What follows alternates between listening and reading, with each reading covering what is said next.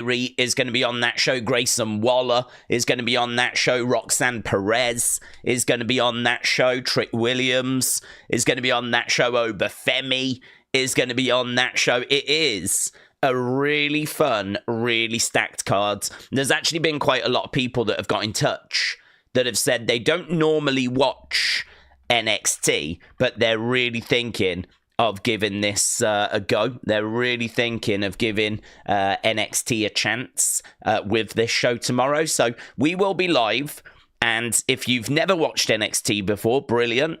Come along, we can bring you up to speed, tell you what's been going on, tell you who the heels are, who the baby faces are, who to keep an eye out for, who's good, who's bad, who we care about, who we don't, who we think's going to win and why.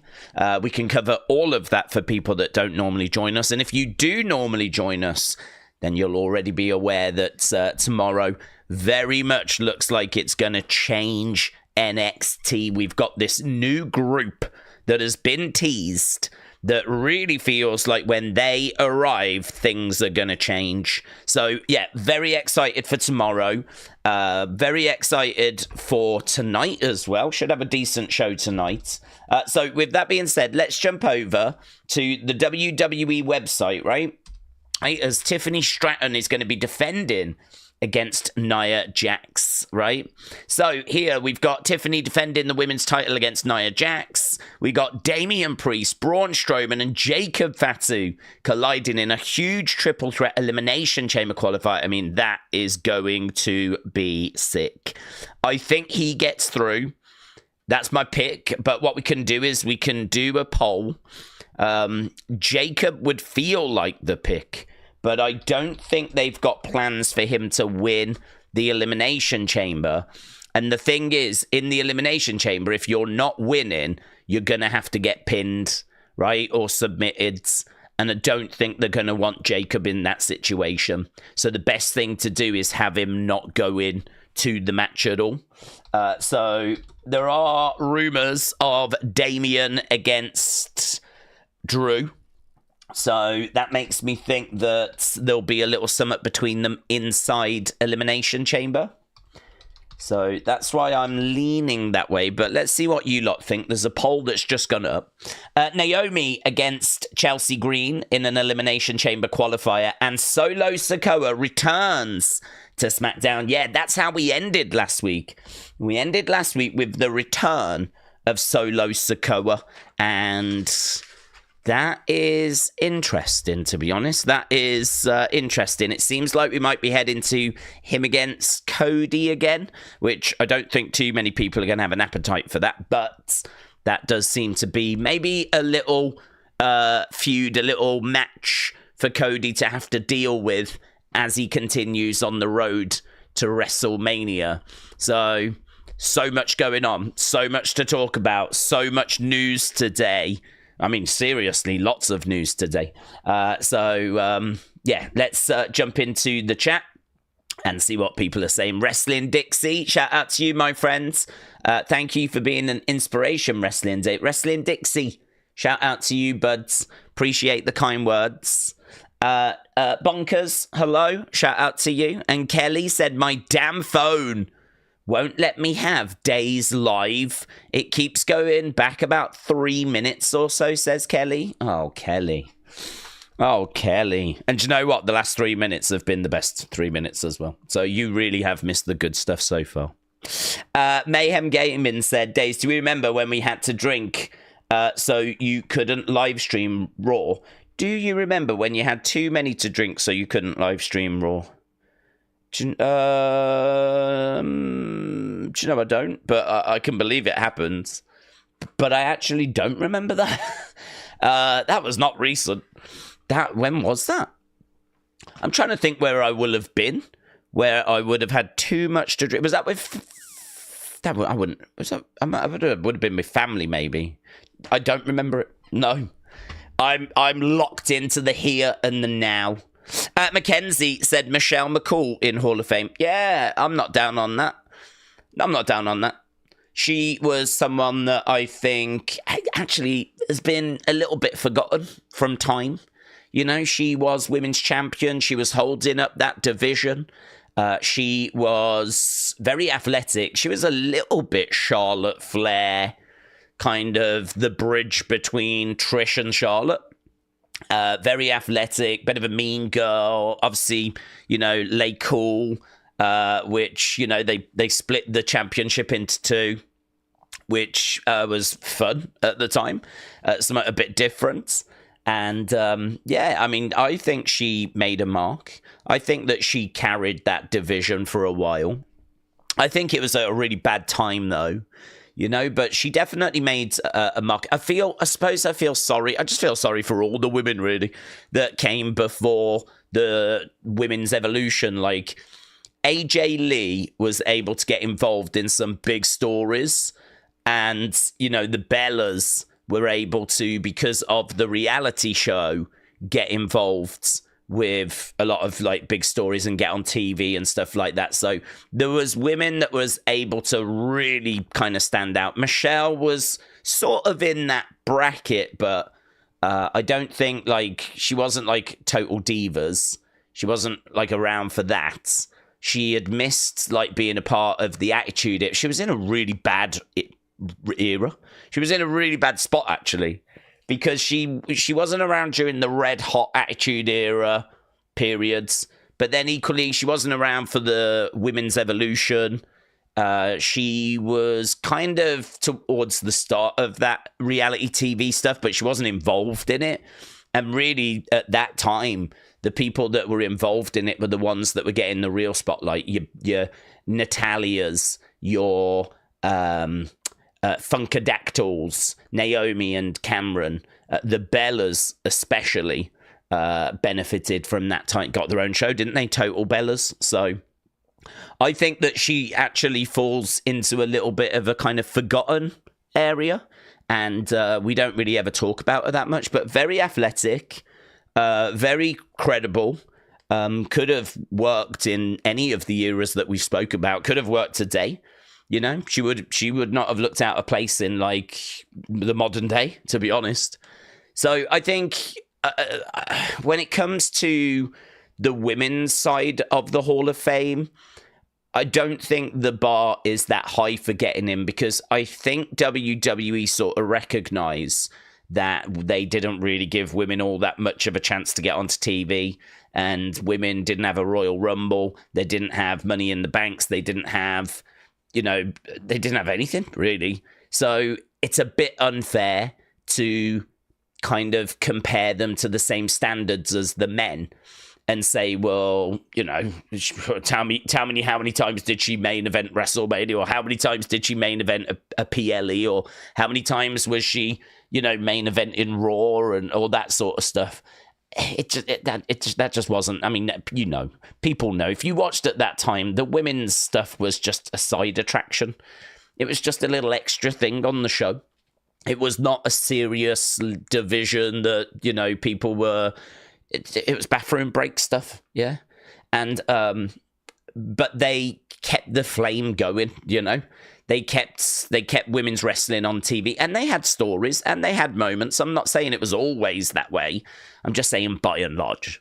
I'm just saying, you know, if you look at how that division was, I don't think it would be fair to compare them to the same standards that the men are kind of held to, because the men had a lot more opportunities than what the women had at that time. So, yeah, no issue from me. I think that it's right that we recognise women that kind of laid the foundations and, you know, made their contributions, and we can't punish them for not having opportunity. And I think that she did make a lot of the opportunity she was given. So, yeah, cool. I really don't have an issue with it. I thought the way they did it and told it and surprised her was actually done really, really well. I thought it was quite nice. Carly in 1985, Gareth, shout out to you.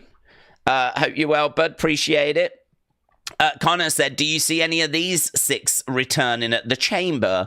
Becky, maybe.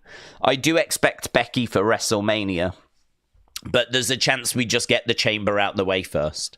Carmella, haven't heard any health update on Carmella.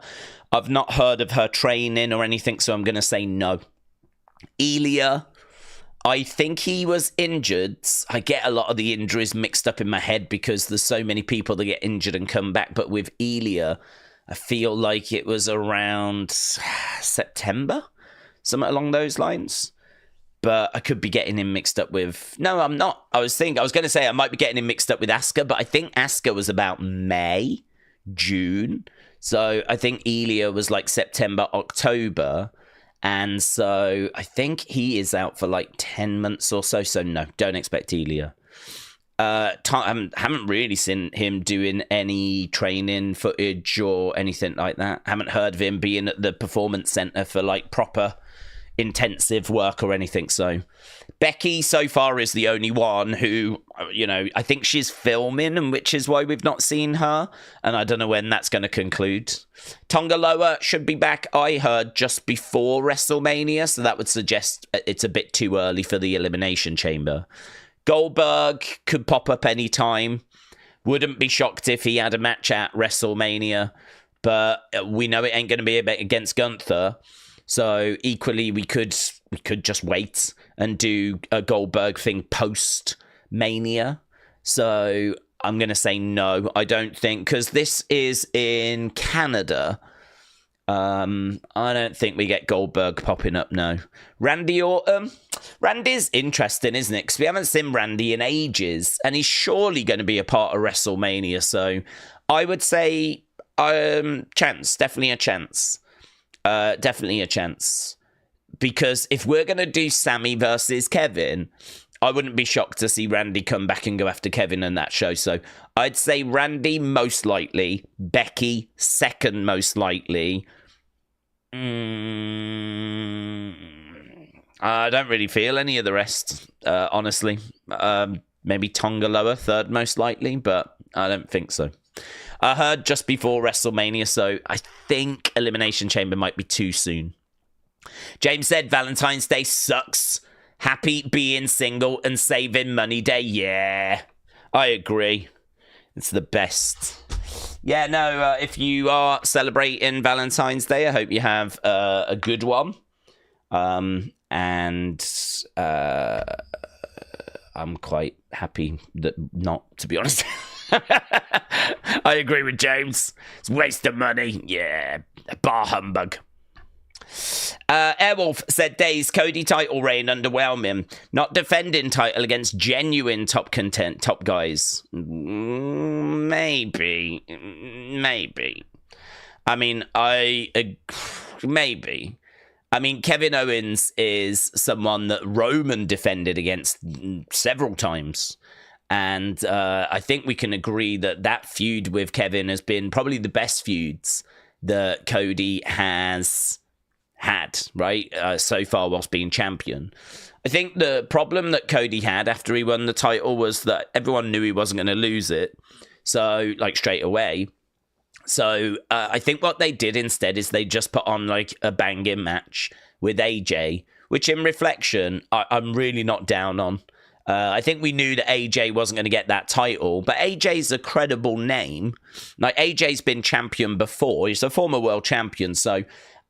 but we knew that he wasn't going to win, so I'm not too down on the AJ pick as the first opponent. Like, I'm okay with that. Then, of course, we had... was it Logan after that? Which no one needed, but it was a Saudi Arabia thing. Then, did we move on to the Solo match then? Which didn't work. Solo in that position didn't work. It's just not what we needed. You know, we just didn't need Solo being that guy. We just didn't need Solo in that position. Do you know, I've actually gone back and watched a couple of shows from 2023, and looking at how Solo is being presented, it is crazy, the downgrade. It is crazy, the downfall. You know, you've got... I saw this one bit where, I don't know if you remember it, but Bloodline were in the ring and Judgment Day were in the ring, and they agreed to work with each other, right? It's only for one show. Judgment Day have got a problem with, I think, Rey Mysterio, because it's the whole Rey Dominic thing at that point. So, you know, Bloodline say, we'll deal with that. And in return, Bloodline want Judgment Day to deal with their Sami Zayn, Kevin Owens problem. And there's a bit where Judgment Day come down and they step up to the Bloodline. They get in the ring and they step up to the Bloodline. And it feels like these two teams are about to go at it. And all of a sudden, there's like a bit of a smile on Heyman's face. And Heyman basically says, these guys are going to be helping us with our Sami Zayn, Kevin Owens problem. And Jimmy and Jay are all like confused. And they're like, we've not been told about this. And Heyman's like, well, your tribal chief, felt like it would be a nice surprise for you to find out this way that we've got this union now. And he basically said, we did tell Solo because, it's not very good for Solo to be surprised. Like every little details like that, and little moments where Solo would look at Paul and Paul would be really worried, Or there was a bit where Jimmy was talking backstage. Solo put his hand on Jimmy's shoulder and Jimmy just stopped. And it's it was constant all the way throughout the episode and the few episodes I was watching. It really reminded me of the way that we had presented Solo as basically the same way we present Jacob now, which is don't no quick movements around Solo. Don't trigger him. Don't set him off and he's in the background not saying a word, just looking like a destroyer, just looking like someone that's going to mess you up, And obviously with the Samoan spike and the big scream, and it's a good visual. To go from that to putting him in a suit that just does not look like it fits for him, just does not look like him. Trying to make him like a tribal chief has been such a downfall, such a downgrade. Really, terrible. Just awful. But we had to try, didn't we? We had to give it a go. They had this idea, this visual that they thought was going to work, and it just didn't. Simple as that. It didn't work. They took the monster, the badass, and they put him in a suit, and they tried to make him this Don, this leader. But to be honest with you, I don't think he's charismatic enough. I don't think he's got I don't think he was comfortable in the role. I don't think he quite understood totally how to portray the role. He didn't really take the role and make it his own. He just sort of wore a suit and walked down to the ring and just, cut a promo rather than breathing some extra life into it. There's a few moments where he would do a few mannerisms when he started to get a little more comfortable, but by then I think the damage was done and it just didn't work. So I look at the AJ one for Cody and I'm like, well, it was worth a go and it's probably the right move. You got banging matches out of it. Cody was never going to lose the title at that point. Logan because of Saudi Arabia. Solo because we had to. And then, of course, Cody's kind of caught in with bloodline stuff and all of that. Then we get the Kevin situation. And I think that's been his best feuds, to be honest with you. I think that's been his best feud. So I do understand that there's no CM Punk there, there's no Drew there, or those kind of caliber of names. But I think that I can sort of understand as to why we've done what we've done. I think Kevin is a decent name. I think the Kevin feud was pretty good. That match at the Royal Rumble was bonkers. I mean, really delivered us such an incredible match. So I don't disagree that it could have been better. Creatively, I think they have let him down. I don't know that it's necessarily the caliber of opposition. I think it might be more that it's just been very flat and just very boring and just needed to have a bit more twists and turns to it. Rather than it all feeling very flat and stagnant and uninteresting and... yeah, it's just been very cool, very cold, very bland, very vanilla. It's just been very straight line, very simple. It could have been a hell of a lot more ups and downs and whatever, so... but I think that he should continue with his title run, maybe even post-Mania. I mean, I don't know that Cena, if it is to be Cena, is going to get number 17 at Mania. And there are words on the street. The streets are saying that Drew Cody is going to be happening just post-Mania.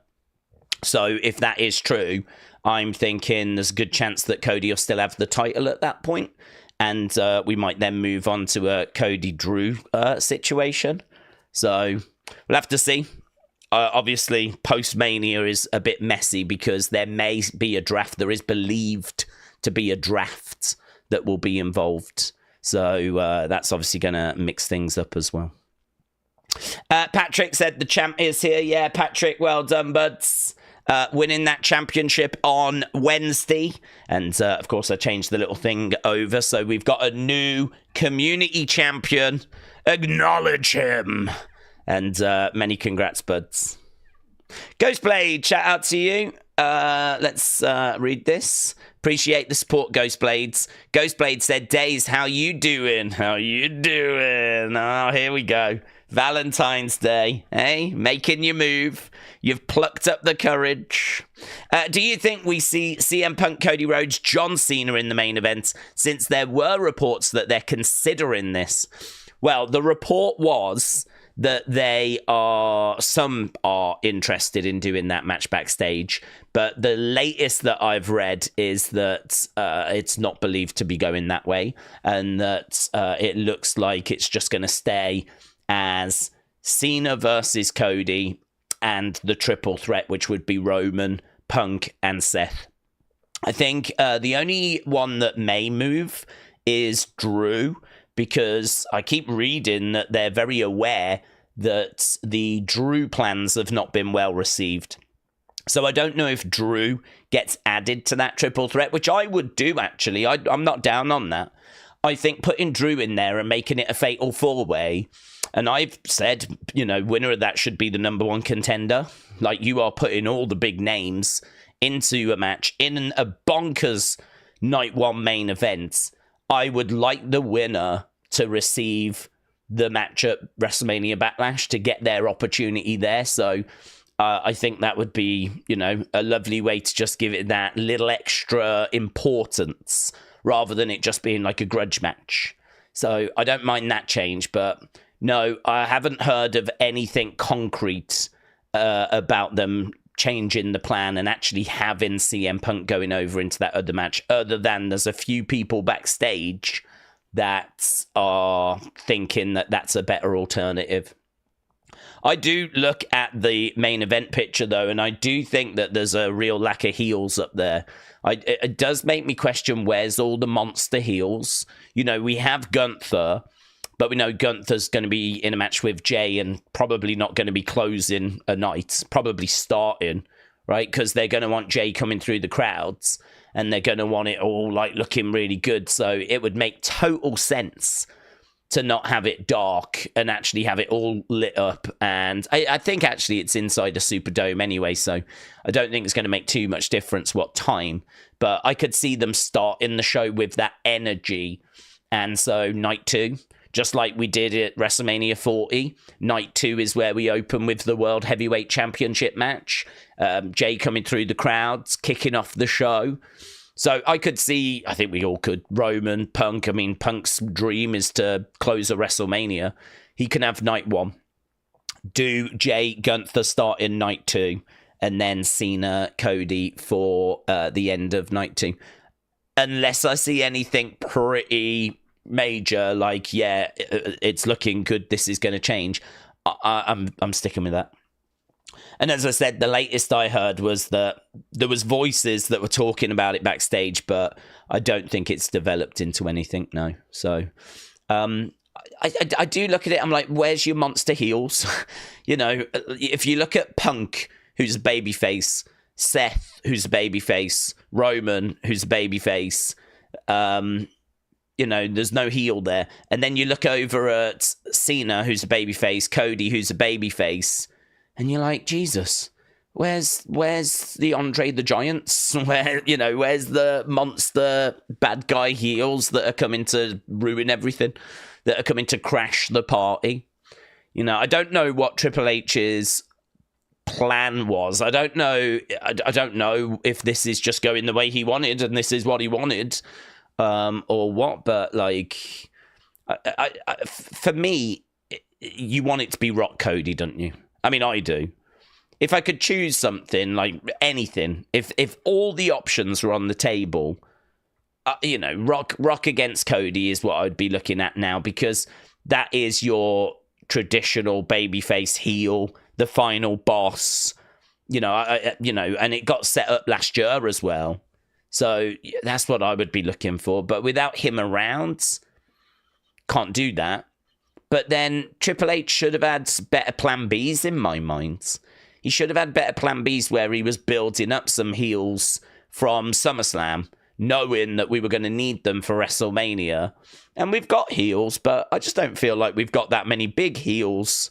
I mean, even Drew is, one of the big heels we've got, but the thing with Drew is that there's plenty of people that are like, nah, Drew's telling the truth. Drew's right. They muddy the water, and I hate them doing that. A lot of people are like, oh, it's so clever. It's brilliant that, the heels are, being made to look credible and all of that. And that's fine. But the problem with it is that you've now got people that are siding with them, which then, if you've got people that are siding with them, makes you question, are they even heels? Is Drew more of a tweener if he's got, a portion of the crowd on his side? So, I don't know, for me, I want some old school, heels that, get the crowd booing and, like we get with Logan and like we get with Dominic.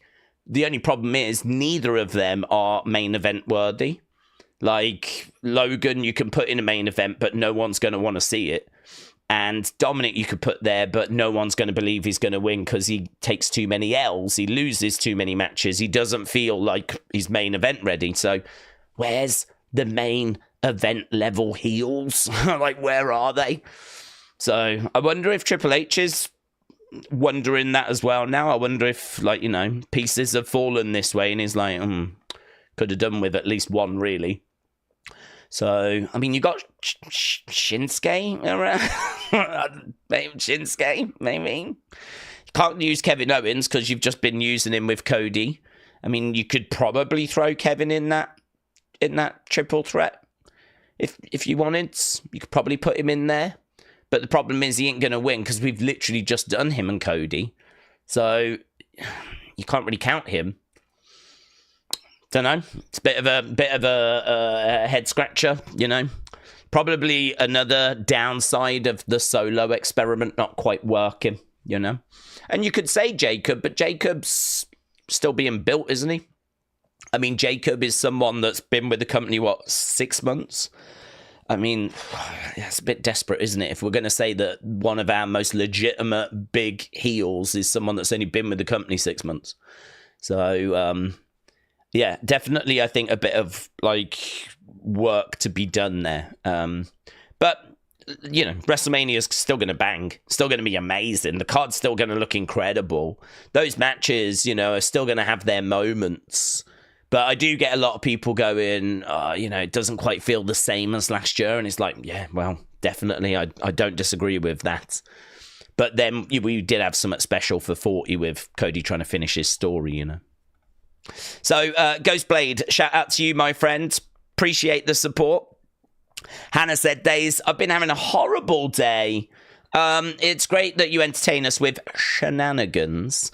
Would be twice better if Tommy was co-streaming. Shout out to you. Hannah, shout out to you, buds. Hope you're doing well. Sorry to hear you've had a bad day. I hope it's improved. Kian said, Days, hope you are well, and the community. I'm just jumping in to see everyone, and I hope they're doing well. I've taken distance from wrestling. My mental health is not well. Keep up the good work. I'm sorry to hear that, Kian. Sorry to hear that, buds.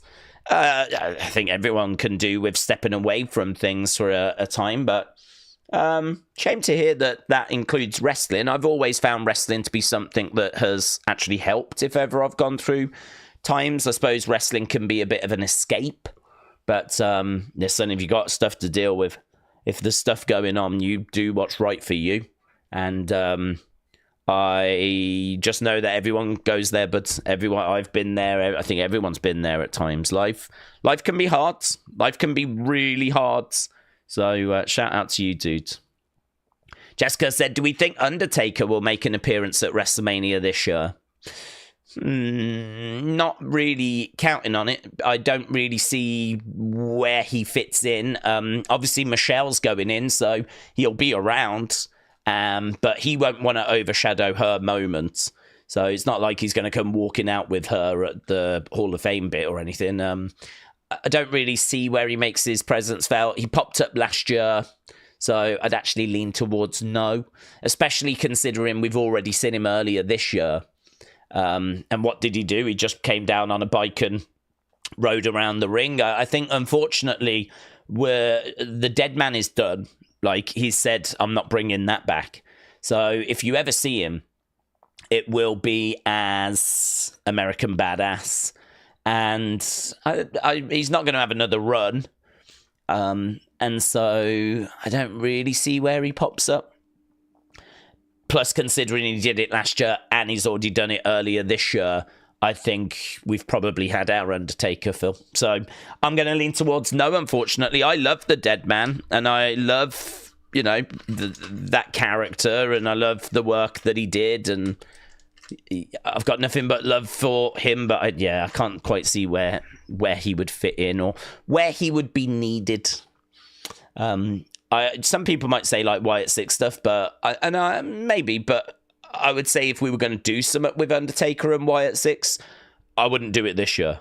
I would save that for, I don't know, next year or the year after, and like really try and build up to something where, it's kind of built better. I mean, right now we're sat here, it's middle of February, and we ain't seen him in 2025 yet.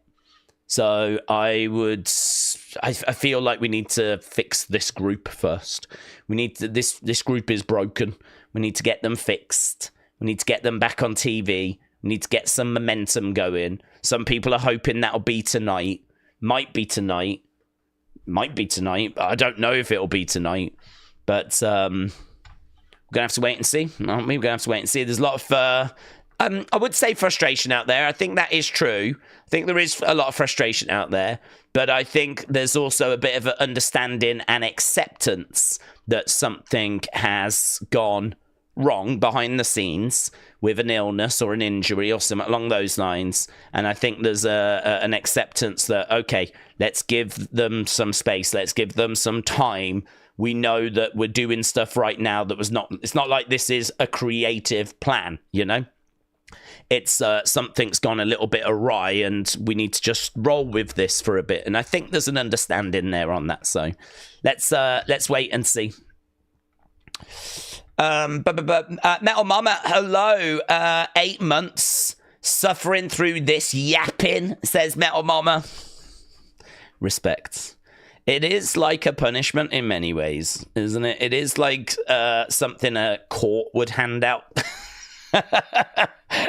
You're going to avoid prison. Instead, you got to spend 8 months in this community.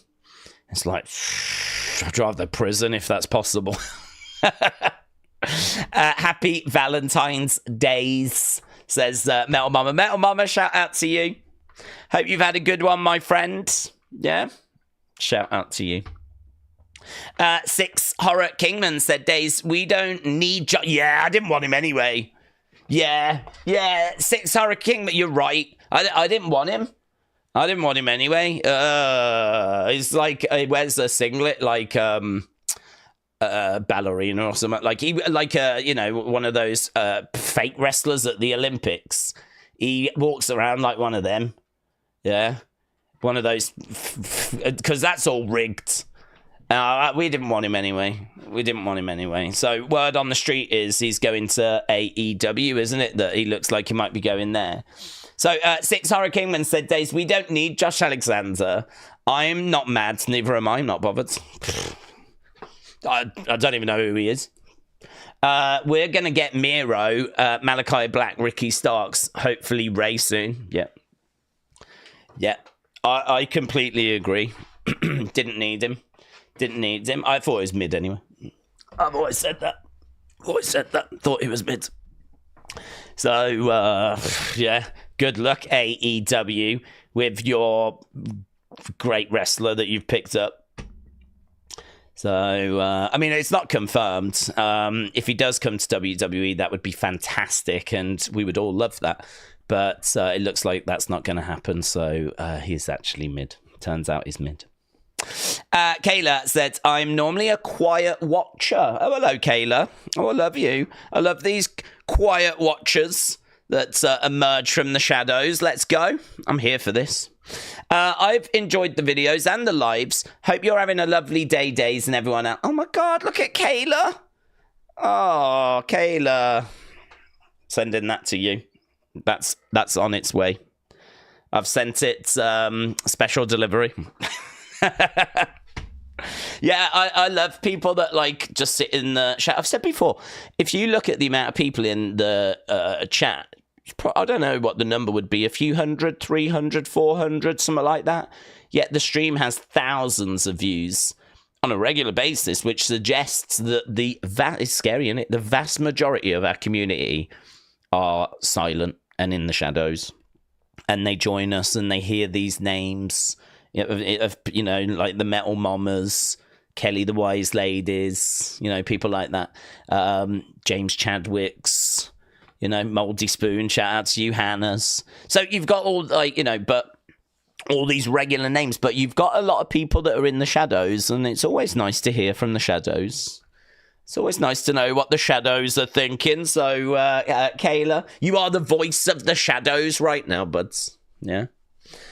I've just appointed you the voice of the shadows. And you've said lovely things. So, shout out to the shadows. Yeah. Hannah said, it's been a little bit random booking-wise for Hayes these past months. I just don't think they've really had anything for him.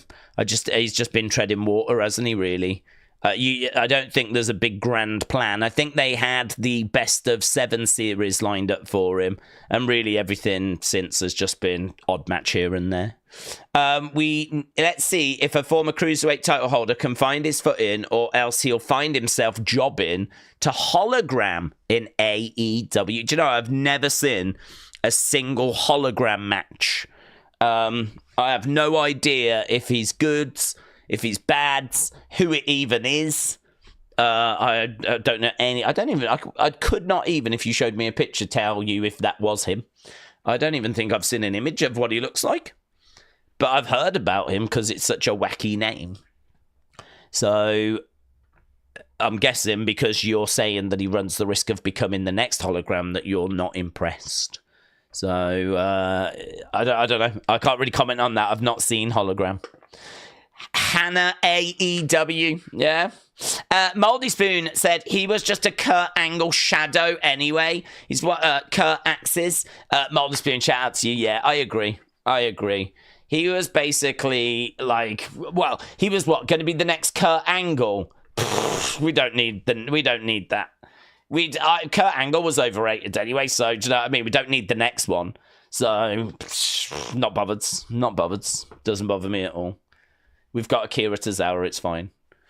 It's fine. I think Otis wears a singlet, it's fine. So, yeah, I agree. Bishop said, I've got a question. What are the thoughts on Michelle? Yeah, we touched on that, but I like it. I really like it. I don't have anything bad to say. I think she played her part. I think that, you know, she's not the biggest name in the history of, you know, WWE women's wrestling. If you're doing a Mount Rushmore, I don't know too many people that are going to put Michelle McCool on there.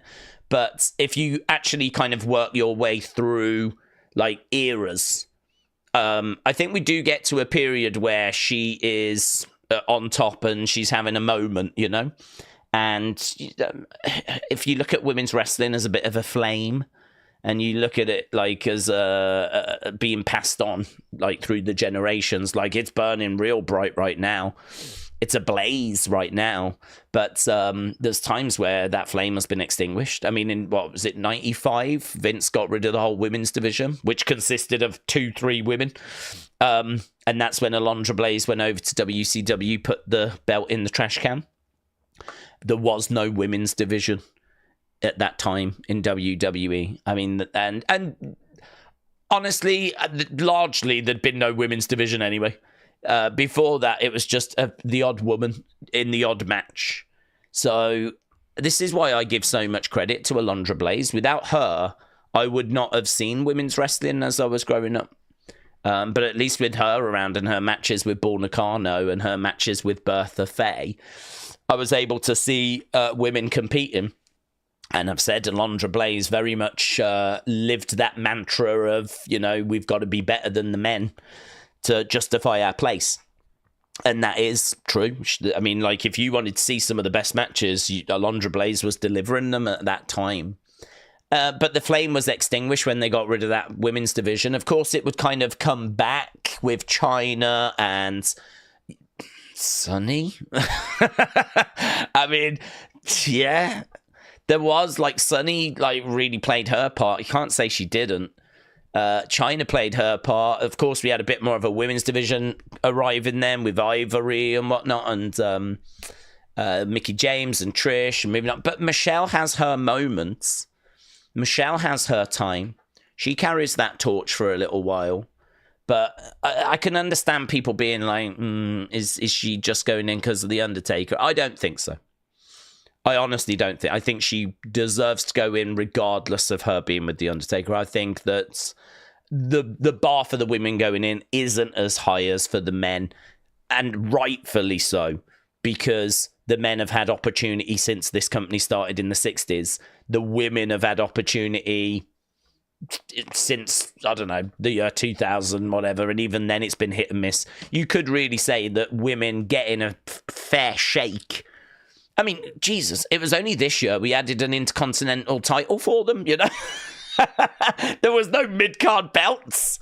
And there was no women's mid-card titles for the singles until late 2024. So if you think that this journey of trying to get women's wrestling to be comparable to the men's has kind of ended, no, it's a battle that still goes on. They got an Intercontinental Championship in 2025. Do you know what year it is? So it's not fair to compare like the women to the guys. You've got to just look at what they contributed in their time. And Michelle absolutely did so. Yeah, no, I have no problems with it. I'm really pleased for her, actually. I thought it was done really well as well. It was a lovely little way that they did it. Austin, shout out to you. Would it tickle your fancy if we got Cody turning heel? I like the idea of Randy costing Cody, by accident Cody going Lander. I'm not crazy about it. I'm not totally against it. I think that Cody is someone that is a babyface that is being accepted. I think that, truthfully, the WWE approach historically has been to milk something until there is no milk left, right? So with Cody, it's quite rare to have a babyface that is loved by the crowds, and we don't really have any issues of like we need to turn him. If you look at Cena, let's go Cena sucks. If you look at Roman, plenty of times getting booed out the building. Royal Rumble 2015, for example. Like, we tried to have Roman as a babyface. Large part of the crowd didn't want it. We tried to have Cena as a babyface.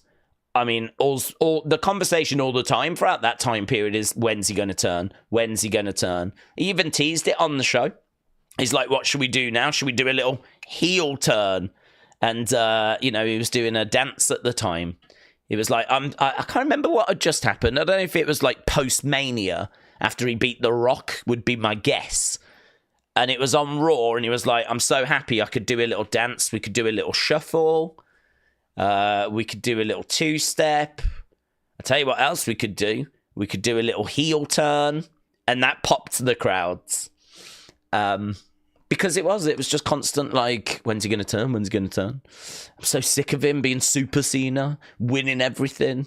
And these were the conversations for John Cena at the time online, right? But with Cody, I don't see that as much, to be honest with you. There's plenty of people out there that are bored of this run that he's on. But, it's only because it's not been the most creative of runs, as we spoke about earlier. I think I would keep going with him being face. I would keep going. I would keep milking the cow. I would just keep doing what we're doing because he's shifting merch like there's no tomorrow.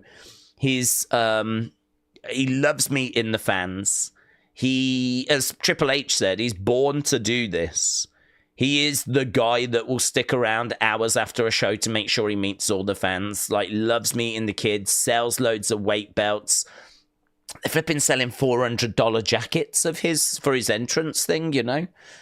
I think you've got someone there that is a true red-hot babyface. He can do heel. I've seen him do heel.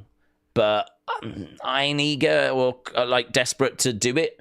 If we're going to do Cody Randy, I'm turning Randy. Because I prefer Randy as a heel. I think Randy is, like, you know, that kind of slimy, gonna strike at any time. He is so good at that. He's so good at that. And I like the idea of him, like, being, you know, turning on his best friend. I think that's very relatable for the kids. You know, they were friends, but Randy's jealous of what Cody's got now. Randy doesn't feel like he's had much opportunity, feels like his career was almost took away. My career was almost ended. I battled through that, only to now have you, my friend, standing in my way. Like, you can sort of see those promos right in themselves as to why Randy would be annoyed that he's running out of time. His career was almost ended. And now this is the time that Cody's chose to finish his story, to put it all together. And what, Randy's just meant to stand on the sidelines and just applaud, is he? And just watch as his career just drifts to an end. Like, that ain't Randy Orton. So for me, I would be more interested in turning Randy. And I'd be more interested in heel Randy if we were going to do that feuds. I genuinely, I think one of the biggest things you can do to someone is heel or face. It's not something that I do lightly. I think you should only change a couple of times in your career. I think that it just changes everything. It should change your ring gear. It changes how you interact with the crowds. It changes your entrance music, Titantron graphics. I mean, it changes your promo style, your wrestling style. If you're a heel, you're taking shortcuts. If you're a babyface, you absolutely can't. Like, to me, that should not be something we flip-flop around on. So with Cody, we haven't. I'm not saying we have. I'm just saying that for me to do a turn is a big deal. Like, you know, you build it, you tease it, like, and when it happens, it's a big deal. So I would just keep going whilst there's still milk in the cow for Cody. Do the feud with Randy, but have Randy be the heel. And then, yeah, I would turn Cody eventually. But I would do it when more people were getting bored of him and tired of him. And you were starting to see a lot more comments about, I'm done with, you know, this now. Don't quite see that. Still seeing him shifting a hell of a lot of merch. And that was always the argument with Cena. The argument with Cena was he's still their top merch seller. You got to remember, the IWC is just a very small percentage of the wider universe. So even though you might go online and see a lot of people moaning and complaining and saying stuff, that is not reflective of the wider universe. And that was always the argument with John Cena as well. So, Austin, shout out to you. If it happens, I'd roll with it. I wouldn't be, like, crying about it. I would be willing to see, okay, let's go. But, you know, I wouldn't want to get into the point where a year later or 2 years later we're like, should we turn him back face again now? Because then we're just flip-flopping around, you know? I'd much rather just keep going with him being face until it really has run its course. Then flip it, then do it, and then have, you know, because it really breathes new life into someone as well. Look at Roman. Oh my God. Everyone was so tired of Roman being face. They changed it, brought him back, made him heel. Look at what it did to the company. Company went to new heights. And I think people will look back on this time period as the bloodline being a real key story, of course, of, you know, what contributed to WWE's success. And so, yeah, I can't really answer it better than that, to be honest. So, but I'm not against it. I'm not like totally down on it. I would definitely still be open to, like, you know, seeing it if it did go that way. Stuart, shout out to you. Appreciate the support, my friends. Where are we time-wise? Wow, 50 minutes already. Will we see Alistair or Rusev tonight? Don't know. I mean, we could, but don't think so. I wonder, like, I mean, we had Ricky Stark show up on Tuesday. We do have NXT tomorrow. If I'm Triple H, and this is a weird consideration, it's not something I've really ever thought about before, but if you're Triple H, are you going to think about Vengeance Day? Because if you bring in Miro or Malachi today, they ain't going to be there tomorrow. So, is it better, and the answer is yes, to, if you've got them, save it a week so that you don't ruin tomorrow's Vengeance Day, where they could pop up? Like, honestly, Malachi could pop up. I know some people will be like, no, he'll be going to the main roster. And he absolutely could. But the example I always give is Drew McIntyre, who, when he came back after being on the main roster, came through NXT and went back through NXT. So I don't see it being impossible that Malachi comes back and goes through NXT. And again, we've had a real big conversation recently, and we do keep going back to it, about how NXT needs viewers. It needs excitement. It needs moments. It needs names, as it is battling to keep this momentum that it's got. I mean, they are hitting consistently now 800,000 in views, which is incredible. 800,000 historically is where NXT was peaking, and then it would dip back down again, yeah? It was like the top of the mountain, and then it would come back down. Now we're 800,000, and we're flipping staying there. We're staying there. It's amazing. Amazing. The NXT numbers have been truly impressive. Now, you can obviously say, well, Bayley's there, and A-Town Down Under are there, and all of that, and I get that. And I agree with that. But even so, the numbers are where they are. And if you're going to say it's because of Bayley and it's because of A-Town Down Under, I'm only going to respond by saying more the reason to put a Malachi Black there. You know? If we're saying the numbers are only there because big names are in NXT, well, then you're kind of proving the point that a Malachi Black would help with numbers, because he's been on the main roster, he's been over in AEW, he is one of the hottest free agents. Putting him in NXT is only going to help the numbers, isn't it? And that is something that we're trying to do. Keep him there for 6 months. He can then go to the main roster, and we replace him, hopefully, in 6 months' time with the next big free agent, yeah, that keeps those numbers strong. Like, you can see the logic. You can see why that would make sense. And certainly if main roster-wise we don't quite have anything for him yet, you know? Put him in NXT, work on his presentation, work on his character, whatever that's going to look like. Get him back in the door, get fans familiar with him, and then boom, main roster.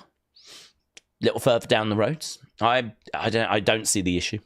So I wouldn't have them on the show tonight. It's a weird thing, though, isn't it? To say, oh, we won't bring him on the show tonight because we might ruin the developmental show tomorrow. That is weird. But we do have to start thinking of NXT not just as developmental. It is a balance, and it has always been a balance with being a third brand. But I will never accept that NXT is only developmental. I will never accept that, because it's on TV and it's trying to get ratings. So it's not just developmental. They care about those ratings. This is now a brand that they sell to TV companies, and they make money from it, like millions. Like, I think it was 20 odd million they got for NXT being on CW Network. So it's, you know, this is good. This is money. This is good money.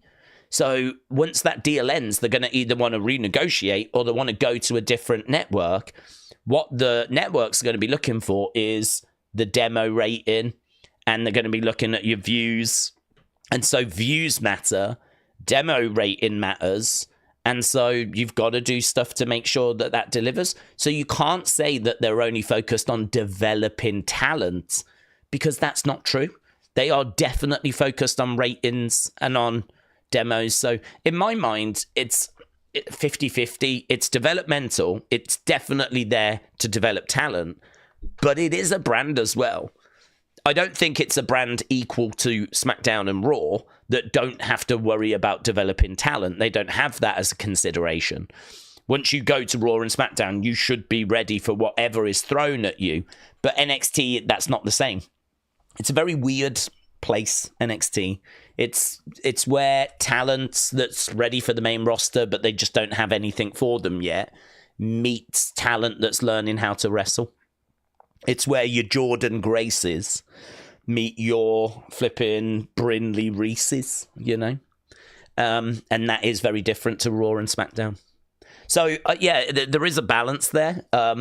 If I'm Triple H, I'm definitely taking into consideration Vengeance Day tomorrow. And I wouldn't want to take away a potential surprise, even if Malachi's not going there. I still don't want to really ruin tomorrow. So you watch, he'll show up now, right? After everything I've said, he'll show up. But if I was booking, I would take Vengeance Day into consideration and I would just leave it a week. I would just leave it and take it from there. I don't even know that I've actually heard that they've signed with WWE, to be honest. I don't even know that it is going that way. I've heard that they are WWE bound. That's the belief. But I've not heard that it's like concrete. It's definitely happening. Word just went around earlier that I think it was the belief is that they're going to WWE, but yeah, I wouldn't. That's not a shock, is it? It's not a big shock because where else are they going to flip and go? You know, I mean, if you leave the second biggest company in America, you're either going up or down or sideways to Japan. And if you can go up, you're always going to choose up. So, I don't think Rusev will come back, said Ewan. However, I'd be really happy if Cross and Black worked together, says Ewan. We read that one. Days, what is your favorite piece of wrestling memorabilia that you own, said Lisa. Oh, that's a good question, Lisa. Favorite piece of wrestling memorabilia? I suppose the way I always think about that is if there was a fire, what would be the one item that I would grab? You can only grab one thing. What are you grabbing? And you know what? I'm going to be... people aren't going to like my answer. People aren't going to like what I'm about to say. Honestly, I think I would grab my signed Vince card because he is the guy that created WWE that we know. It did exist before Vince, but before Vince, it was a territory. It was the Northeast. It was Boston. It was, I think, Philadelphia. It was New York, of course. And it was that area, right? That kind of Northeast area. And, you know, you had all the other territories. As soon as Vince took over, he not only made it national, he took it international. And, you know, I think he takes it over, 83? And by 89, they're doing their first show in the UK. I mean, the expansion is just, you know, incredible. He took a territory and he made it international. And then you think about the fact that he's the reason we have the Undertaker character. Without him, we would not have had the Undertaker, right? It was a Vince idea. And that is, you know, he's always said that's his greatest creation. And, you know, you go back through, you know, without him, we wouldn't have WrestleMania and all of that sort of stuff. And it's one of those, isn't it, where I know what he's alleged to have done, but I can't separate the fact that he is still the man that gave us the company we know and have. Now, without Vince, there's a chance that WWE would not even be here because if it stayed a territory, one of them would have likely gone international, right? One of them would have made that move at some point. You know, there's no way they all would have just stuck to their own areas as soon as, like, you know, cable television was coming in. Like, someone would have won that war, and Vince made sure it was him. And so we might be sat here watching flipping Jim Crockett promotions or something. Yeah, we might be sat here watching flipping AWA. We might be watching WCCW from Texas. I don't know. It could have been any of those. Could have been Mid-South. Could have been any of those territories that would have emerged as like the winner. But Vince made sure it was WWF that made that move. He even said his dad would not have sold him the company if his dad knew what he was going to do. He wouldn't have sold the company to him because his dad wouldn't have agreed to Vince doing what he did. But he did. He expanded. He created WrestleMania. He gave us the platform we've got now. I'll always be grateful for that because WWE has been the biggest part of my life. And so if there's a fire in my house and I've got to save an item, I mean, what am I reaching for? Some figures that I can easily replace, you know? Granted, I'd struggle to replace all of them, but, you know, the vast majority are like, what, $20, $30? I could get them on eBay. You know, it's going to be signed items. It's going to be stuff that's not going to be easy to replace. And I think, honestly, it might be the most expensive item I've got as well. I think it was about $800, which at the time, of going back about 4 years, was like, this is me digging into I'm saving for my own place fund, right? Because I'm not a responsible adult. And I don't regret it because I think it has actually gone up in value. I think it's at least doubled now. I think it's like $1,500 that you could probably get for that card now. Although, who knows with everything that's going on. I didn't buy it for that purpose. I bought it because Vince is who he is, you know? So, yeah, it's tricky, honestly. A lot of the stuff I've got, and I'm sure the same is true, you know, for a lot of people, is replaceable. But when it comes to autographs, that's not as easy to replace. And with Vince, there's not loads of items out there that he signed. So I think it'd probably have to be that cards, the person that really created the company that we know and love. And I get that might not be popular with some because of all the allegations and everything, but I'm not thinking about the allegation. It's hard, isn't it? Because the allegations don't change the fact of what he did, you know? It doesn't change that he was the guy, you know, because of those allegations. So he will always be the guy that created whatever he does. You know, if he goes on a flipping murdering spree, he will always be that guy. But, yeah, I mean, even you know, I wish I had a better answer than that. I wish there was another item that I would grab instead, you know. But that is my honest answer. Matteo, shout out to you, said, Days, what are the predictions for tonight? I've got Tiffany, Naomi, and Damian winning, but I wonder if we'll get more Alexa. We may get a glimpse of Alexa, but I don't know. She's not been giving much away. She even did a little backstage-like thing where she spoke, and she didn't give anything away. She was just like, I'm back, and that was it. It's a bit weird. It's a bit weird. I mean, she didn't do any sort of promo, which, you know, I was very critical of, because we absolutely should or could be doing Alexa versus, I can't even remember who she faced, but whoever she faced, who did she face? Who was she battling against last week? I can't even flipping remember. Was it Ivy? But either way, we could have done that match this week. Rather than last week. We could have got like some words from her, but we didn't.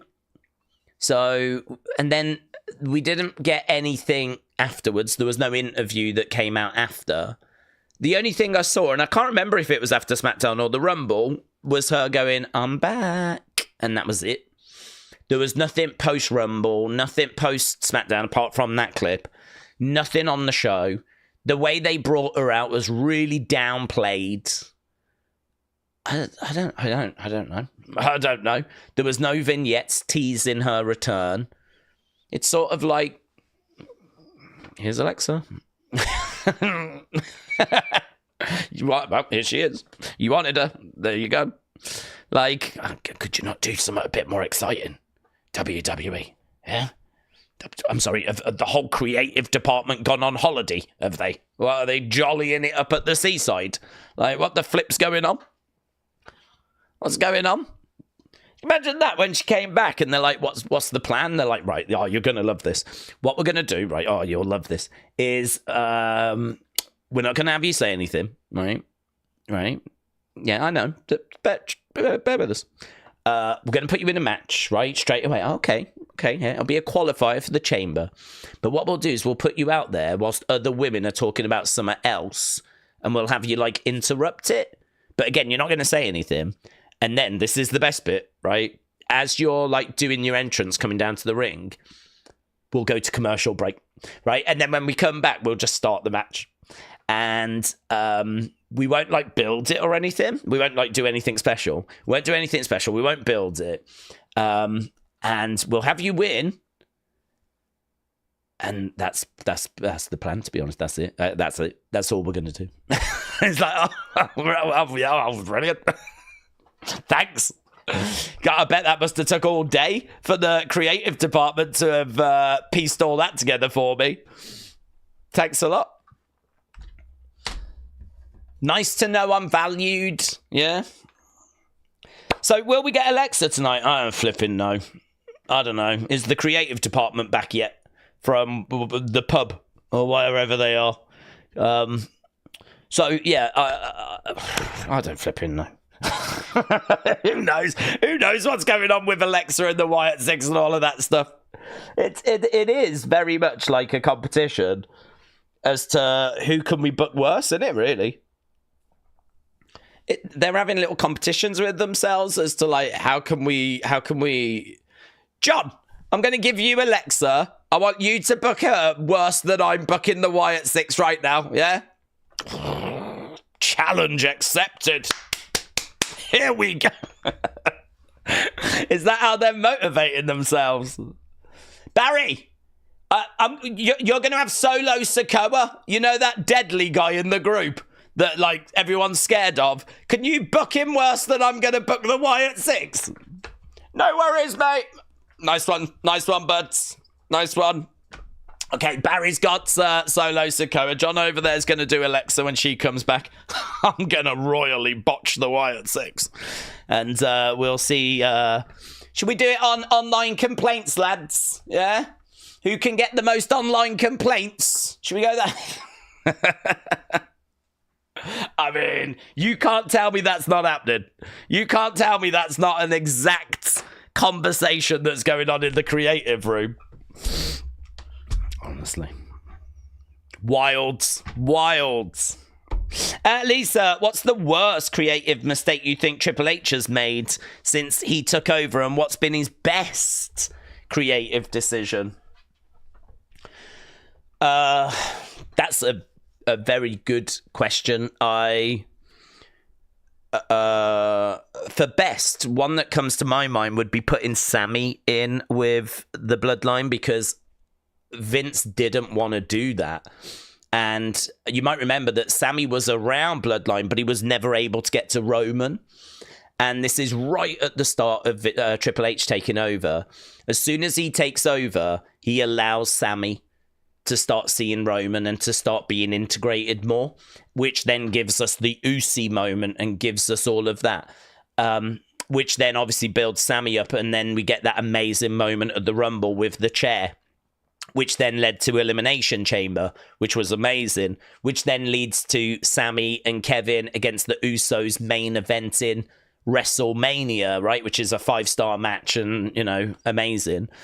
It did then give us that little title run, which I was not crazy about, but what it has done is it has, I think, brought comedy to the Bloodline, which I think made the Bloodline story even better. So I think what he did was he made their biggest story even better. He added extra wrinkles to give it a bit more longevity, with the whole Sami thing playing out kind of, you know, if you look at post-Mania 39, and how like kind of flat it was with Bloodline without Sami around. Like, I really feel like Bloodline was at its peak when Sami was in there and we were going through that. Maybe I'm biased, but I think you can credit Triple H with not starting the Bloodline. It started under Vince. But I think you can credit him for booking it better, making it better, making it more engaging, which in turn just elevated the company. I mean, I do think the Bloodline story is the most important story. And ultimately that plays into Cody finishing his story because you're keeping the Bloodline story going. Don't forget, a lot of us thought that it was going to end at 39. I thought it was going to end at 30. I thought Cody would finish his story there, but Triple H actually had the confidence that he could keep the Bloodline going a little longer and till WrestleMania 40, which was a gamble. And, you know, you can argue as to whether it worked or not, but I think no one would really change 40. I think the end of 40 is, you know, incredible. So I think his work with the Bloodline would be what I would be looking at. And I would specifically pinpoint allowing Sami more access and taking it to new heights, injecting some comedy into it. And we've just seen a lot of Jay, Sami, Jimmy, Sami, you know, those kind of interactions. That has kind of featured a lot over the years. And I'm sure will continue to feature going forward.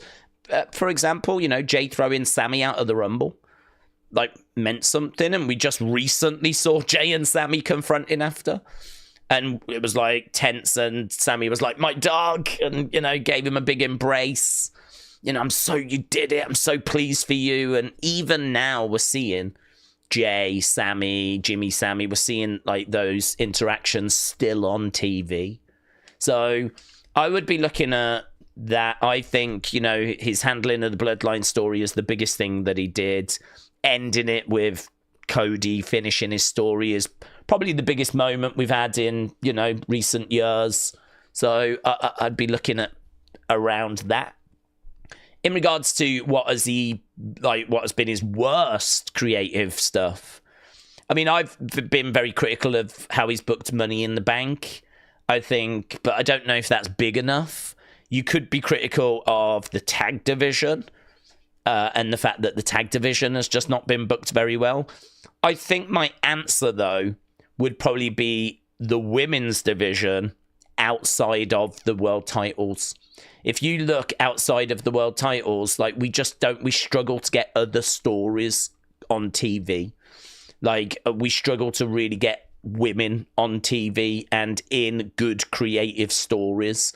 And I think that we're seeing some movement there with the mid-card belts being recently introduced. So now we've got Chelsea as the Women's United States. We got Lyra as the Women's Intercontinental.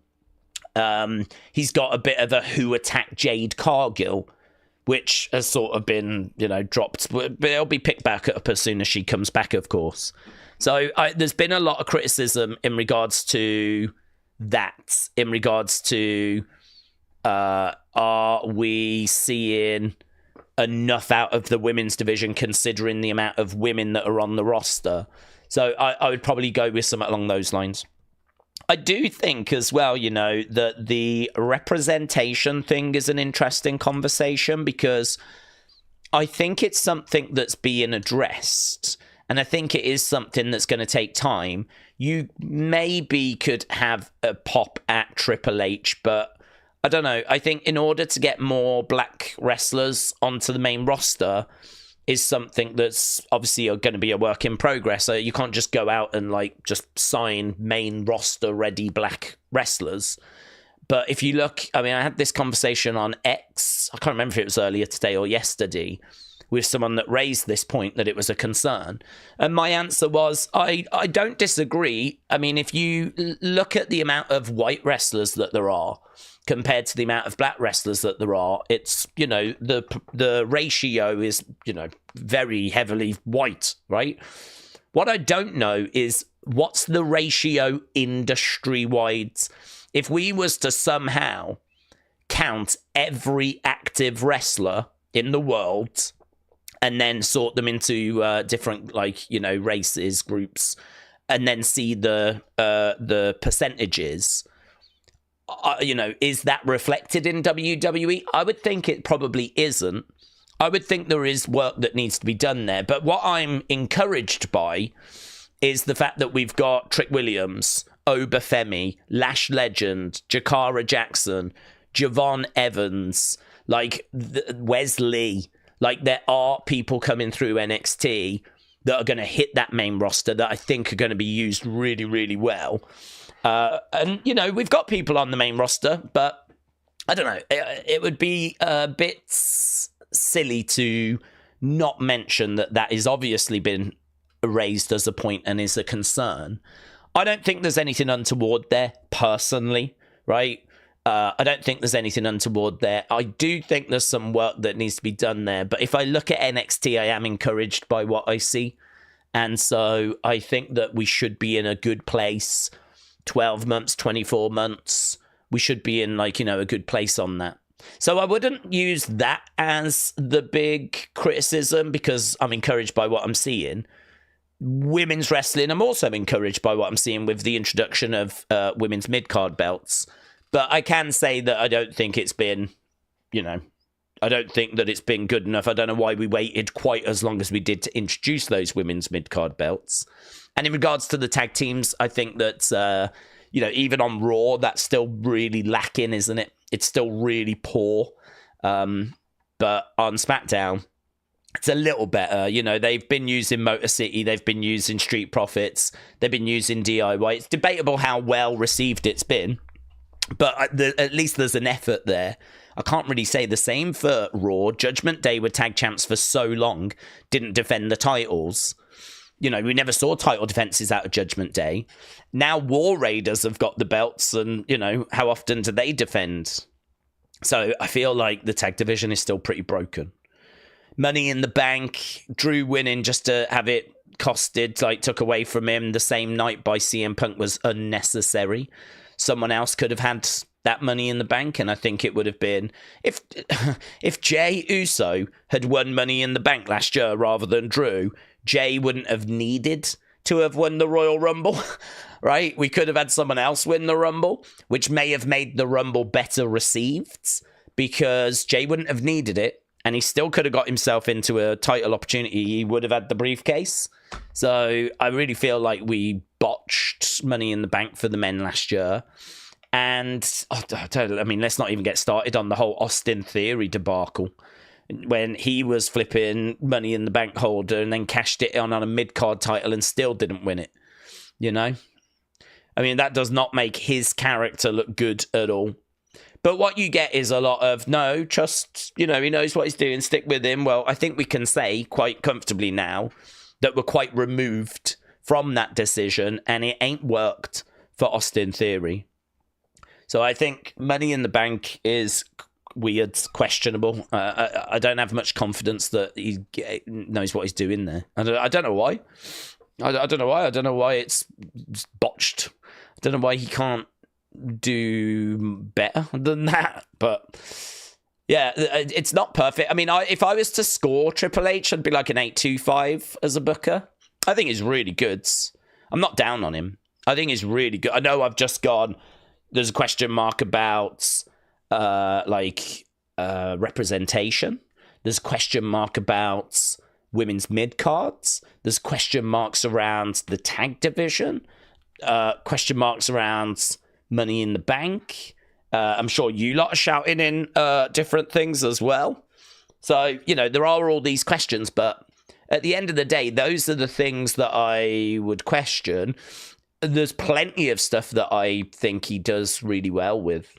And we have been on runs where the PLEs have been like, oh, that was really good, PLEs, I think he's done great with. And the Bloodline story, I think he did great with. And he likes to have his long title reigns, doesn't he? I don't mind that. I know some people are down on it, but I do think it means that the champions do feel elevated. So I'm not down on that. I think there's lots to be high on there. I think that I don't think too many people would be clamoring for Vince to return. There might be some, but no, I think he's doing a good job. Andrew said Money in the Bank needs to go away forever. Maybe it has run its course. Maybe it has. Right, Camden, shout out to you, my friend. Appreciate the support, buds. Camden said, Days, I hope that SmackDown is a good show tonight. What the heck does WWE do with Io Sky for WrestleMania if she's not going to be in the chamber? Do they have a match with someone like Liv again, or a possible tag match for Io? Camden, shout out to you, buds. I personally did a WrestleMania kind of match card on X the other day. I think I was talking about it on the member stream yesterday, that I didn't really sit down and like write everyone down and go, well, you can go there, you can go there. It was more, I had a few thoughts for matches that I liked the idea of. I put them down, and before I knew it, I was like, I might as well just do the whole cards, right? WrestleMania is going to be like 14, 15 matches. And I think I'd already like put down about 8. So then I was like just filling in the others. But I sort of regret doing it because it was never a big, I've spent ages on this type thing, you know? And so I posted that, and I was like, yeah, I could tweak that there. I could do that there. Actually, maybe that would fit better there. You know, the kind of thing if I'd actually spent hours on and actually ended up with something, you know, maybe that would have been better to have posted. But, you know, I was still pretty pleased with what I'd put out. Like, I was still like, yeah, I still stand by that. And what I did for EO is I gave her Asuka. And I had a lot of people like a random match, which is understandable, right? Because if you just see it written down, it is random. But to me, I just feel like Asuka is an example of someone that's being held back. And that was another tweet I put out recently, like, when are we going to start moving with Finn Balor? Like, Finn Balor was meant to be in for a big year this year, and Finn Balor could absolutely be a challenge for Cody Rhodes. Like, if you told me that Cody was going to retain and his next feud after was going to be Finn Balor, much like how last year his next feud after was AJ Styles, I'd be like, well, that makes sense. I'm not down on that. I think Finn deserves a chance. He won't win the title, but he deserves a chance to be in there with Cody, get involved in those segments, get a bit of that kind of showcase, a bit of that spotlight, and to remind the world that he was one of the most exciting talents. I mean, Prince Devitt over in New Japan was fantastic. And then he comes over, Finn Balor, the Demon, wins the first Universal Championship in 2016 due to injury that ended after 24 hours and has never had a world title since. I was thinking about this. Finn Balor is at risk of becoming this generation's Dolph Ziggler. Like, we are very much in that territory where unless we do something and really push him and really give him that opportunity, he is just going to keep bobbing around, taking L's, and before you know it, he'll get released. And he'll be this generation's Dolph Ziggler. Someone that had so much hype, so much promise, reached world title level, and then fell away. And I don't want to see that for Finn Balor. I don't want to see that. So I would be really up for him getting an opportunity. And Asuka is exactly the same. Asuka is someone that I absolutely love. I would really put her up there with my favorite female WWE wrestlers ever. When she came into NXT, it was like game-changing, truly game-changing. Her run in NXT, where she was undefeated, you know, and she went to the main roster. She had to forfeit the title, the NXT title, left undefeated, hit the main roster, finally lost at WrestleMania against Charlotte. But that momentum, you know, her character, the robes, the masks, her in-ring style, the spinning back fists, the takedowns, like the knee strikes and kicks, and she was just... she knew what she was doing in the ring. And don't forget, it's not that far removed from the Divas era, right? And Asuka is like a million miles away from where we've been in the past. Like, we are talking about, at times, legitimately one of the best female wrestlers in the world. Maybe not in that bracket now, getting on a little bit. Injuries probably adding up and whatever. Other women coming along, of course. But still someone that I think should not be forgotten or overlooked. Still someone that I think has plenty to contribute. I like the idea of Asuka returning and being upset with Damage Control for not checking on her, not missing her, and for her to come back and boom, straight out of the gate, turn on Io. Turn on Io. And actually blame Io for not being there as a friend. I think it's quick. I think it's easy. I think it's a match I would love to see. Who's going to be down on Io versus Asuka with little builds of Asuka being upset that Io was not there for her? You can dig into a bit of the history. You can have Dakota kind of caught in between. I think there's something there to explore. It gets Asuka into a big singles match. Io can get the win. Good win for her. It gives Io something to do. She'd be outside of the titles, but that's okay. We can move Io back into the titles. Io is someone that the crowd love, and I just think that we know that it's going to be Charlotte Tiffany. Word on the street is it's going to be Rhea Bianca. If it's not Bianca, it'll be Becky. There's no word that Io is going to be in those world title pictures. So the alternative for Io is you either go after a mid-card title or you find her a good grudge match. And honestly, if she went after Lyra and did something like that, that would be fine. I wouldn't be down on that. But I really like Rhea Bianca because that's a match that I've wanted to see for a long time. I really like that match, and that's a match that I would like for us to deliver. And that would mean Becky is free to face Lyra, the two Irish girls going up against each other. I think is a match that, I think we've seen in NXT, but I would love to see on a WrestleMania stage. And Becky coming back trying to win a title that was never previously available to her, saying that she wants that on her resume. She respects Lyra. May the best woman win, I'm totally down for that. I don't have an issue with that. So I like Bianca, Rhea. I like Lyra, Becky. And so, very quickly you do start going, well, what does Io do? Where does Io fit into the situation? Do you just put her in a match with Liv? Which you absolutely could do. That could be the grudge match. That could be the feud. You could absolutely go that way. But I personally would be way more excited for Io versus Asuka. And I think you can get to it super quick with Asuka being away. The only thing I don't know is if Asuka's going to be back in time, but I'm sure I read the other day that she's close. I'm sure I read the other day that she's back in training and whatnot. So if so, I want to wake up some of these sleeping giants. I want to get moving with Austin Theory. I want to get moving with Finn Balor. Are we ever going to get moving with Montez Fords? I mean, it feels like they're trying to do something again now with the Street Profits, but Montez Ford is one of those that we've been looking at going, oh man, he would be good. He would be good if we was to pull the trigger on him. And we've had a little look at times in the past, but I don't know, man. This is one of those situations where time is ticking away, and it's like time is just passing us all by, and it's like, what are we waiting for? Why don't we do some stuff here? It's a bit like when AJ was with Omos and it was frustrating. It's a bit like AJ in the OC and it was like, a bit frustrating.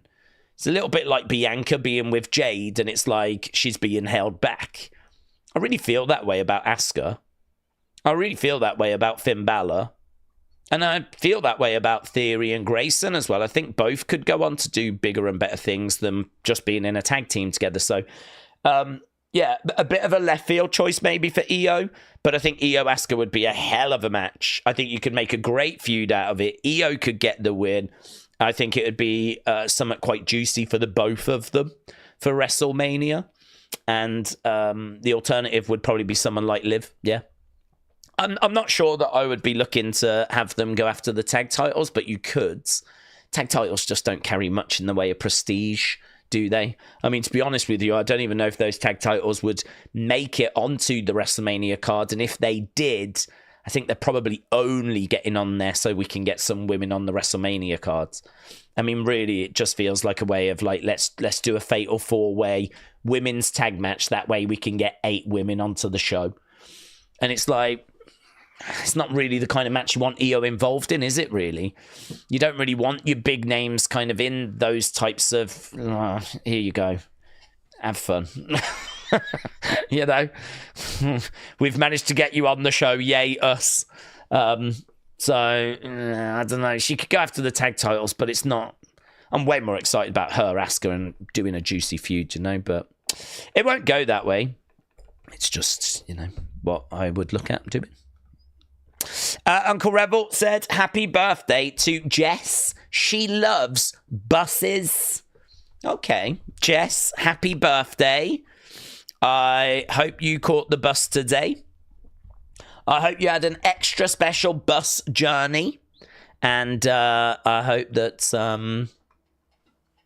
I hope you got to see your favourite bus. Yeah. Hopefully you got a model of your favourite bus for your birthday. That would be lovely, wouldn't it? Imagine that. Imagine that. Oh, my God. Going to bed dreaming of the 243. And then you wake up the next day and it's like, surprise. And you've got this model of the 243, haven't you? And you could recreate your journey to work or school or whatever at home. Happy birthday. So, Uncle Rebel, shout out to you. Hey, listen, talking of Asuka and EO, here's a video from Sami Zayn. Let's see what Sami Zayn's got to say. So, I have not been doing great. I know people have been waiting for an update, and I apologize for not getting one out sooner. But I'm sure most of you have heard by now that my neck is not doing too well. There's been some nerve damage, and I'm seeing specialists and this and that. Why does he look like he's in an old people's home? He looks like he's in one of those chairs that old people sit in by the window, you know? Carry on. But I think the last couple of weeks have been particularly tough, just trying to come to terms with everything that's happened here with Kevin and myself. Because, yeah, you know, it's almost become a joke how many times Kevin has turned on me, or maybe I've turned on him, or whatever it is. It almost seems like an inevitability of our relationship. But that is true. This one was different. Right? I know that. And Kevin, I know you know that. We both know exactly what you were trying to do with the package pile driver. Because that wasn't about trying to get ahead or sending a message. That was trying to end my career. And for what? That's what I keep struggling with. Over what? Over a wrestling match? Over me not helping you win a wrestling match? You didn't see me sprinting out there with tears in my eyes, checking on you as you lay there motionless, he's so bleeding. Good. You screaming at the doctors, is he okay? Is he going to be okay? Get him some help. Because to me, that's being there for someone. That's you know, that's what I thought being there for someone is. He's such a good, he's a good guy. I should have pushed Cody Rhodes off the ladder and helped you cheat to win a match. So I guess we just look at things differently there. But look, the long and short of it is, I don't know when I'll be cleared. But when I am, Kevin, me and you are going to go again. And I'm telling you now, it's not going to be fun. Oh. I'll see you soon. Oh, really? It's not going to be fun? Well, don't bother them, because I'm here to be entertained, Sammy, yeah? That's why I watch. Don't even bother if it's not going to be fun. Yeah, no great surprise there. So Sammy said he's going to come back. He's going to go after Kevin. I do love that line about this time it was different. This time it was different. I do love that. You know, this wasn't about getting ahead. This was about ending my career. Edward said, Days, how are you tonight? I'm on a healthy diet. I said to my coach that I want to fight, and he told me to cut weight as I'm 86 kilos, but I need to be 70. Edward, do the work. Do the work, get the reward. Shelf Present said, is that really different? I'm pretty sure it was the same last time. Joey said, AJ Styles, Finn, Liv were teaming up to take down Judgment Day back in 2022. AJ's back. I think they'll tear down Judgment Day from within. And Liv and Finn will join AJ. Long-term storytelling, says Joey. Dean said, what was with WWE be blessed with talent? Would it benefit them Money in the Bank at Mania again? Oh, what if we move Money in the Bank to Mania? I just think Mania's too packed, to be honest. We can't even get the Andre Battle Royal on there. You know, if you do want to find a way of getting a load of women and a load of guys onto Mania, the Battle Royals are a great way of doing it. But we can't even get that on. So, and we don't even put it on the pre-show.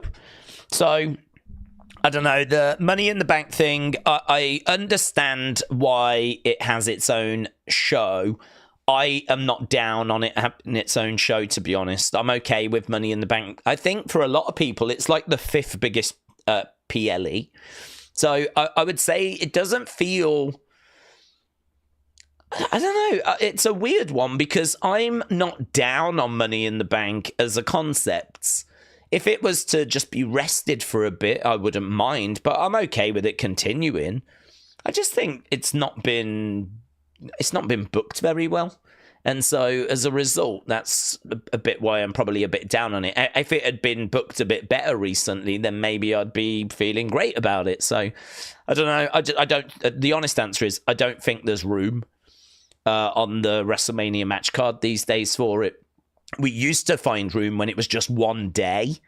Now it's 2 days. You would think we could easily find room, but it's hard, honestly, to get a room because there's so many people that are in like so many stories, and I don't know. I'm all right with it being, because the thing is, if you did it there, you'd have to do the men's and the women's.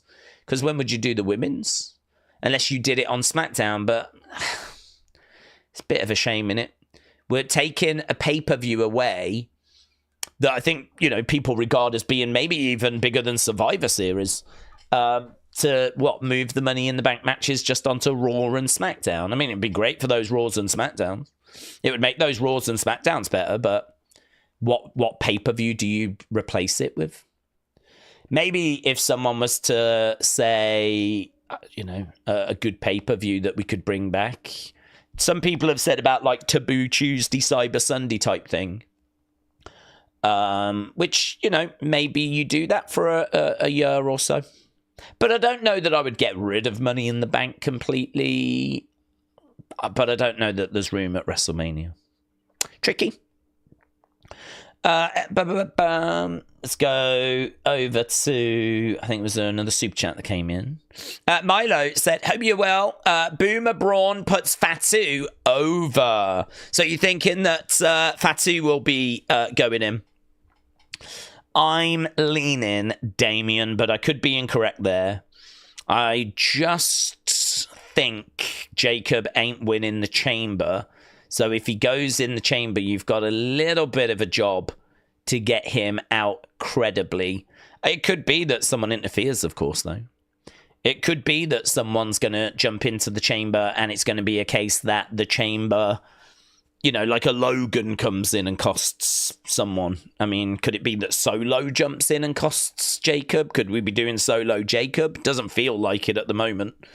But I don't know. I don't know what the plans are for Jacob at WrestleMania. Vic said, shout out to all the boomers. Yes, all the boomers. Shout out to you guys. Since I'm talking about AEW morons, how is everyone's day going? Hello, Johnny. Hope you're doing well. William said finger banging is not allowed in the chat. Yeah.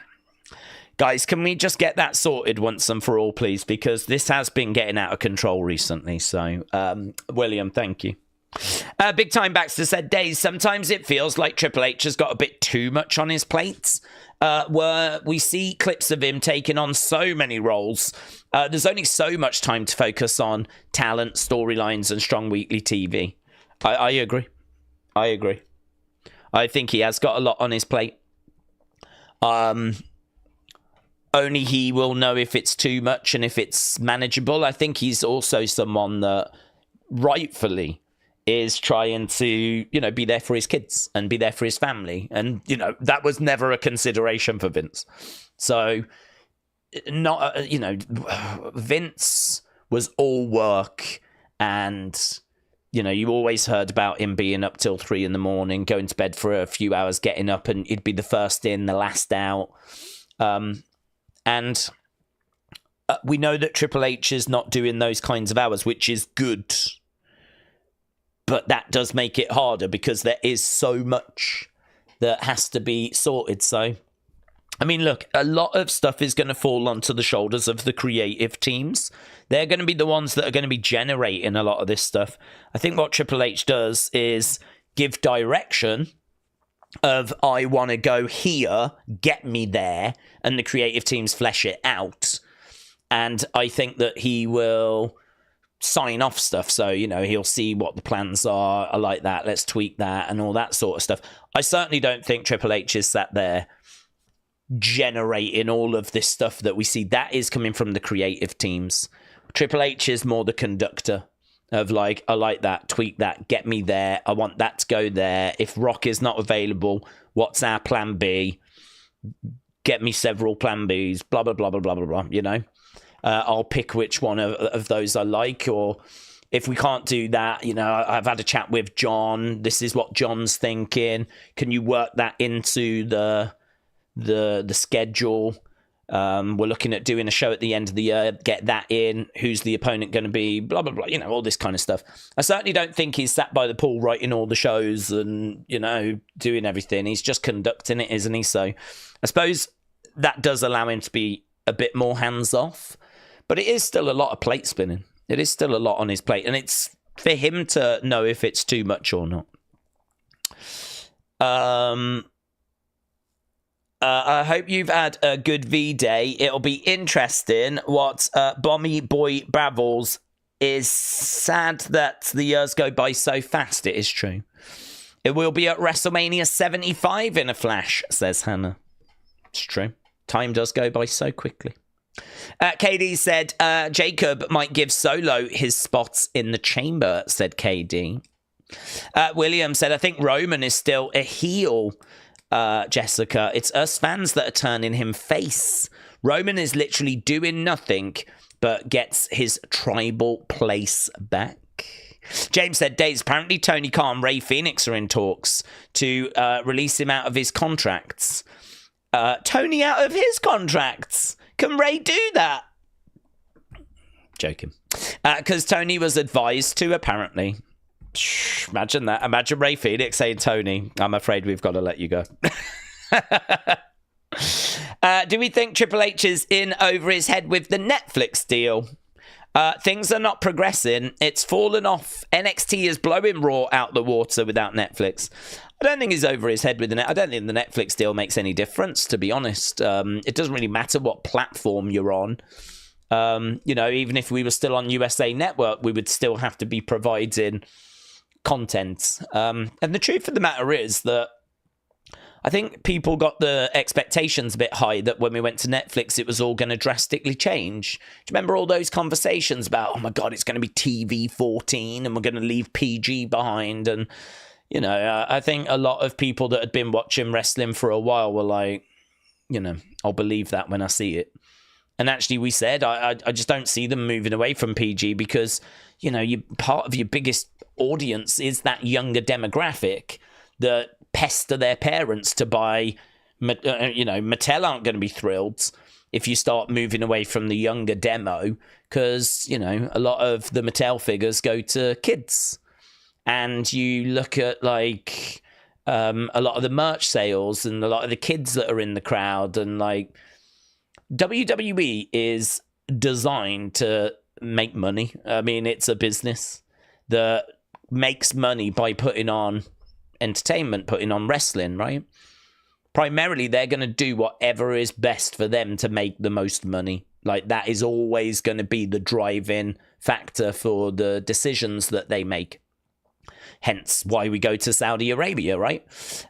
So that's always going to be at the core of things. So to be perfectly honest with you, I don't think there's a great deal of movement that was ever going to be possible between the product we had on USA Network and the product that we have on Netflix.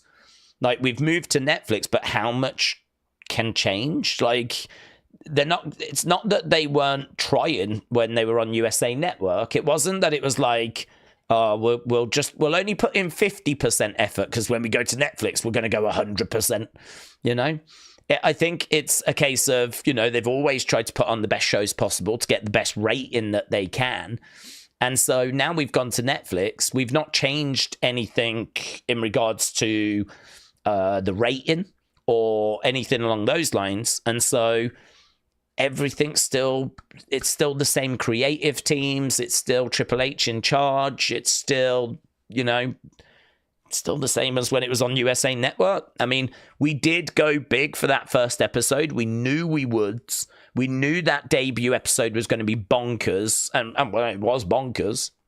You know, we had Undertaker, we had The Rock, we had all those legends around, Cena on the show, and Roman versus Solo, Seth versus Punk. You know, they stacked that, but there was no way that was going to be a weekly thing. So I think, you know, it's settled down now into really just a Raw that you would have had on USA Network. But could you not make the argument that that's not what Netflix bought? Netflix bought what they saw on USA Network. And they may have had some new ideas of like, oh, well, we want this, we want that. We want Roman and we want this person, we want that person.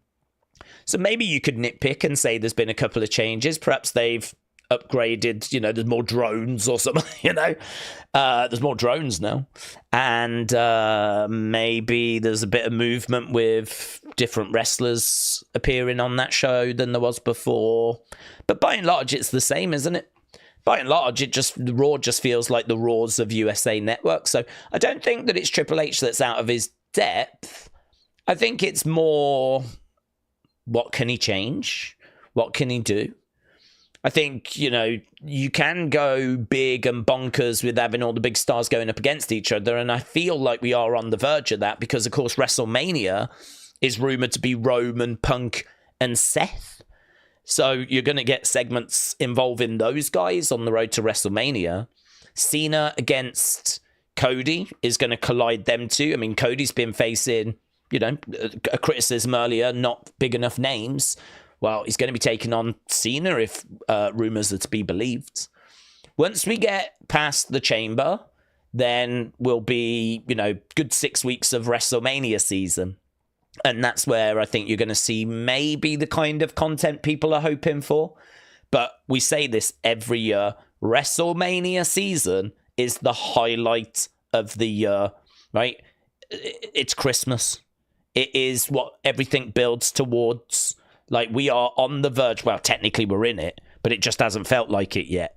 But we are literally on the verge of it really kicking off, which I think will be post-Chamber.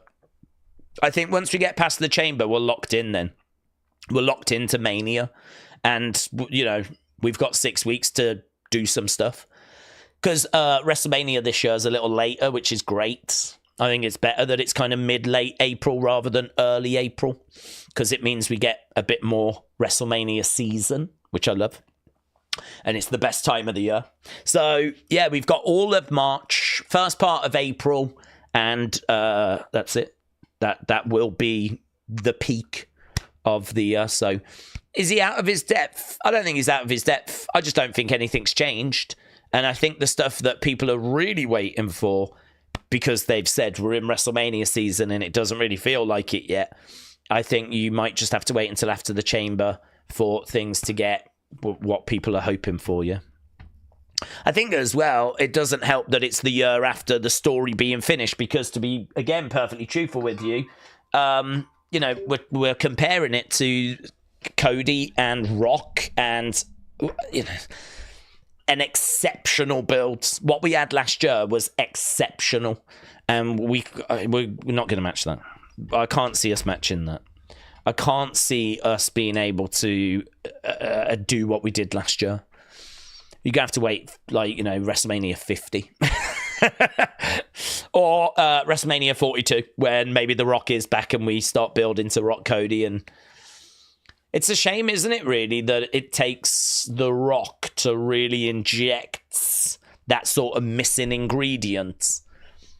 I think his star power is just unmatched, and not only that, but he's a boss and he can just do what he wants. He can go online and swear his head off and no one's going to say a word to him. There's a freedom that he enjoys that others don't have. So, yeah, I get it. I understand. I really, really do.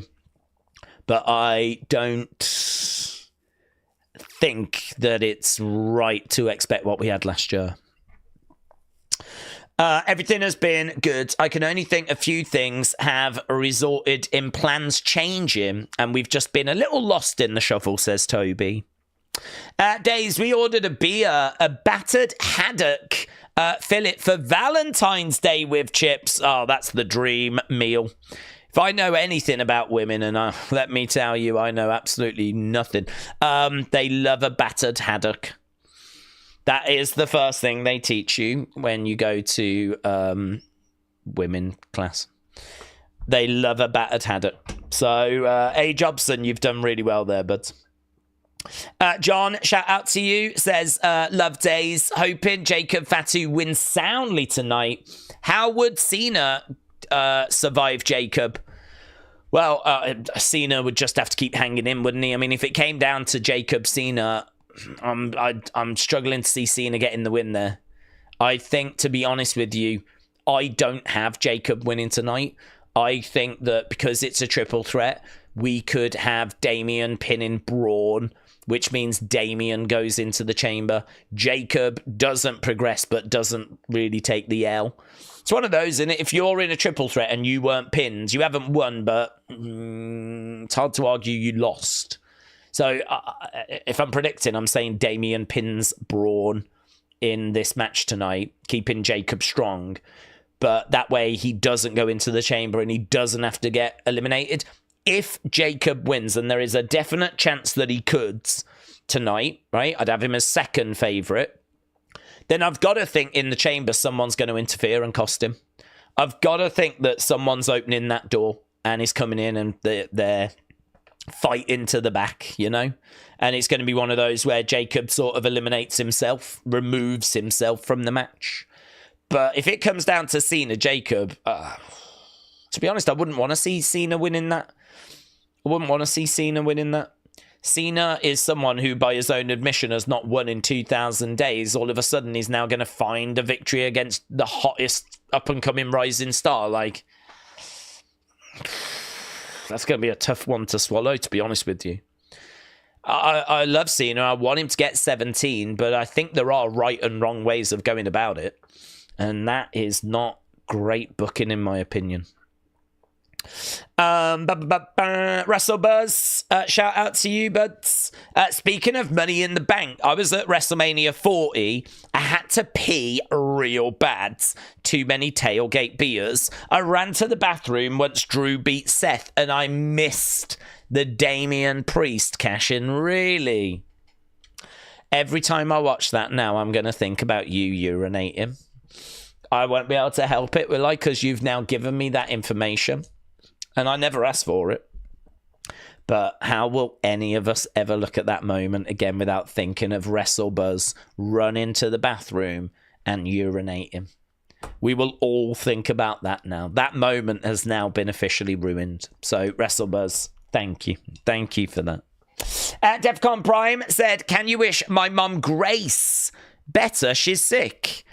Yeah, absolutely. Grace, I hope you make a speedy recovery. I don't know what it is that you're battling with, but whatever it is, I hope that you make a very speedy recovery. And it is a shame to hear of so many people out there battling with different things, or loved ones battling with different things. It's obviously, we keep saying it, but it's very, very true. Life is just cruel. It's hard. And I think wrestling is a real escape for people that are going through like various different, everyone's going through their own stuff. But yeah, I wish her a speedy recovery, bud. Absolutely. Right, let's get some headphones. I'm going to need these bad boys. We've got just a minute to go. And we will be underway with this week's SmackDown. I'm a member. My bank says so. Oh, what? Are you not showing up as being a member, Word of Wrestling? What's that about? Does it say it on a...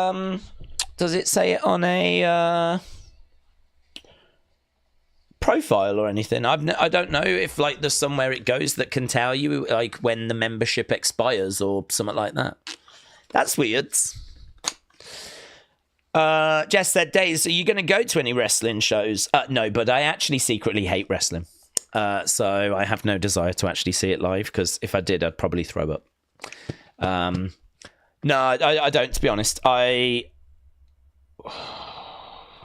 never do I would never do Raw or SmackDown if they come to the UK, because I would want to be here with you guys, like doing this. So I think that last time I actually went was 2019. And then did I do the streams? I don't think I did, actually. I think I did have to miss the streams. 2019, I think, was the last time I went to a Raw or a SmackDown. So I haven't been in like 6 years. And if I did, I'd just be sat there like, oh man, I wish I was streaming this. So house shows would be the only things that I could go to. And yeah, I wouldn't mind going to a house show, I suppose. It's been a while. Wouldn't mind going to a house show, but they're not essential, are they? It's just a night out, really, and I don't know. I got work to do. You know, I don't really. I mean, I'm in a horrible situation where anything meaningful I am going to have to miss so that I can stream it. Anything not meaningful, I don't know that it's worth my time. So that makes it quite difficult, to be honest. So no plans. Days, can you believe we can now watch bull riding? I know, yeah, it's on at the same time, isn't it?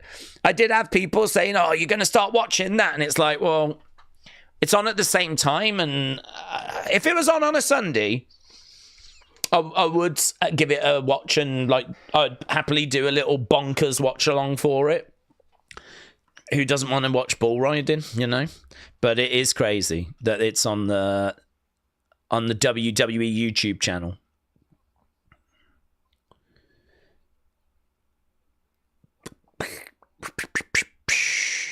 Right. There is Nia Jax. She's in a title match tonight, and she is not like most girls. There's Tiffany. There is Tiffany Stratton. She looks great in those glasses. Tiffany Stratton looking very good. Tiffy time tonight. I've never been to a Raw or a SmackDown. I've been to Aptic and Survivor Series. TLC is that. You've been to TLC and you've been to Survivor Series.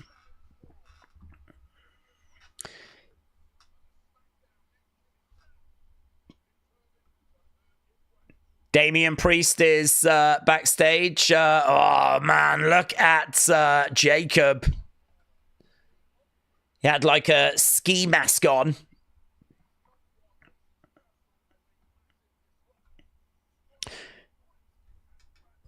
Strowman, Priest, Fatu, Elimination Chamber match tonight. And we are seeing inside the arena now.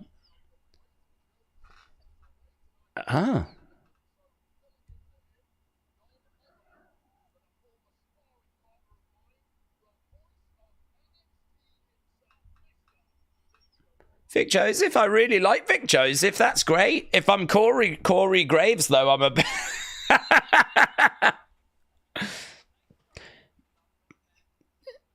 Vic Joseph, the NXT commentator, is on in place of Joe. Anyone else just feeling sorry for a little bit sorry for Corey here at the moment? Vic Joseph, let's go. Okay. They're just recapping what went down at the Rumble. George Vlog said, Smackdown time. I brought WWE World tickets. Oh, did you? Also 17. George, oh, you're going to WWE World. George, you better send me pictures and stuff. Yeah, I'll be livid if you don't. If anyone's going to WWE World, I need pictures of literally everything. I want every flipping inch of that place photographed. Yeah. I want to be able to recreate the room at home, right? Yeah, that's the one that I really would love to go to. That's the one that I would love to go to that. I will go to that. Not this year. 1 year. Do you know what, though? I don't know if I'd go to the one if ever they come to the UK, because that might be a watered-down one. That one might be a little watered down, like flying everything over to the UK, all the kind of sets and the artifacts and, like, you know, all the little bits and bobs. I love the Hall of Fame displays and, you know, all those kind of things. So, yeah, a UK one might be a bit mid, actually. I want to go to a proper one. I want to go to an American one. Days, I like Vic, but I feel bad for Corey, said Brony. Yeah, same, buds. Same. I like Vic as well, though. People are saying Corey's wrecking his hotel room right now. Let's go. Let's go. Okay, who's opening the show, please? Okay, I've heard of this guy. I've heard of him. Okay, Cody Rhodes is opening the show. He's probably going to be talking about the attack by Solo.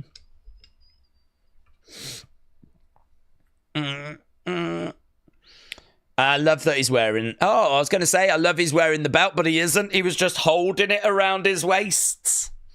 Oh, well, I hate the fact he's not wearing the belt. Nightmares come true sign. Rishi said Braun Strowman is just one of the biggest WWE superstars in present years, said Rishi. Another Nothing Cody promo, said Dr. Lucha Lala. Well, we don't know yet. Mayor Pete said the American Boomer. Why am I reading all these messages when I've got voices that can do it for me? Too good. Days Corey is currently screaming, that should have been me. You're right. Days, with them picking Vic for this, do you think WWE see him as a successor to Michael Cole? Well, I don't know, to be honest, because AKF, because obviously they had to get another lead and they chose to get Joe, didn't they? They didn't call up Vic. So there's absolutely no guarantee that if Michael calls it a day, they don't look externally again. I don't know if Joe, like, fell ill or what's happened there. He's not available. So, you know, they've obviously had to look internally. I mean, it just makes total sense to go to your lead NXT commentator. Joe's a lead commentator, not a color commentator. So you go to your lead NXT commentator. So I wouldn't really take it as anything more than that. Wouldn't take it as any more than that. I like Vic, though. I like him a lot. I think he's really good at what he does. Days, the UK road to WrestleMania begins next month in Glasgow and London. Let's go, says Matthew. Matthew, shout out to you. Johnny said, Days, I said, keep Joe gone. He sucks. He sucks so bad. It's bad enough to have Barrett. Vic is good. Keep him on SmackDown, said Johnny. Alex said, I think Corey's got to be the one to replace Cole, but that's just my opinion. Here we go. Let's see what the Boomer's got to say. It's probably going to go, what do you want to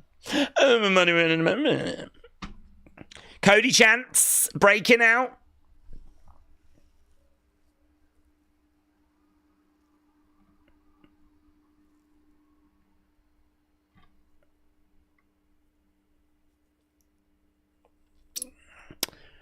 Okay, he's in the ring. He's got the belt. He's got his coat on. So,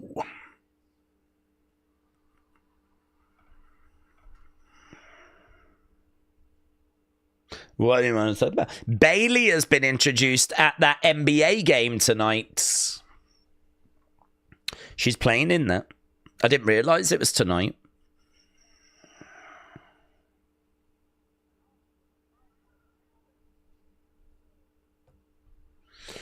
Okay, Cody talking about Jay. And the fact he selected Gunther. He did. That did happen.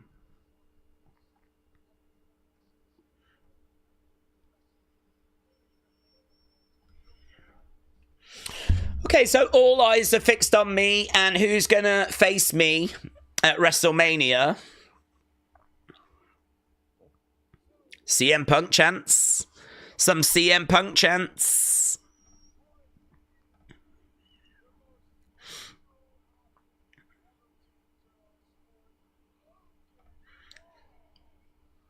Oh my God, will it be Logan Paul? I think the crowd have made their feelings known on that one. Jeez.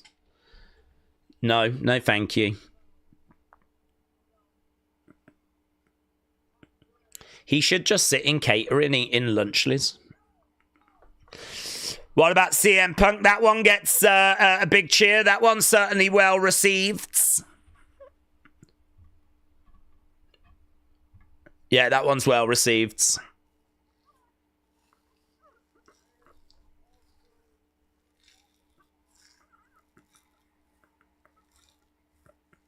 Drew McIntyre?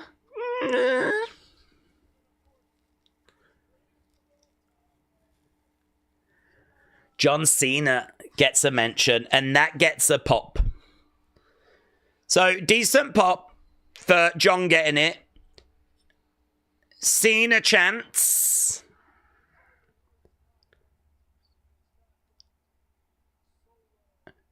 It won't be Solo Sikoa, says Cody. I wonder if they did that so that they could really gauge what the audience felt. I wonder if they did that because they genuinely wanted to know what the reaction was going to be like. I mean, I felt like the bigger cheer there was CM Punk than Cena, but not loads in it. Quite close, but if someone had a gun to my head and said which was bigger, I'd say CM Punk got the slightly bigger one. Probably helped by the fact the crowd were chanting his name anyway. Here's Drew. So Drew's coming out. Dun, dun, dun, dun. Let's see what Drew's got to say. This could be interesting. There was rumours of Drew and Cody. Not for Mania, though. Long storytelling. Bloodline take over. Bloodline takes over Raw, SmackDown, and NXT. In 2026, Roman, Jim, Tama on Raw, Jay, Solo, Fatu on SmackDown, Ava, Lower on NXT, and whoever else they bring in, said shelf presence. Jay said, I saw Prime on clearance shelves this week, says Jay. I think it's been on clearance for a while, to be honest. The hype bubble has definitely burst on Prime. Definitely. But it was always going to. It was never going to be able to maintain those bonkers sales that it was getting, you know?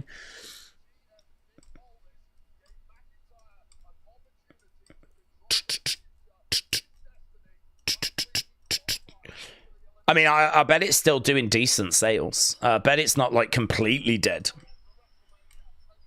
Drew still making his way down to the ring. Watch Jacob give Solo his spot in the qualifying match, said Justin. Days, click this. I will never click any links that you send me, William. Never. I don't know how else to say I don't trust you. I don't know how else to word this. It is definitely personal. I don't trust you. Normally people would be like, look, don't take offense. No, do take offense. I don't trust you. Let's see what Drew's got to say. I hate these long entrances, said Dudley. William said that is smart, actually. That is smart.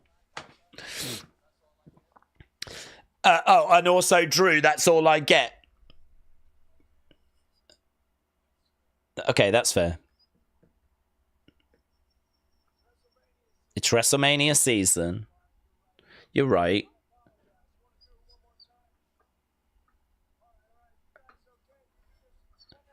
Can we do this one more time?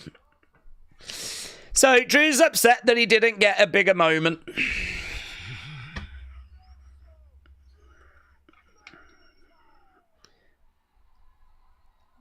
Yeah, lots of boos there for Drew. Crowds aren't crazy on that idea.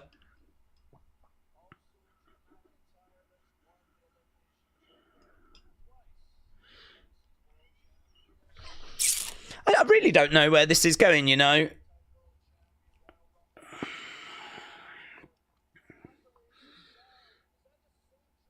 Is he going to face Cody at the chamber? Is he in the chamber? I don't even know who's in the chamber. Am I in the chamber?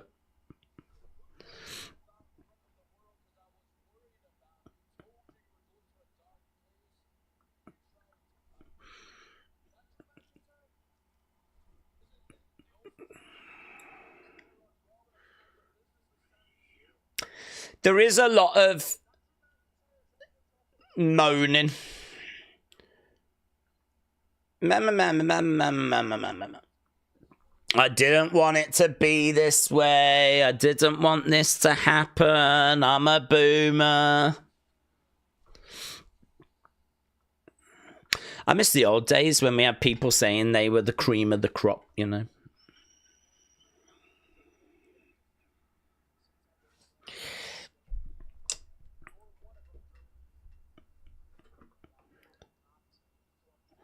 You are one that has beaten me since I returned, and I have not forgotten. So they're face-to-face right now. So Cody and Drew are face-to-face as Jacob is making his way out. So Jacob is coming down. This would feel too early to me for Jacob to be stepping up to Cody.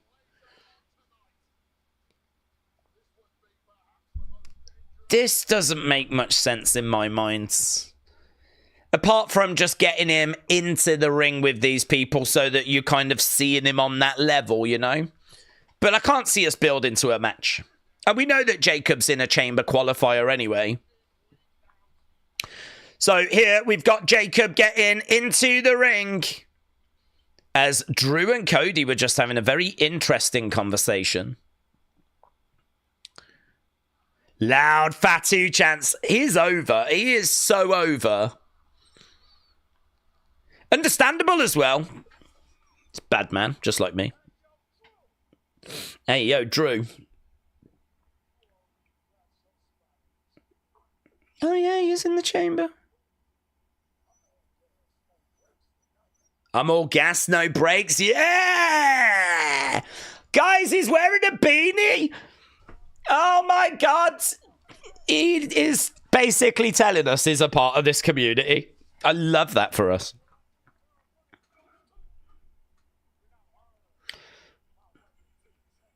I'm going to earn my way into the chamber. I'm going to go to WrestleMania.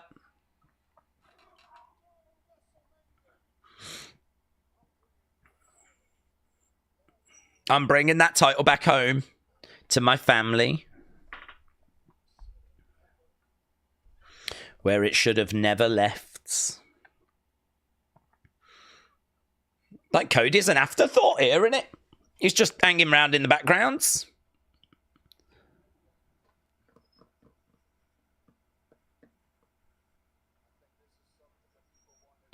I think this is something people want to see.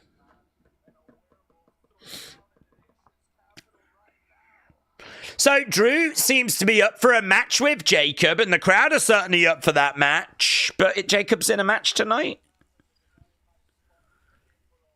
Yeah. Cody, I think he wants to talk to you. Drew goes. Drew walks away. Is Fatu going to fight Cody at WrestleMania 41, said Rishi. I don't think so. I don't think so.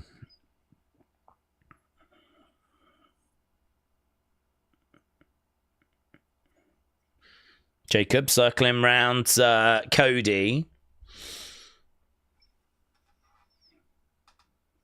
Looking at that championship.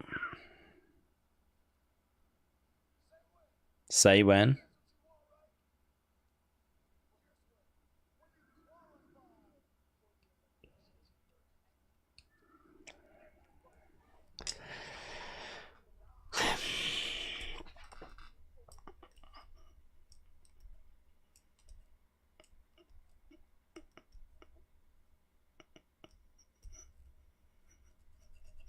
I feel like, oh, hello, we've got a car arriving. That's how I feel. I feel like a car's arriving. A car is pulling up, and it's going to be Solo that's stepping out. Look at Solo. Oh, my God. Look at that. In a white suit. What's this?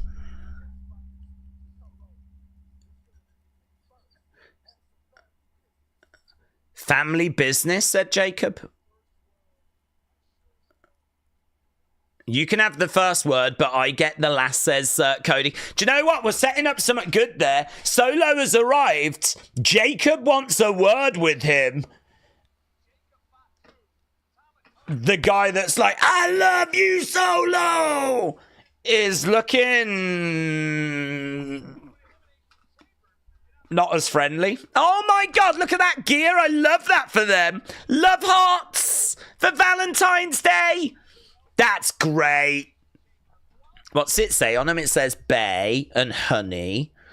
And I couldn't read any of the others.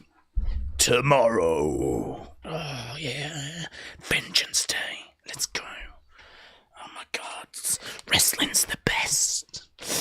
You might have answered this before. Do we think Dwayne is somewhat at fault for making WrestleMania less desirable? Only if he has dragged his heels. I mean, to be honest with you, it felt by the 6th of January like a message was being sent, I ain't going to be at WrestleMania. So if he'd already told him by that point, I feel like they should have had enough time to have worked out a really good WrestleMania plan. If it's been revealed, though, that he was still dilly-dallying after that point, then yeah, I think he does have to take some of the blame. Because that uncertainty will not have helped. But to be honest with you, I think if we do get Cena Cody, then that's a match that they would want. They would want Cena Cody. And that's a match I could see them. But, you know, it's one of those where it might not be a match that everyone really agrees with, you know?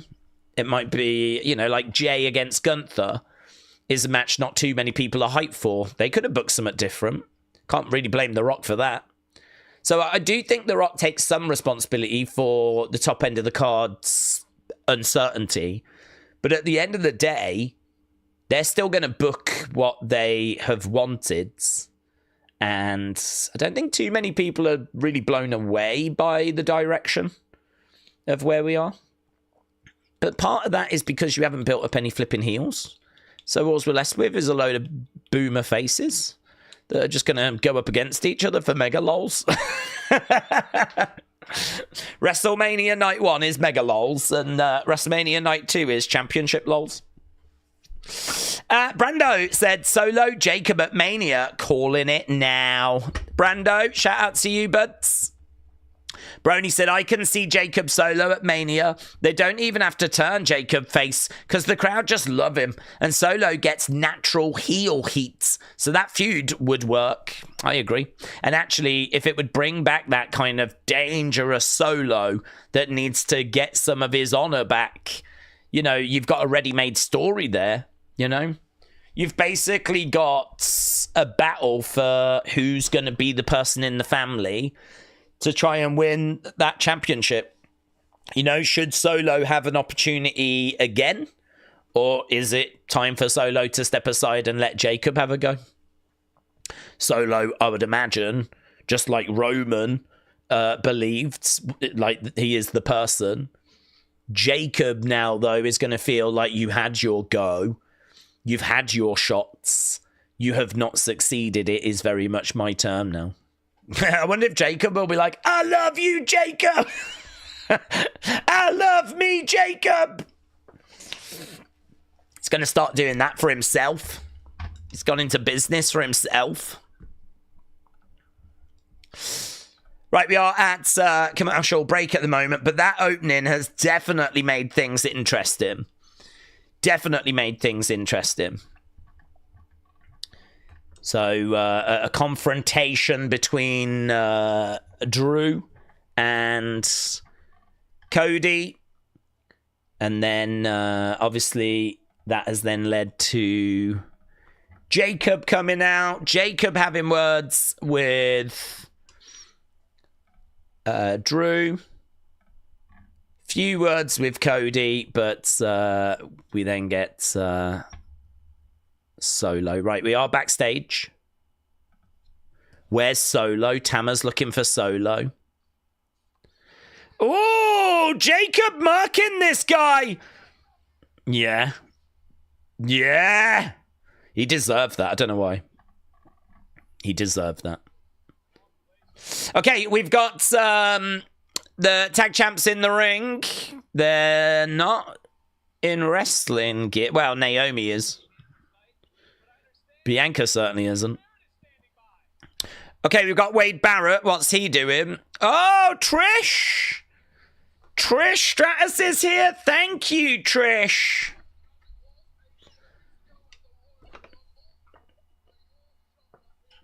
Yes. Let's go. Thank you, Trish. Thanks, Flower.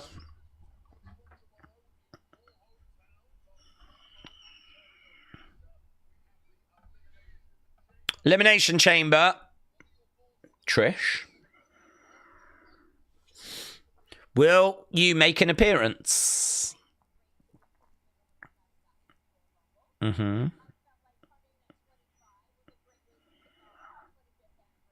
Mm-hmm. Nice.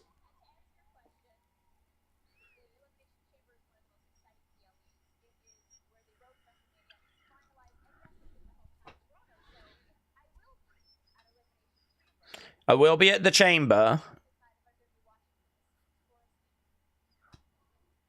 Will it be a seat or a suite? Chelsea Green's coming out. Actually, I don't know. I don't know what. Oh my God! I love the Secret Hervis. I flipping love. I need a Secret Hervis figure now. Now. Look at the Secret Hervis making her way down, all in black, in a suit. Shades are on. So good. So good. So, Trish in the crowd, she said, I don't know if I'll be in a seat or a suite.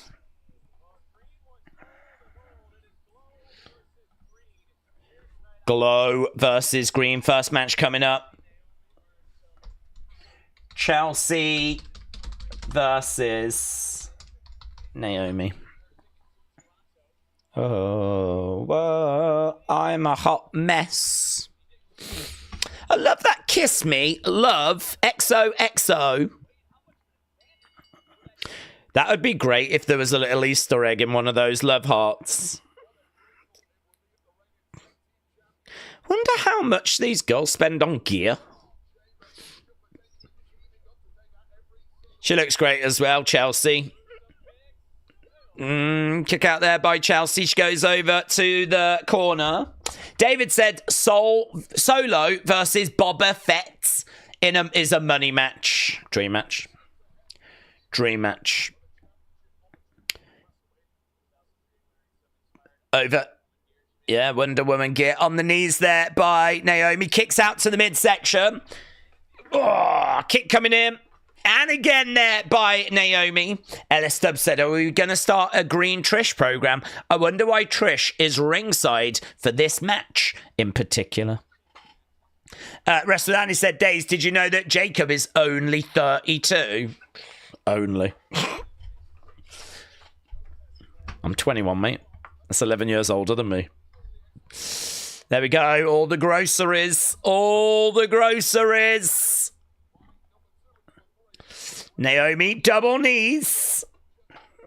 I think Gal's gear are a write-off. Oh, well, yeah, that's true.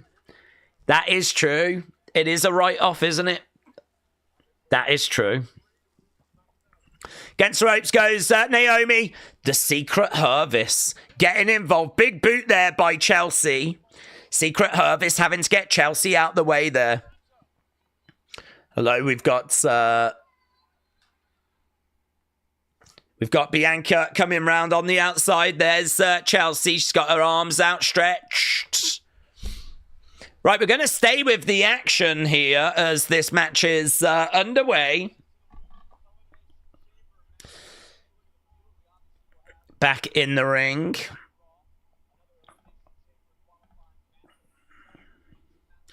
Chelsea has got Naomi in the ring. She's on top, throwing down some forearm strikes.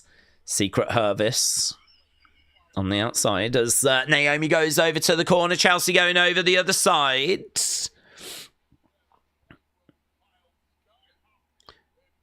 Naomi chance, I believe, as Naomi has got Chelsea rolled up for a pin. Kick out there by Chelsea. Naomi goes back to the side, goes for a kick. Chelsea ducks underneath. Lovely. Chop block, taking the legs away. She's going to smash Naomi into that bottom turnbuckle. Naomi getting dragged into the middle of the ring. 1, 2. Shoulder up. Days, my favourite WWF Attitude Era moment. It's all the crazy matches. Have you wanted to go to those shows, said Tobias, to the Attitude Era stuff? It's a bit controversial, but it's not my favourite era. I don't even know that it's my second favourite era, to be honest. I think the Attitude Era was bonkers, fun, just had that feeling of anything goes, which is great, and was a very special time. But for me, the golden era is way better. I much prefer late 80s, early 90s. I think there was a lot of just nonsense in the Attitude Era as well. I mean, you can say there's a lot of nonsense in every era. But, yeah, it was good, but it's not my favourite era. I feel as well, that as time goes by, I feel like there's more and more people that kind of look at the Attitude Era and like, go back a few years and it was like everyone's favourite era, but now I think there's a bit more variation, probably because we've got younger fans coming in that weren't going through it, To them, it's just in the past. To them, it's, something that happened ages ago. And they don't have that kind of nostalgia for it, So, yeah, it was great. It was hot. Anything could happen. It was very exciting. But I can't say, I think if I had the ability to go back to shows, I'm probably looking late 80s, early 90s. Naomi is in the corner. Matthew said 96, 98 was a great time. The 80s too. Oh, you like that kind of pre-Attitude Era? Yeah. I agree. That was good. Where we were like putting pieces in place. 97 is a really great year. But if you look at no one talks about the Attitude Era WrestleManias with a great deal of fondness. The only one would be 17, but you could make an argument the Attitude Era ended at that point because by the time we get to 17, WCW's out of business. Granted, I think it was like a week before, but if you're going to count it, then 17 is where that's amazing. But if you look at 15 and 16, there ain't much love for those WrestleManias, which is crazy when you think about the pieces that they've got to play with. Kick coming in there by Naomi. Naomi looking to go against the ropes. Boom. Lovely work. So we're still waiting at the moment for this match to reach its conclusion as there's a kick to the back of the head. Chelsea goes down. 2. Shoulder up. Where would you place Cody on the all-time great ranking? He could almost make top 10, said Wrestle with Andy. Oh. I honestly, without sitting down and writing it all out, I mean, I don't think he makes my top 10. I'm wondering if he makes my top 20, if to be perfectly truthful. Maybe top 20, but really...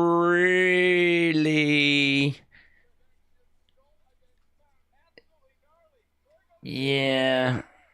It was a big moment. He's main evented 2 WrestleManias and he's won 2 Rumbles.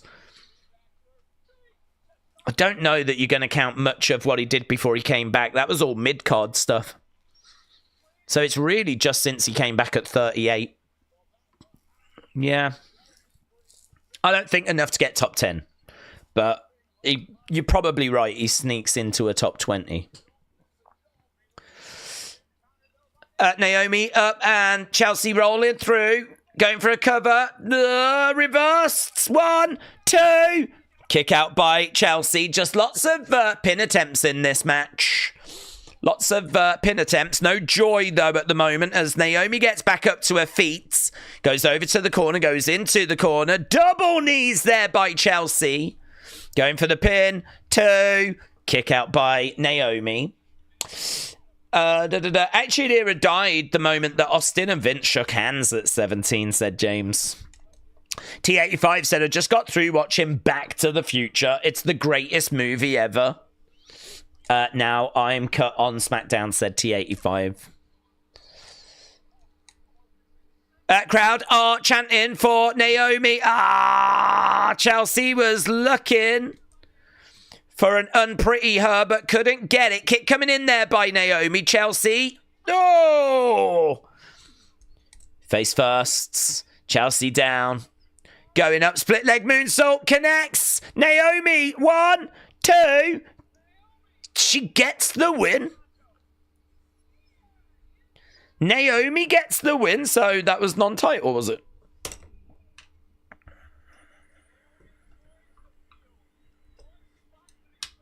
Oh, it was elimination. I didn't even know that. Right, well, Naomi has just beaten the United States champion. Yeah, flipping Lyra lost, didn't she? And mid-card champs are super vulnerable. So Chelsea loses. I was properly like, have we got a new champion? It was an elimination chamber thing because I don't listen because I'm a boomer. Well, there we go. A win for Naomi. We're just seeing what went down a couple of weeks ago on Raw. She's amazing. That match was a sleeper, said Spartan. Chelsea's ring bottoms are too small. How is that allowed on TV, said Wrestle Rants. Oh, there's Sami. Look, they're playing Sami's video.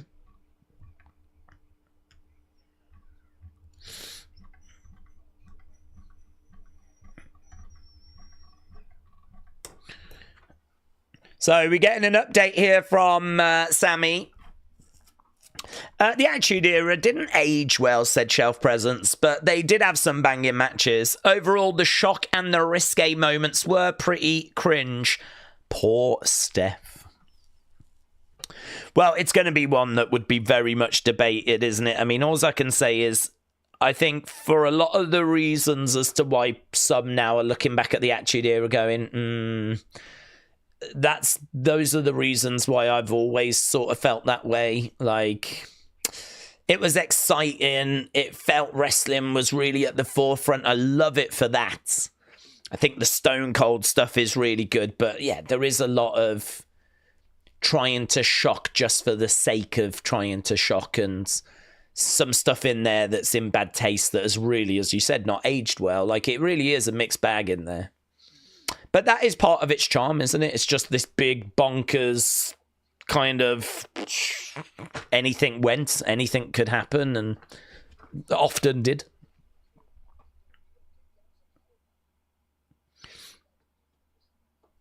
Be very interesting to see how it's looked back on in like 10 years, you know. Shinsuke is holding the US title hostage, said Brony, without doing anything. Why do they keep putting mid-card belts on him with zero plans? That's a good point. I like Shinsuke. I like his music and his presentation and his promos, but then why put the belts on him if he ain't going to do anything? Me and you, we're going to go again. And it's not going to be fun.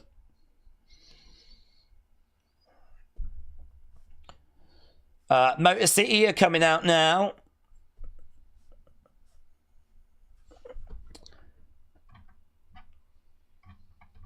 Okay.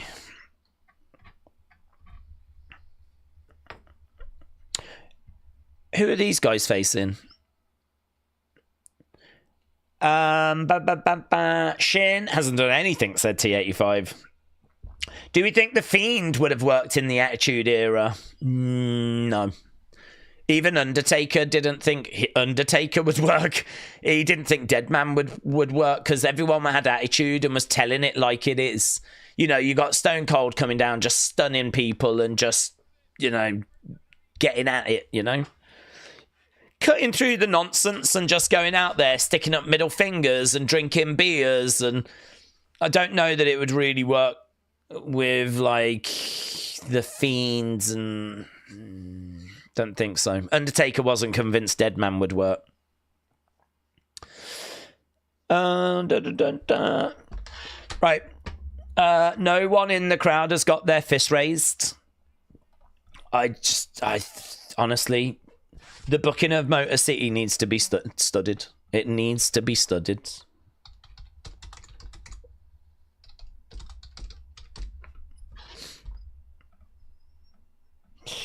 Right.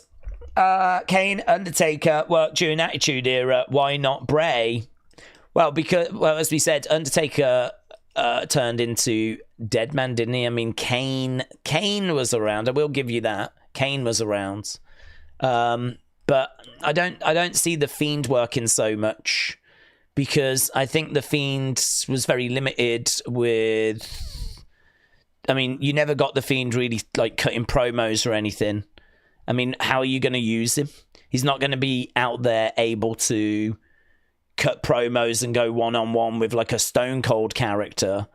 The only way you'd be able to use him is like sparingly, lights being turned off and then him going out there and, you know, that kind of a presentation. So, I don't know. I mean, Undertaker had to change and felt that the Deadman character was really struggling in that environment. And if you look at like Kane and how that character evolved during like the Attitude Era, Kane's shelf life was at the very top. It would be unfair to say it was short, but I don't think it's unfair to say that Kane's impacts that character had was limited. I feel like Kane came in super hot and we did really well with him for a few years. And then I think we sort of did everything. And I think Kane was then bobbing around and just doing bits and bobs, and Brothers of Destruction breathed some life into it. But I think even Kane was like a character that struggled beyond a few years. So if I look at Kane, I see someone that had great potential, burned really bright, but really fizzled out. If I look at Undertaker, I see someone that had to change their gimmick because they didn't feel it was working during like Attitude Era. And if I look at Fiend, I think I would see someone that would definitely be able to pop up and have those moments where the lights go out, come on, the Fiend's in the ring, right? But how many times are you going to be able to do that before people get tired of it? How many times are you going to be able to do that and keep that character strong? Like, eventually that character is going to take losses, and eventually that character is going to run out of tricks. And when you've got like a Stone Cold that's just cutting through the nonsense, telling it like it is, or you've got the charisma of a Rock, or you've got the domination of Triple H, you know, how will a Fiend kind of find his way into that? How would I mean, we all saw what like the Goldberg loss did to the Fiends. I mean, to be honest with you, I think they struggled to book the Fiends when we had the Fiends. So taking him out of the time that he was in and putting him back into the Attitude Era, I can't say I'm more confident that it would have worked even better then. The Fiend, again, was really good in 2019, but in 2020, I mean, put it this way, in Wrestling Observer, the Fiend, I think, won Best Gimmick in 2019. I think it won Worst in 2020. So you could even make an argument that the Fiend was starting to outstay its shelf life in the time period it was in. And actually, when Bray came back, he didn't bring the Fiend back straight away. There was clearly a plan to reintroduce the Fiend character, but we were working towards that. You know, I think they were trying to get some absence makes the heart grow fonder type situation going, where they would tease it, get people wanting it, and then they would bring it, you know? So again, putting a Fiend in an Attitude Era, I'm looking at overexposure. I'm looking at struggling to hang with the charisma of The Rock. I'm looking at the fact that he would have to probably struggle with promos. You'd have to have Bray doing a lot of the talking, and then the Fiend character just, you know, being that monster that popped up, which would work for a time, like Kane worked for a time, but I think would soon fizzle out. So I'm not convinced that it's something that would translate. But if people feel different, that's absolutely fine. Okay, they're just showing Michelle going in and to the Hall of Fame, and we've just got an LFG advert that starts on Sunday.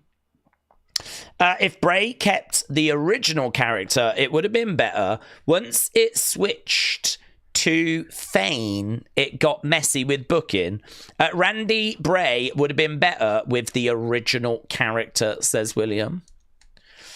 Corporate Kane was funny though, said T85. Yeah, I mean, it's like even Undertaker had to reinvent himself, but I think the idea that Kane didn't go through that process, or Kane was like hot all throughout the Attitude Era, to me is not quite accurate. Here's Los Garza coming down.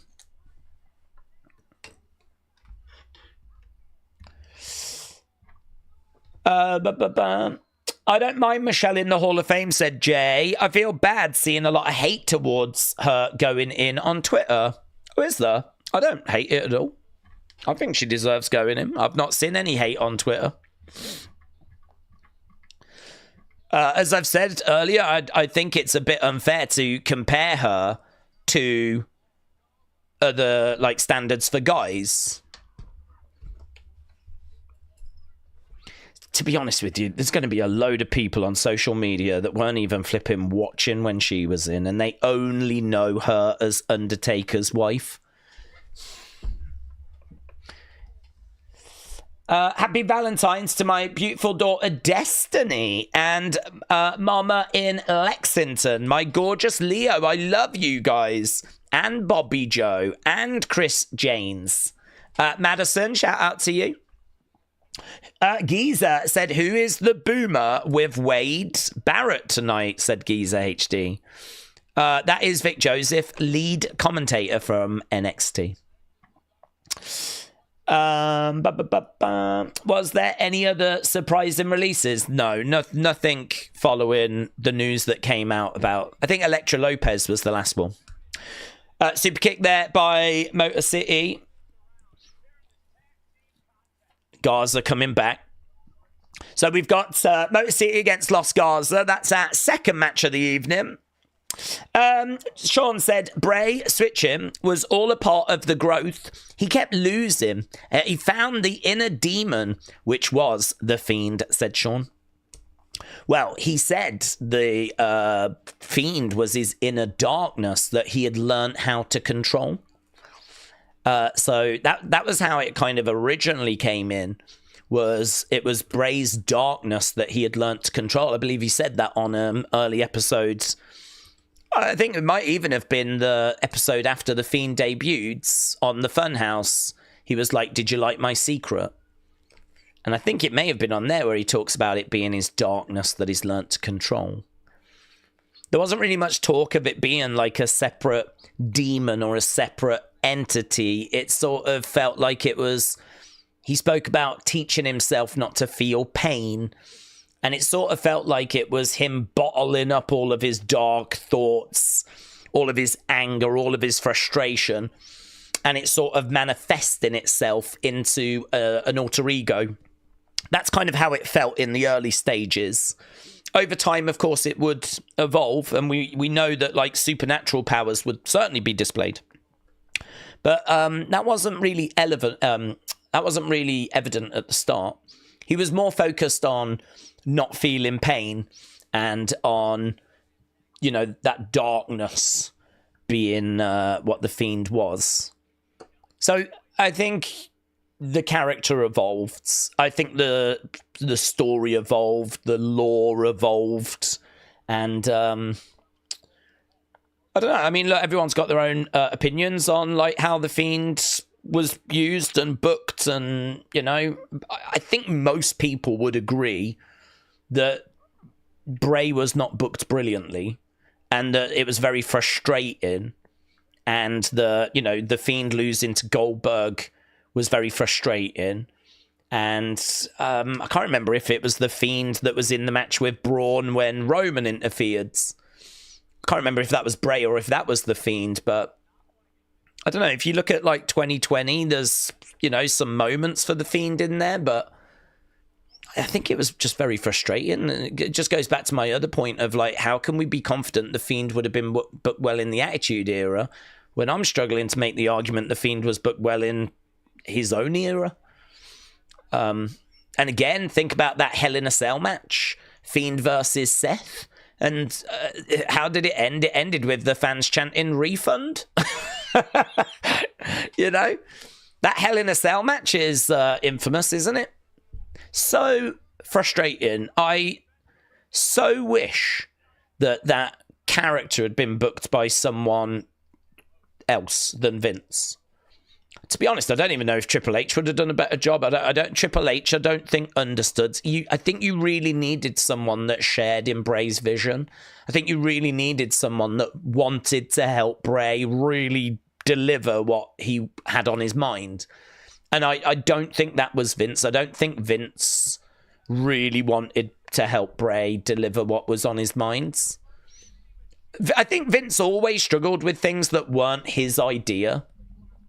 Historically, you know, people have said that if Vince like hadn't created it, then I don't think he didn't feel like a connection to it, and I wonder if that played a part, because Vince wanted to get his fingerprints on it. You know, if he didn't create it, he'd want to have his fingerprints on it, and I think Bray would like push back against that.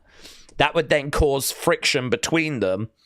And I think that friction ultimately led to Bray leaving WWE. So it's lots of stuff behind the scenes that went down that I'm guessing will come to light one day. Drop kick to the back there by Motor City. They just made him into a man baby who raged when he didn't get his own way, said MP. Vince didn't think it would make enough money, said Toby. I don't know why. I mean, everyone loved the character. Everyone loved... I don't know why. I don't know what numbers Vince saw that made him think that it wasn't worth going with, but it's very similar to the whole demon thing with Finn Balor as well. Like, Vince never created that, and we use that a lot in NXT. And then as soon as Finn comes up to the main roster, we just don't use it very much. Kind of reeks of the same thing, really. It's not Vince's idea, and so not really interested. Shoulder up. Love the double move there, said Alex. Wrestle Andy said, I know a lot of people don't like him, but I think Vince Russo would have been perfect to have booked Bray. He was great with the out-of-the-box stuff. He was good with out-of-the-box stuff, but equally, he would take things too far, wouldn't he? And things would get, like, a bit wacky at times. I'd love to have seen it. I'd love to have seen Vince Russo giving it a go. Certainly couldn't have done much worse than McMahon. Through the ropes, land on top of Garza. James said, you literally just said it. It wasn't his idea, so he didn't effing care. I honestly, that is what I think happened. 1, 2, 3. Motor City pick up the win over Los Garza. Let's get the poll up for that one, shall we?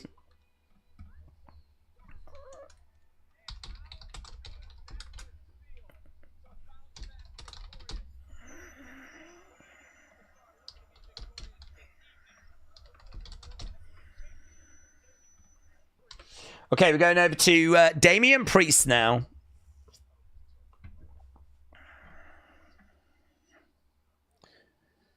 I don't need to tell you who I am. That's what the last 4 years on Monday nights Raw were all about. Kevin has responded to Sami. It's a video, so I've not seen that.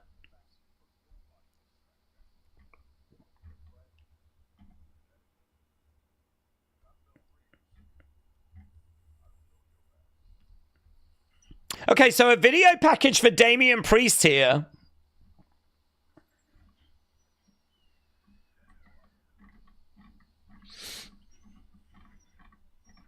It's me, and it's only me, and that's all I've ever needed. It's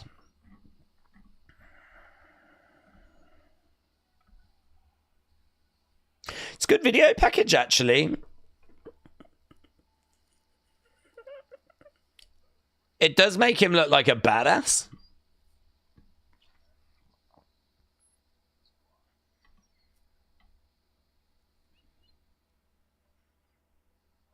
Good setting, him being in like that bar as well. That was a good video. They always kill their video packages, in all fairness.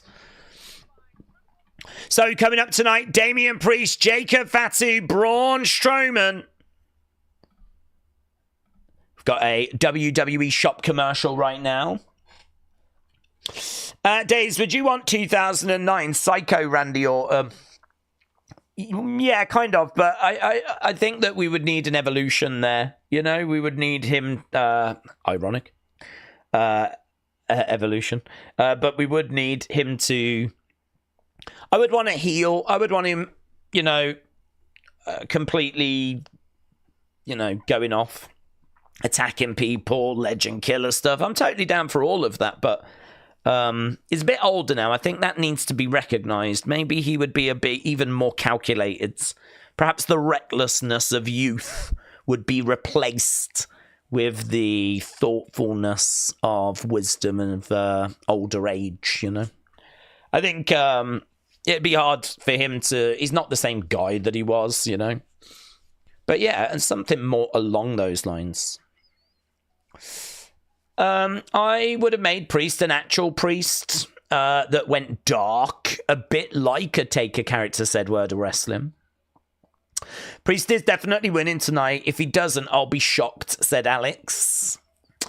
Profits have personality along with DIY, said T85.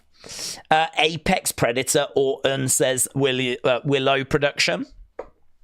Lisa said it would be epic if Alexa joined the Wyatt Six and her alter ego was Lily, says Lisa. Motor City pick up the win. Rank D, said Blue Will Sonic.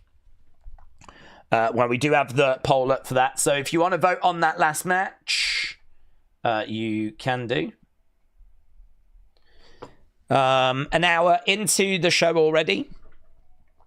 I really hope they bring meaningful tag teams again. Make the titles mean something. They have so many good teams now, from Fraxium, War Raiders, Bloodline, Motor City, LWO, etc. Well, I think there is some work being done on the tag division, and I think they are trying to make that tag division more engaging. It's a project. It's obviously going to take time. I suppose it's one of those where the tag belts have got to really feel like they matter, like they mean something. And that's hard, isn't it? That's hard. Those tag belts just don't even get onto premium live events. So, I mean, they did at the Rumble, but before then, I think it was WrestleMania 40. And they get, like, passed around a little bit. Yeah. I think they are definitely trying, though. I've got to give them props for that. My Phenomenal Figure said, not a bad show. I'm really excited for Damian Braun Jacob. Ninja said, what are your thoughts on people saying WrestleMania 41 is doomed? Are they overreacting or are they right? I think they're overreacting. Because I think that even if the top end of the card is not to your taste, I think there will be enough on that card. There's going to be like 14 matches across 2 days that, you know, is going to have plenty of compelling stories on and good stuff on there. And WWE have got a pretty good hit rate at the moment of delivering at least one 5-star match on there as well. So I think if you're comparing it to last year, it was always going to struggle. If you're comparing it to last year, it was always going to be a challenge. I think that's an unfair comparison because I think last year was something truly exceptional. It's one of those, if you say to fans, we're going to go for something really special at WrestleMania this year, wrestling fans are like, yeah, that's what I want, something really special. But the problem is, after that special thing has happened, the fans then expect every show to be special. And it's like, well, if everything's special, nothing is special. I think last year's WrestleMania was special. I think it was special. I think finishing the story is genuinely one of the biggest WrestleMania moments I've seen. Like, I think, you know, that was, if you think of Cody as Stardust and being in Legacy and him working towards finishing the story, not getting it done at 39 when we thought he would, to make 40 even bigger. Undertaker being involved, Rock being involved, Cena being involved. I mean, it was just bonkers. That was special. Can't compare this year to that. So it's about, you know, is this year going to have good enough stuff? And people, you know, people are maybe divided on Cena, Cody. Not everyone's on board with that, and that's divided opinion. If this year was Rock Cody, people wouldn't be saying what they're saying. But, you know, Cena Cody, I don't know that that's the right direction. But I don't think it's going to be like a disaster or whatever. Doomed. Here's Solo. Here we go. Oh my God. Here we go. We've got Solo and Jacob. Tell me what the hell this is. Look, he used to say, I love you. I needed time off. I've not been myself. I let you down. I let the family down. I'm okay now. I'm good now.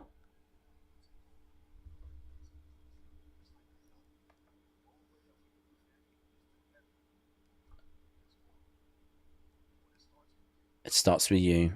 You got to win the qualifying match.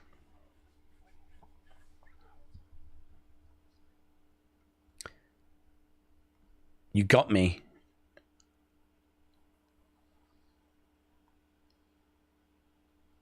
Oof. Jacob. I love you. Oh, wow. Solo says to Jacob, I love you. Just like Jacob used to say to Solo, but Jacob doesn't say it back. Tama walks away as well. So Solo saying to Jacob, I needed time away. I let you down. But I'm back now. And it's like, you need to go and win that match tonight. You need to get into the chamber. So Solo seemingly giving Jacob his support, but I don't know, man. Is that foreshadowing Jacob against Solo at WrestleMania? That was a serious face-to-face there for a moment. I do like this. Good story. Good story. Shinsuke's coming down now. Look at this. Now we're getting somewhere. Now we're getting somewhere. Shinsuke making his way down. Right, let's get these scores. 16, 17, 11, 10. Good. 89. Good. Right. What's this boomer doing? It's just slowly making his way down. Shinsuke! Yes. It's weird, but Solo looks like he might be going solo. Lol. I really like Shinsuke's entrance, says William. Solo is looking like a pound shop version of The Weeknd, said Rob. This theme is great. I like, his themes have always been great. Even his very first one. I mean, they've changed it a couple of times, tweaked it a few times. But, like, when he first came in, it was one of the best themes. And honestly, they've changed it a few times. It has been a little mid on occasions. But this one is really good. I really love his presentation, actually. I would so be down for him being World Heavyweight Champion. Is he not fighting? Shinsuke's going to say some words.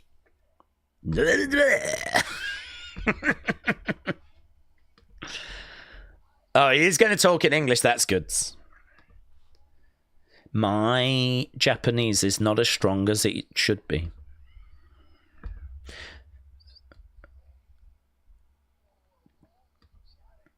He said, for weeks I've been in the shadows praying for a worthy challenge.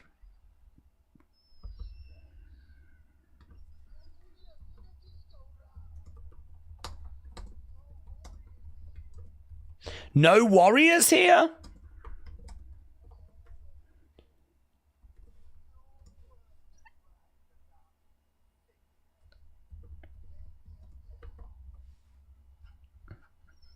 Didn't understand that bit.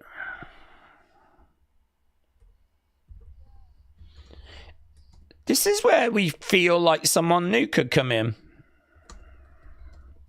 Oh no, LA Knight. LA Knight's coming out. So LA Knight making his way down to the ring. Oh, Wade's loins are a-tingling. Well, it is Valentine's Day. Let me talk to you.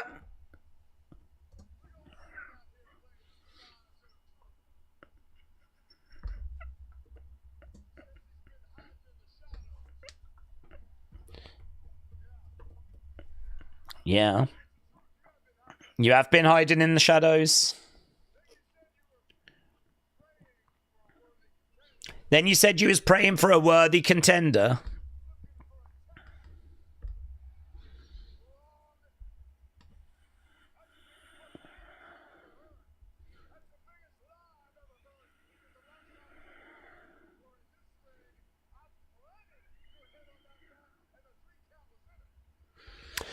Last time you and I were in this ring, I planted your head on the mat. So LA Knight stepping up to Shinsuke. This isn't really what I was after for either guy, to be honest.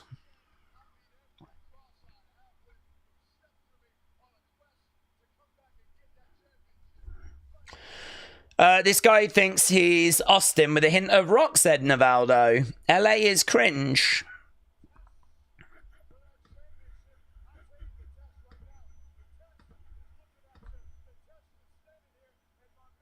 So LA Knight's getting into the ring. He says, the test is standing in front of you. Oh, the Miz is coming out now. The Miz is coming out. Okay, I'm not down on this. But obviously, this is where we may get some Wyatt 6 stuff. You lot are still going for that shtick.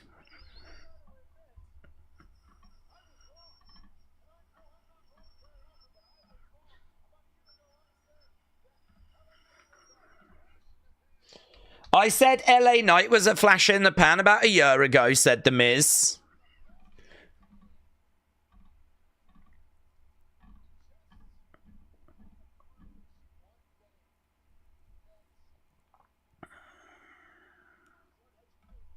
You guys aren't educated.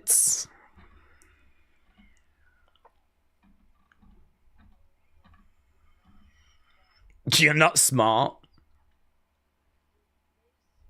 You're basic. Okay, having a pop at the crowd is definitely where someone is inviting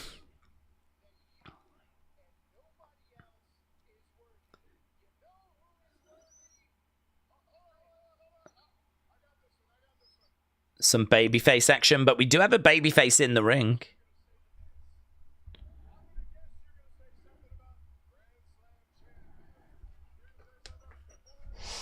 Miz is great. He's so right about that audience, said Shelf Presence. He's definitely took inspiration from those guys, and I'm fine with that, said Camera. Green shirt guy at SmackDown. Is he running out of money?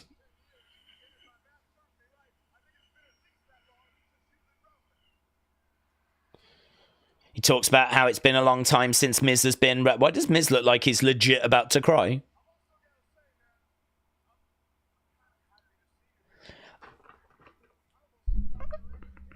I'm so happy to see you here. I almost forgot you were here.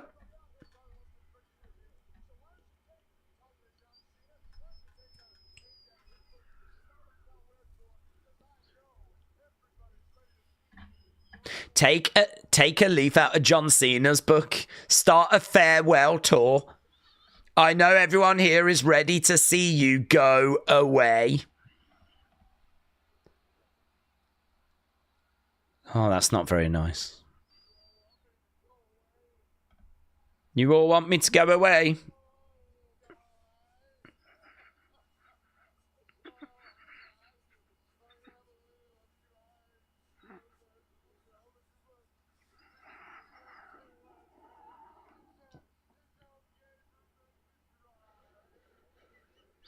Last week you said it was okay for men to cry.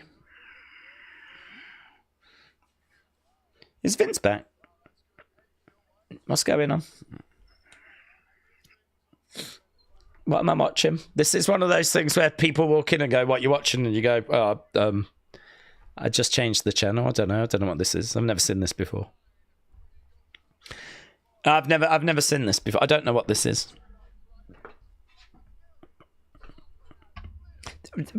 Wrestling. I've heard of that.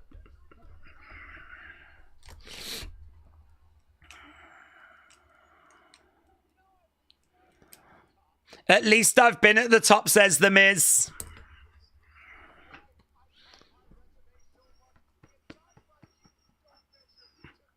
Guys like you don't measure to me.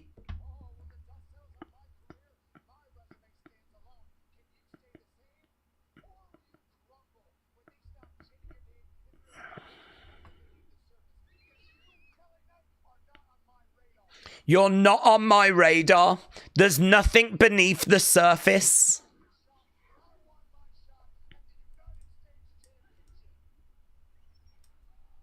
So Miz wants a shot at the United States Championship. Shinsuke's just watching on the outside of the ring like... pervert. The Miz made this awesome, said Navaldo. Miz is gold on the mic, said DB. Miz is making some good points, said Mayor Pete.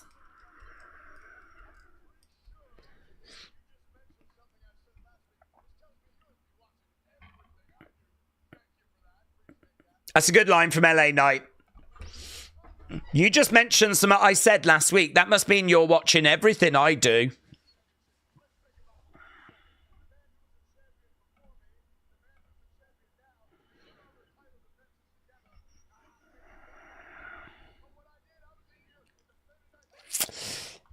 Someone give LA Knight a chewing gum to choke on, said Navaldo. Oh, Navaldo's not having it, man.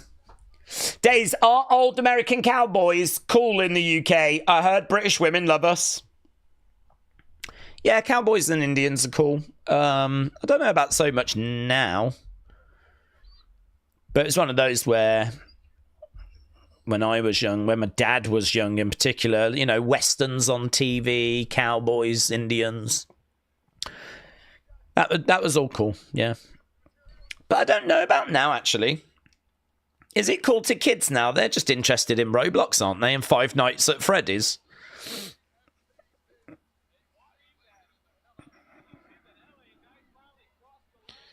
I tell you what was not big when I was growing up. That was country music.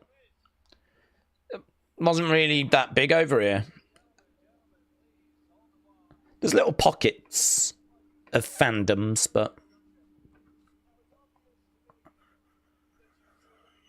Okay, Nick Aldis has come out.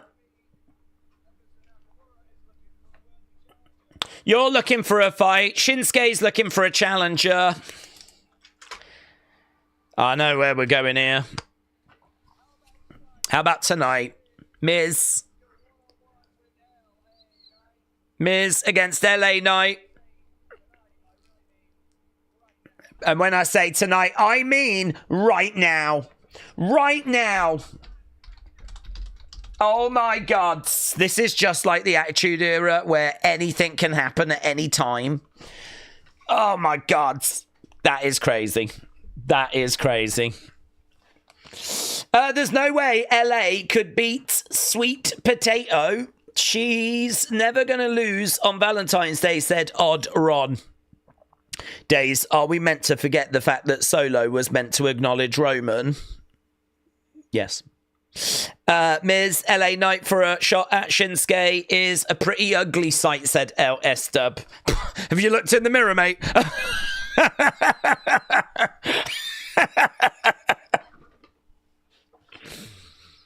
Sorry about that, LS Dub. I've actually seen a picture of you and you look very attractive. You're a very attractive young man, yeah? One of the most unexpected moments in wrestling history, says Porky Pig. Yeah. 384 likes. Is that all? Jesus. This community is literally the worst. Literally the worst. If I could trade you lot in for a new, better community, I definitely would. You know, people actually leave likes and stuff like that. I can only dream of such things. Okay, so we are underway with Miz against LA Knights. Ruthless. Chef President says, good. It's sad that these fans keep rooting for lame Knight. A catchphrase is what you get as a push these days. It's certainly not wrestling skills. Sad. Yeah, but people will have said the same about the Warrior. These were the same conversations that have been had for decades. I don't know, William, but it's not the happy buzzy type. It's the slow and dump type. What's happening, Matt? What are you doing? Way to go, Days. Verbally attacking the one person in the chat that's waiting for you to die so he can take over your subs and channel. Is that happening? Is Alistair starting a coup? Is that what's happening? I think Alistair might be a good replacement, actually. Oh my God, perhaps I'm Obi-Wan Kenobi and Alistair is Luke Skywalker. Has anyone ever thought about that? Over in the corner, LS Dub has got a chop there by The Miz. We're up to 415 likes now. God, imagine that. A community that respond with, like, leaving more likes if you berate them. What's going on, man? What is this relationship that we have? I'll tell you what it is. Treasured. That's what it is. You're getting up there in age, said J14. It is almost time for you to start looking for your replacements. That is true. I am 21 now. I am 21. Not long. I would love for the Wyatt 6 to come out during Miz's match, said Zippy. Boomer said LS Dub, the chosen one. Maybe. Maybe LS Dub might be my new favourite, and then you'll all slowly turn on him. Maybe it'll go that way. Jay, I think he has a crush on me, said LS Dub. No, it's reverse psychology. I'm going to make out that you're my favourite. You know, like how Roman was Vince's favourite and the whole crowd booed him in the Rumble at 2015? I'm going to turn this community against you, but in a very ingenious way. In a very clever way. I'm playing chess. Guys, can you all be more like LS Dub, please? Yeah? Stop being like yourselves and be more like LS Dub. My favourite. LS Dub, or as I like to call him, King Mod. I like to call him King Mod. He's the best of all the mods. He's the best of all the community, really. The best of the best of the best. Miz goes against the ropes and kick to the back of their heads. Spartan said, I personally think that William would be the best replacement for Days. Let's go. Let's go. I'd love to see how long the channel would last them. Kelly said, no one can replace my Days. No, that's not true, Kelly. It is LS Dub. And it will happen sooner rather than later. Right, LA Knight in the ring, getting elbowed in the chest. Tony McCown, not like us, said LS Dub sucks. Why didn't I notice this before? Please don't say nasty things about the favourite community member, please. I will might have to start timing people out that say bad things about the golden boy of our community. A. Jobson said, this Valentine's Day, we would like to remind all you single guys and girls that love at first sight can often be cured with a second look. Good point. Good point. LSW said the reverse psychology is already starting. I don't know what you mean. I don't know what you mean, bestie. Shots coming in by LA Knight. LA Knight over by the ropes. Alex said LS Dub is a walk-in dub. That's right. That is right. Miz goes to the outside. LA Knight goes over. The best there is, the best there was, the best there ever will be, says Navaldo. Thank you, my friends. Miz getting smashed into the commentary table. And again, all you single guys out there, get your flashlights out, says Corey. What, to go looking for women? That's a good idea. LA Knight getting in the face of Shinsuke. Chris, shout out to you, buds. Are we going to commercial break again? We are going to commercial break. Miz versus LA Knight, and I'm guessing we'll stay with the action. We will indeed. Miz, you suck, chants. Miz, you suck. Miz, you suck.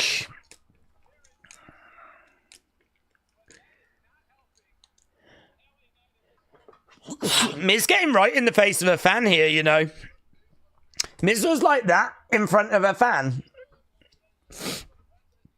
I can't see Miz winning this. Miz against Shinsuke doesn't make any sense, does it? Miz against Shinsuke doesn't make any sense. Oh, Wyatt 6! Wyatt 6! What's this? Ah, it was a minute ago. I don't even know what it means. When you don't know what things mean, you just put eyes, emojis. It's just like, I've seen this and I haven't really had time to understand what it means. Rev 2210. Rev 2210. What's that? What's that say? Guys, I'm going to have a look here. I've got it. It says Rev 2210. All hail LS Dub. He is the best of all of us. Wow. They're watching. They're watching. No way, man. That is sick. That is sick. That is sick. Rev 2210. Guys, get on that. Get on that now. Get on that. James said they tweeted, who cares? James, we've got to care. It's all we get these days. If we don't care about this, the group's pretty much done. What does it mean? What does that mean? Wow. Interesting that they've tweeted at this time during a Miz match. Yeah? Yeah? I feel that way. I feel it's interesting. And you know that's come from Rob Fee. Hey, Rob. Hope you're doing well, mate. You're not as great as LS Dub. He would have booked the Wyatts better. Miz goes through the legs of LA Knight. October 22nd. Is that when we're going to see him? Jesus. They're going to be back on October 22nd. I don't think it's that. Revelation 22:10 says, do not seal up the words of the prophecy of this book.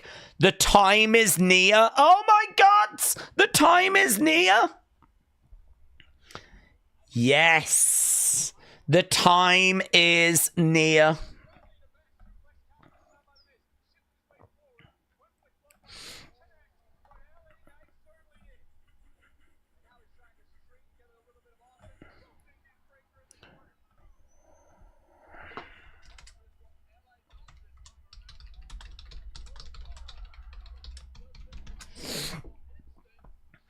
Time is near. That is very exciting.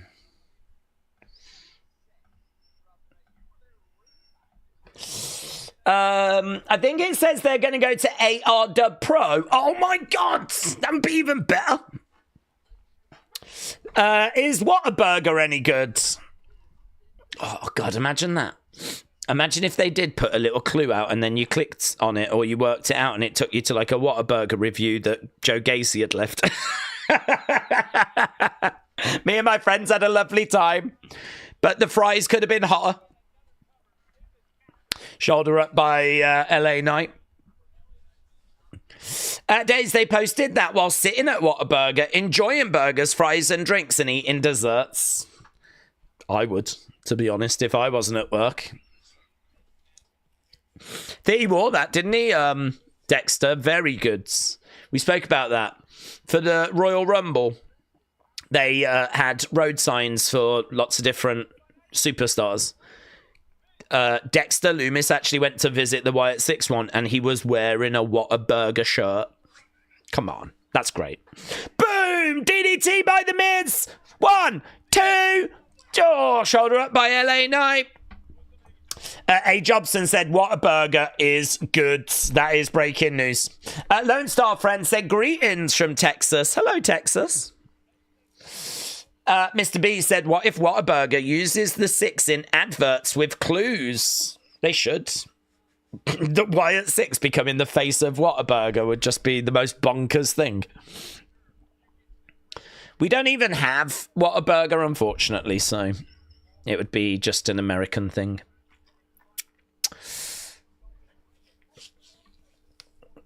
Oh my god, guys, Sportskeeda have copied me. I did it first. They only did it 39 seconds ago. Boomers, copiers. L.A. No, here we go. Goes up top. Elbow drop.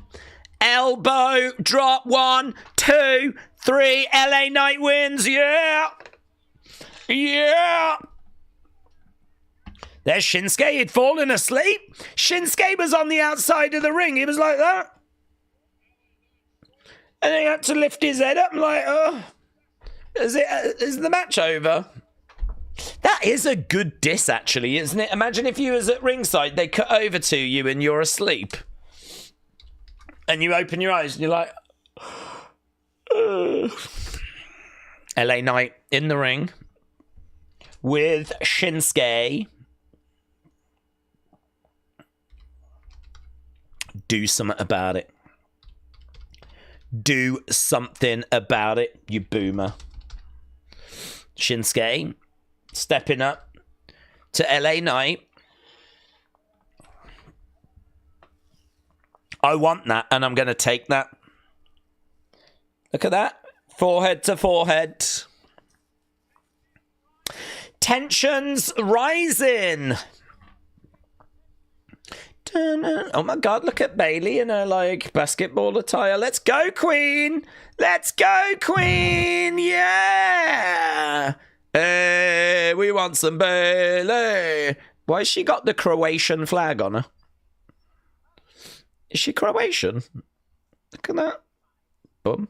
Boom. Go on. Nothing but net. Like, they're not showing us if it goes in or not.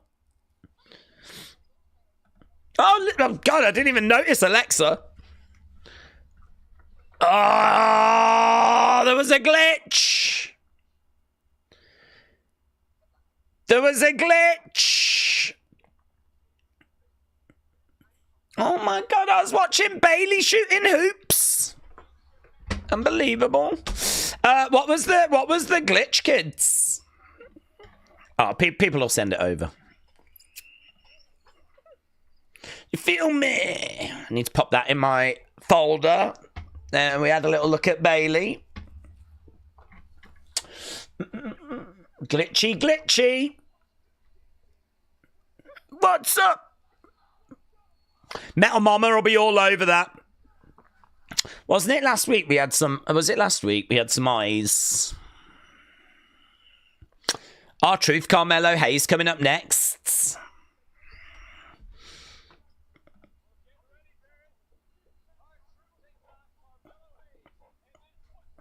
What's up?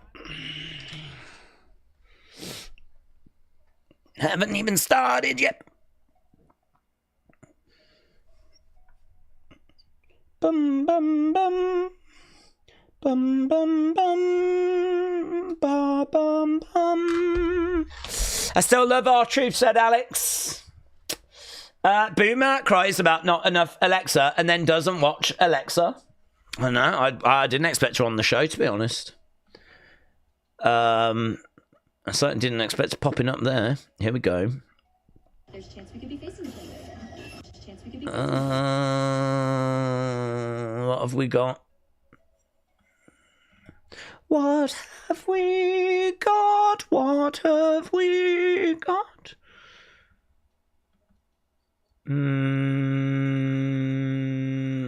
You feel in charge. Do you feel in charge? Do you feel in charge? Do you feel in charge? What else does it say? Say, there is Alexa. When Uncle Howdy was confronting her. So we got Alexa when Uncle Howdy was confronting her. We've got Do You Feel in Charge? Oh, let's go. Hurt. Heal. It's good. It is good. Good, good, good. Really good. Whoa.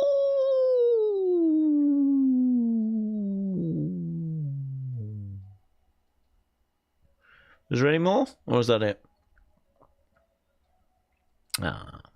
No QR code.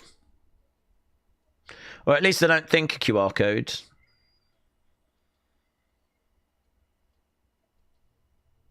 That's cool, isn't it? That's when he had his hand over her face. Because that's her hair, isn't it? That must have been from the Funhouse. I don't remember that, actually. So that seems to be a moment with her. Do you feel in charge? So there we go. Some very tasty images there.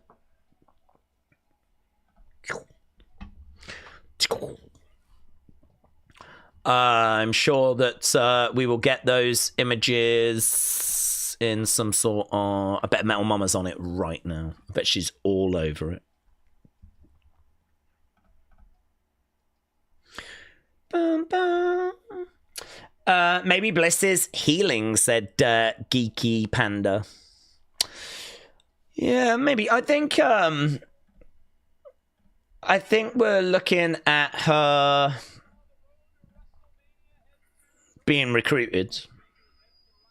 Doesn't feel like she's in the group, does it? She clearly feels love for the group, though. There was a picture looking at Alexa looking at Howdy, said Harvey. Here's the Miz.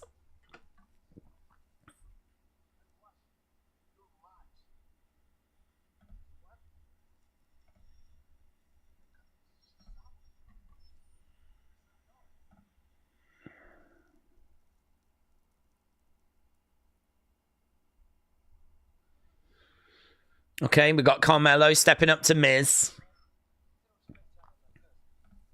They don't respect talent like us.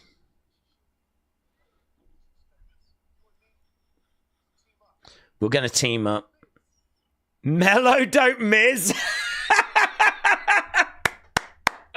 That's a great line. Mello don't Miz. Oh, damn. He deserves some love for that. He deserves some love for that. Mello don't Miz. Never thought of that. That's good. That is good. Mello don't Miz. Days, you clearly said you don't click William links. You have yourself to blame. What's that for? What do you mean? I won't click any link you provide. Does Alexa look skinnier than usual? I don't know. She looks fine. She probably does look a bit thinner maybe than we've seen her previous, but I don't know. She's had a kid. She's been probably getting back into shape. Okay, we're just seeing how we got to this match. Let's end this poll, shall we? Miz LA Knights. Yeah. Yeah. Carmelo should be US champ right now. USU.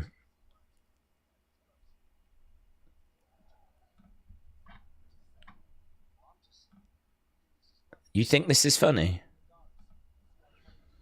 We'll see how funny it is in the ring.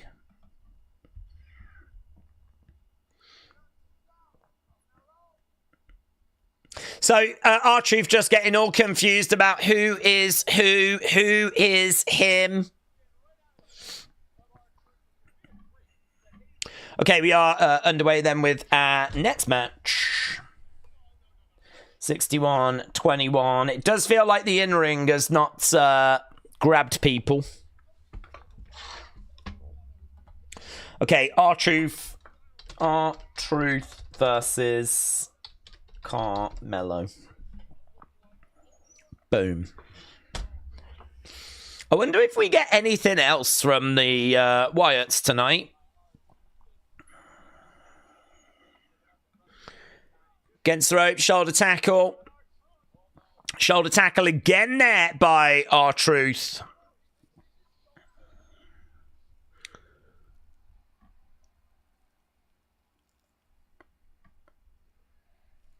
You can't see me. Oh, super kick there by Carmelo.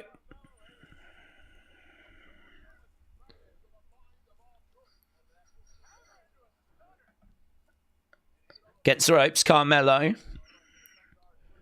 Comes down. 1, 2. Kick out, though. I thought he was going to put him away with that, to be honest. I thought he was going to put him away.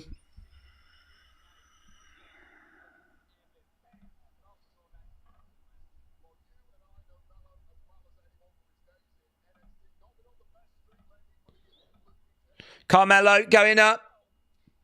R-Truth moves out the way. Trying to roll up Carmelo. 2. Kick out. Kick out. On the shoulders. Against the ropes. Grabs. Oh, I love that. Grab the arm and then clothesline to the back of the head. That looked really good by Carmelo. That looked really good. Carmelo is perched. Looking for the boom, leg drop, back of the heads. Going for the cover. 2, 3. Mello, don't miss. Mello, don't miss. Match score. Yeah, just, I mean, it went away. It should do. Mello needed that more than R-Truth. There we go. A win for Carmelo.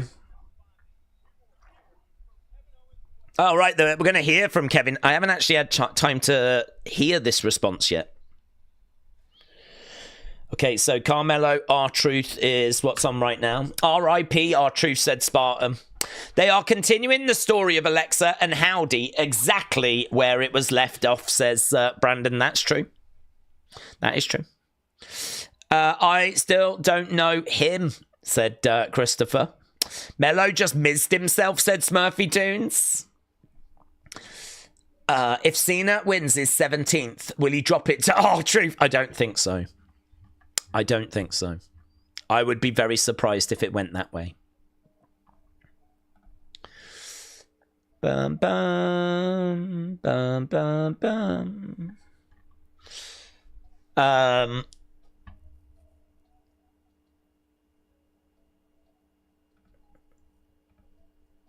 So, yeah, we had the glitch and...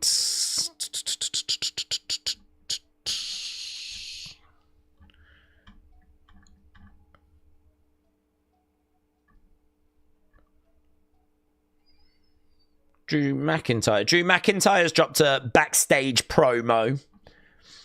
Probably ranting about how the Open went. Right, do you like Alexa? I don't mind Alexa. I think her booking can be hit and miss. A lot of this stuff comes down to how people are booked and how they are used. I think she's excellent at character work. I think if you give her something for her to really get her teeth into, then I think she's very, very good. But I found Alexa, and again, this will upset people, but upsetting people is like my specialist subject. I found Alexa to be a little bit frustrating because when Bray was let go, we sort of carried on with Alexa doing the playground thing. And it did kind of feel like we can't work with Bray. Like Vince and Bray, they just struggle to work with each other. You know, we've heard lots of issues backstage, right? And they would like be screaming at each other, shouting at each other, all that sort of stuff. The relationship, I just don't think was a healthy one. So it felt like Bray went, and it felt like Alexa was used as the Bray replacement. It was kind of like Alexa was used as that darker character. It's like, we don't need Bray. We've got Alexa. We'll just keep going with Alexa. And, you know, no offense to Alexa, but it ain't going to hit the same as Bray. And all the kind of things that Bray brought to the table. You know, he was very creative. And again, no offense to Alexa, she can't match that. She can't match that. You can give Alexa a character and she can breathe life into it. But if she's got to take the reins and come up with all the creative stuff Bray was coming up with, I don't think she can do that. And I don't think it's fair to expect her to do that. So I sort of struggled a bit with her character at that time. And obviously, you know, the character got a bit confused. I was actually talking, I think it was to Kelly earlier, about we did these therapy sessions after Lily got ripped up. And we did these therapy sessions to try and get Alexa used to not needing Lily. And, we spent a good few weeks doing these therapy sessions. And then the very last episode of the therapy sessions, the therapist was like, "You've come so far. I am so proud of you. You don't need Lily anymore. And you realise that now." And he went, "Even though you don't need her, I'm going to give her back to you." The whole thing was to get her off of Lily and needing Lily. And the whole thing ends with him giving Lily back. But you know what? It wasn't the exact same looking Lily. It was the Lily that they sold on WWE Shop. Because they were selling so many Lilies that I think it was used as a way to make the Lily that she carried more in line with the one you bought from the shop. Stuff like that just made me go, "Oh God, that's cheap, man. That's cheap." Rather than doing something cool and making merch on it, you're actually now changing the story so that it more fits the merch you're selling to make money. But the Lily she's got now looks amazing. And she's been away 2 years, and I'm definitely on board with seeing where we go. We're just hearing from the Street Profits. Kevin Owens coming up next, yeah. I remember that exact moment that Bray died. Me and my cousins were playing FIFA. I had a tweet. I saw it that Bray had died. I went to see if it was true, and we just both started crying. R.I.P. Bray, says Harvey. It's very, very sad. Hard to believe. Really hard to believe. Even now, it's hard to believe. Nothing is okay, says Montez. Nothing is okay.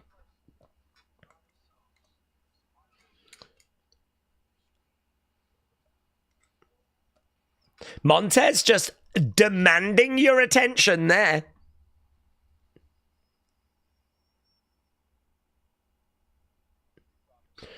I like the new Street Profits.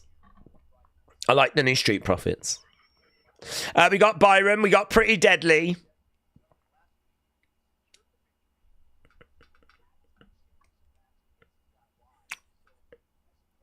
You've got a tag team championship match against DIY. They're feeling pretty good.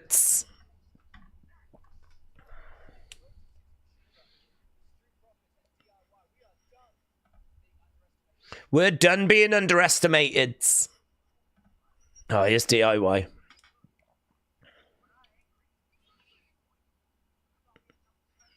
I thought we had something special here.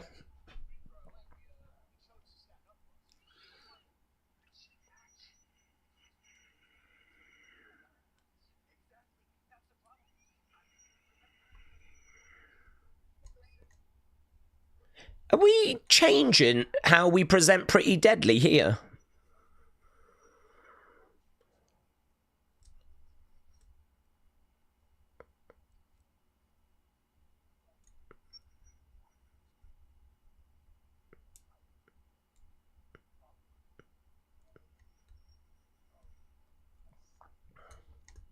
Your dreams of dead are dead, and next week we'll give your careers a moment of silence. Pretty Deadly, not acting or yes boy, and all that kind of stuff. A lot more dialed in there. They could do with a little tweak to their presentation. Maybe a big tweak. Okay, we've got this Kevin Owens response. Let's see what he's got to say. So you're not doing good. I'm not doing good. Why is there all the wrestlers crying? I had my heart broken.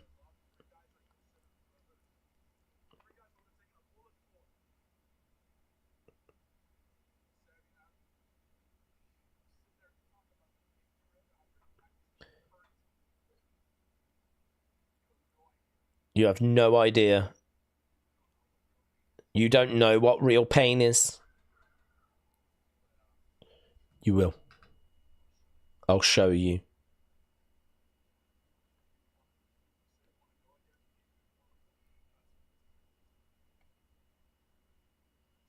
Let's do that.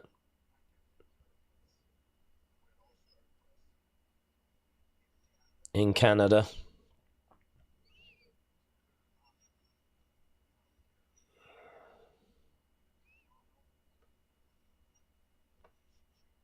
There we go. Elimination Chamber. It's going down. You're going to know pain. There is Tiffany Stratton. Tiffy time. Tiffy time.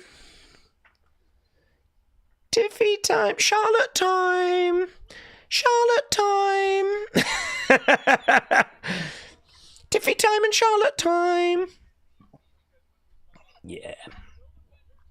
Days, I've tagged you in 3 pictures. Thank you, Tyler. Days, is KO living inside his car? Yes, hard times. Did you see that Evolve will have a title? I did. Great news. Makes it feel like a true, proper brand, doesn't it? Great news. The Candy Cane is here, said Blake. She looks great. She looks great. Whose tea towel did she steal this time, said Spartan. Shots fired. Shots fired. Charlotte is jealous of Tiffy, said the Beach Kevin. Days, Alexa was great with what she had to work with, says Let Him In. Zoom Station said the Queen is here.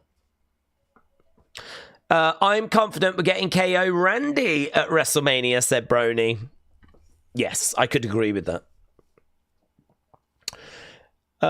Days, my prediction is after the match between Kevin and Sami, KO will try giving Sami another pile driver, but Randy will make the save, setting up Randy KO at Mania. It won't be long before the ad breaks have ad breaks, said V85. Let's go. Ad break inception.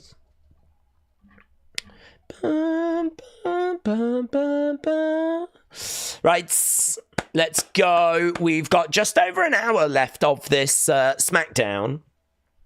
Might as well end the poll for that last match. Carmelo against R-Truth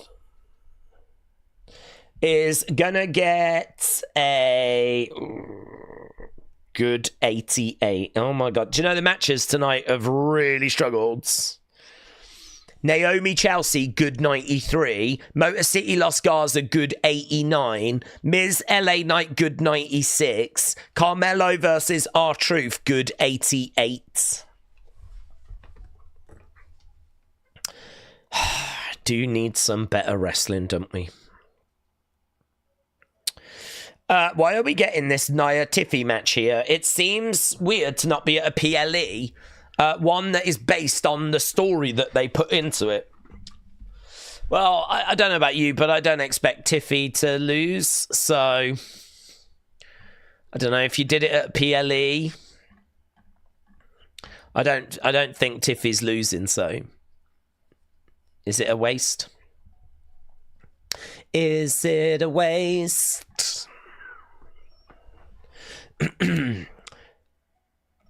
Boom. I can see LS Dub, my favourite, said, I can see Randy involving himself with Cody. That's a better use of him. I agree. Randy versus Kevin feels very predictable. Feels like Orton and Kevin could both do better things. That's such a great point. I don't often clap comments, but I will clap that one.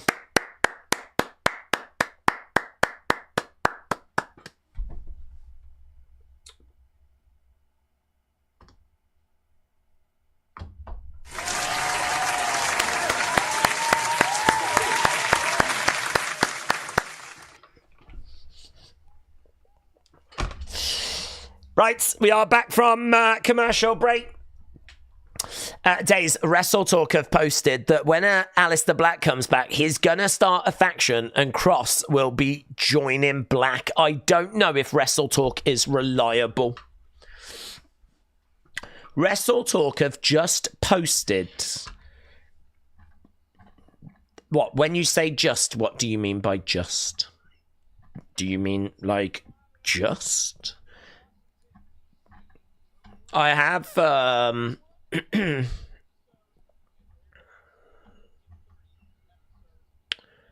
don't have anything from them just. I've got their account in front of me and it's all to do with... the show. So, I don't know if they tweeted some earlier.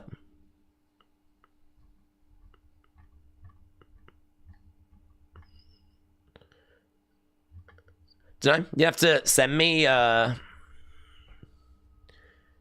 something if you've seen it. Here's Nia.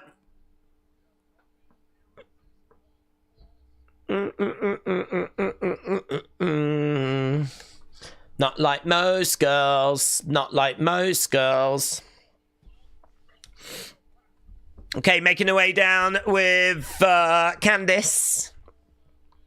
There was a sign in the crowd that said that Nia is the what? The what? I don't even know what that is. Megaron. Megaron? What the hell's that? A do-ron-ron-ron, a do-one-ron. Days, WWE without Roman is a complete snooze fest. Jacob is the next best thing. I heard LS Dub is Tony Khan's go-to for booking advice. No, don't be stupid. Don't be stupid. There's been a lot of criticism of AEW's booking. LS Dub's not involved in that. Why did Nia steal Nikita Lyons' clothes? I don't know, Mr. B. Why did Nia steal Nikita Lyons' clothes?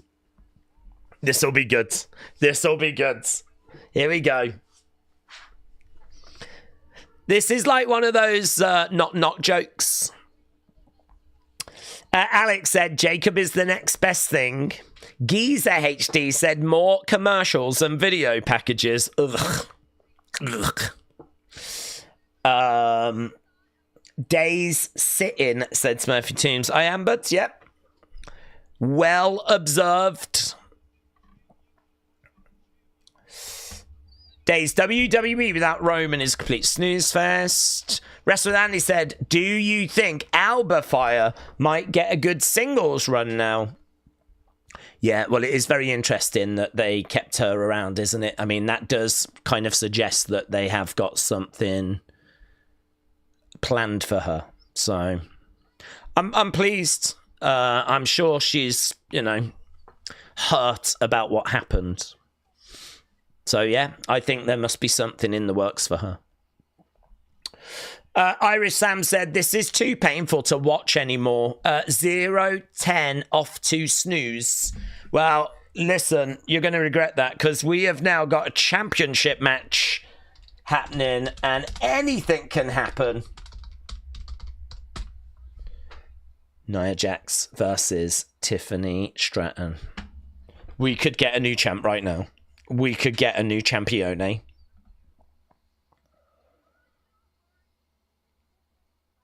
I'm not worried, even in the slightest. Tell me what time it is. Tiffy time.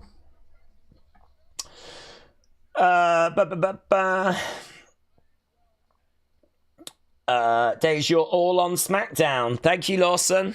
We are, mate, every Friday. All on SmackDown.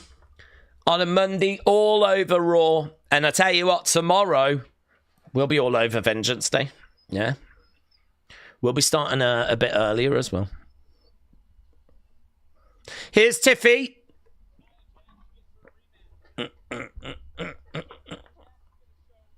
Timothy said long overdue. Well, yeah. I mean, I probably was expecting this to be the main event, to be honest with you, but so it's a bit earlier than I was expecting, but it is long overdue. We've all been waiting to see Tiffy. Here she is. Did Mr. B come back with the second part of the joke? I was waiting for the...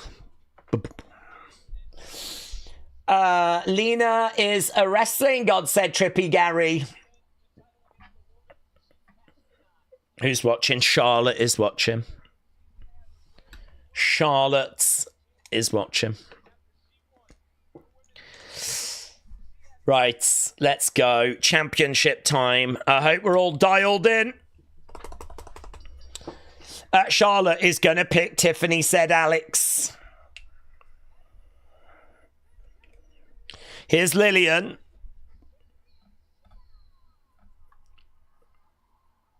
Got a couple of super chats. King Yeti said, I already knew that LS Dub was the best of all of us.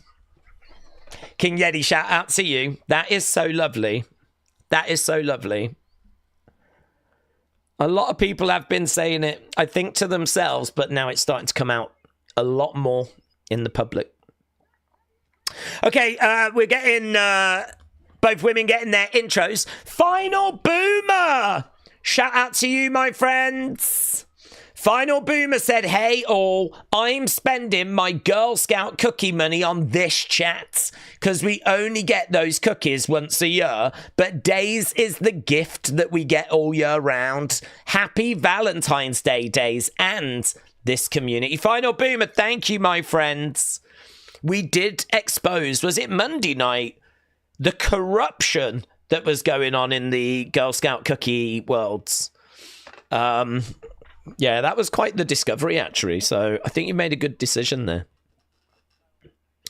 So shout out to you. I love the fact that we have prevented Girl Scouts from benefiting. I love the fact that we're taking money away from that organisation and the good that it serves. And actually it comes back into the channel instead. That's great. That's great. Screw them. If anyone else wants to do the same, if you was thinking of supporting Girl Scouts and you'd rather send your money in this direction, I'm just saying, I wouldn't turn it down, yeah? 1, 2, shoulder up by Tiffany. So Final Boomer, shout out to you, yeah? That is so kind. You're now my second favourite. A very distant second, though. Tiffy, headbutted and down. Chris Lauder, shout out to you, my friends. Tiffany going into the corner. Clyde said, I smoke Girl Scout cookies. Corey said, Girl Scout cookies suck monkey nuts for the records. Let's go. Metal Mama said, I don't need to tag you during SmackDown. You will see Wyatt 6 stuff. Yeah, it's all just comes through feeds. To be honest with you, Metal Mama, I just sort of treat you the same as I do Sports Keeda and everyone now. You've sort of transcended. You're just in amongst like the Wrestle Talks and WrestleLamias and WWE and WrestleOps and all of those. So yeah, I just see it. So that means that like sometimes your tweets will go, it's just what I see first, to be honest. I said this would end bad for you. Headbutt there by Nia. Tiffany goes down. Let's go. Let's go, Kings. Let's go. Right now, we've got Tiffy against the ropes. We've got Nia. Look at that.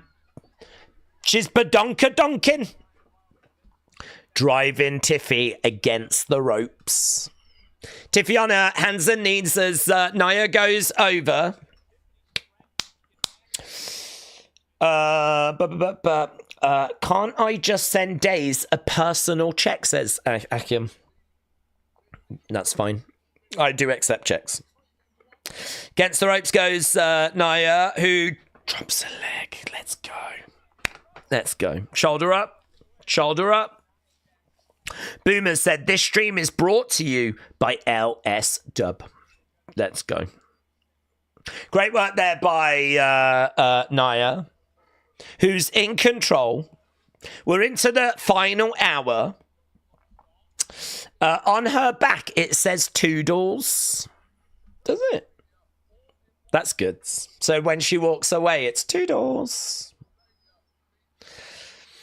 Nia charging into Tiffy. Tiffy goes into the ring post. Nia looks out to the crowd. Candice is out there. Nia very much in control. And we're about to go to commercial break. Nia against the ropes. Elbow drop. 1, 2. Shoulder up. Shoulder up. Russell Andy said, Days also accepts Hensy coin. Oh my God, that is the official currency of our community. Hensy coin. Let's go. Be warned, though, it is a rug pull. I am going to launch Hensy coin, and then I will pull it like an hour later. So you've got an hour to get in and out. And you can't come after me because I am actually warning you in advance. Yeah? I'm like the Huck to a girl, but worse. Not as fun. I'm like the Huck to a girl, but actually corrupt. I think she was just an idiot, personally. I think she got into something that she didn't know anything about. And it's massively blown up in her face. Which is ironic if you think about how she became famous. Tiffany goes over the other side. Tony McColl, not like us. Bum, bum, bum, bum. So my dog, the moment I start paying my own bills again, all sucking stopped over here. So Days will never like me. What's that mean? What does that mean? That's a lot to unpack, isn't it? What does that mean? I started paying my own bills again. All sucking stopped. What's going on in the community? What are you lot doing? Are we sucking each other? What's that? What? I never got that. I never got that invitation.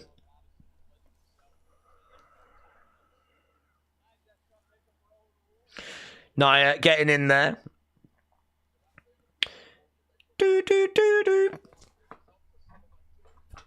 Hensy coin is already a scam. We need to boycott it. Yeah, I don't support it. It is an absolute disgrace. LS Dub, thank you for that. That could have actually hurt a lot of people financially, so you are right. We're better than that. This community is better than that. Right now, we are keeping Tiffany down, and it is all a little bit slow. Are we still at commercial break? What's happening? Why is this making me hate wrestling? Yeah, there's still 40 seconds left to go of boringness. Slow, plodding. Oh, is that a bit Hogan-esque? Is that a bit Hogan? She's doing Hogan. She's doing Hogan. Nia's doing Hogan. Why is she doing Hogan? What's that about? Is she going to throw a can of beer at a woman's head as well? Is she going to rip her shirt? Is she going to be racist? Eric said, the verse says, I heard a loud voice across the heavens. It came as a last salvation and power, and the kingdom of our God, and the authority of his Christ, and the accuser of our brothers and sisters. What does? The tweet. I thought it said we're coming back to the wrestling. I thought it said that. I thought it said, sorry guys, sorry we've been away guys, but we're coming back soon. Ooh. Oh, trying to roll up Nia. Tiffany. Kick out there by Nia. What wrestler is most likely to rug pull a coin? Ryback. Totally Ryback. Nia goes down. That was sloppy, said WrestleRants. Little bit botchy. Oh, kick there by Tiffy. 1, 2. Shoulder up. Shoulder up. Ultimate Activities said, I like Hogan. At least people care about him. Nia sometimes gets no reaction because she is boring. Clubbing blow there by Tiffany. Forearm strikes coming in there by Tiffany. Going back against Rope Days. What are your thoughts on who Charlotte will pick? Yeah, it'll be Tiffany. Oh, Tiffany slammed down though. This feels like it might actually legitimately be the best match we've had so far. Leg drop. 1, 2. Shoulder up. Shoulder up by Tiffany. Charlotte's looking very unimpressed. Very unimpressed. Dan said, you need to read my super chat. I will, but let's get this match done first, but we'll get to it. It better not be in Hensey coin, because I don't support that anymore. On the outside goes Tiffy. She kicks at the legs of Nia. Tiffy's going up. Here we go. Tiffy's going to look to put Nia away. Oh, my God, that was brutal. 1, 2. Shoulder up. Shoulder up. Shoulder up. That was brutal. Did part of her foot kick her in the... Looked like her foot bounced off and hit her in the face on the landing. She's going up again. Tiffy going up again. Where's Candice? Candice should be helping Nia here. Headbutt. I don't think Candice is born for this heel role. Shots coming in there by Nia. Tiff will get jumped after the match. Charlotte will come out to help, said A. Jobson. 1, 2. Shoulder up. Shoulder up. Lisa said, do you have a P.O. box? No. I was looking into it because Miss Clown asked me to get one for about 3 or 4 years. And I looked into it. They're so expensive. They are so expensive. They're unnecessarily expensive. I really don't get why they cost as much as they do. And all for what? So the community can send me bad pictures of myself. Leg drop there by Nia on Tiffany. 1, 2. Shoulder up again. This match won't end. Imagine that. Imagine if we're still here like tomorrow. They just keep kicking out. You can't believe it. This match is going to continue. We're going to another commercial break. Are we going back to the action? Black screen. Still a black screen. Still a black screen. What's happening? Still a black screen. Yeah, there we go. But no, more commercials. But how much RPO boxes? I looked and it was like in the hundreds. And I was like, oh, there been hundreds. For what? Just to have some stuff sent to the post office. So I kept having to say Miss Clan. I was like, well, maybe if like there's a bit more interest or something like this. And it just never happened. And then eventually I just saw him at like Wrestling Shop Live. Right now we've got Nia going over. Headbutt coming in. But this match is mid. R-Truth versus Carmelo. Oh, really, Justin? You think that was better than this? Oh, Tiffany! Boom! Powerbomb! 1, 2, kick out again? Are we going for the world record of kickouts? Are we trying to break the record, are we? These two women have got the Guinness book in their sights. Powerbomb there by Tiffy, but no joy. It's always a good spot, though, isn't it? When, like, Piper Niven or Nia Jax gets powerbombed. Crowd are chanting, this is awesome. Crowd are enjoying it. Yeah? Not like some of you out there. Yeah? All being all glum. This is awesome. This is awesome. Tiffany against the ropes. Went for a stomp roll up by Nia. 1, 2. Another kick out. Yeah! I'm going to be so sad when the 3 gets counted. I feel like DJ Khaled. Another one.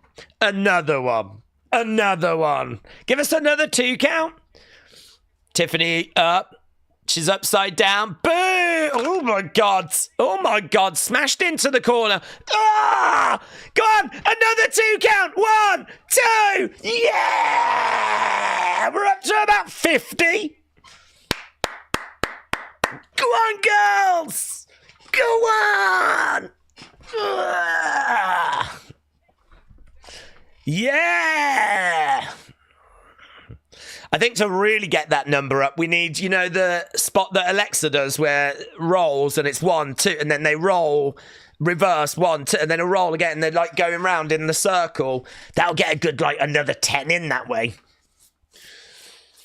Yeah, was you at commercial break? You just missed a couple there. Couple of classics. Couple of classic 2 counts. Tiffy on the outsides, going up. Perch looking to moonsault like Savage Steamboat, said Matter. Whoa! Come on! Yes! Tiffy. Still on commercial. You're still on commercial. Here we go. Up. Oh, down on Nia, going for the cover. 2. Oh, another 2 count. Yes. This is awesome. This is awesome. This is awesome. Look at that. That was the 6th Swanton bomb as well, you know. That was sick. That when Jeff Hardy goes to sleep, he dreams of Tiffany Stratton. Don't we all? Right now we've got Nia over by the ropes. Oh my God, we're up to like... Oh, no. Damn, she's the wrong way round. She's the wrong way round. Smashing her face first. Go for the pin, Nia. Go for the pin.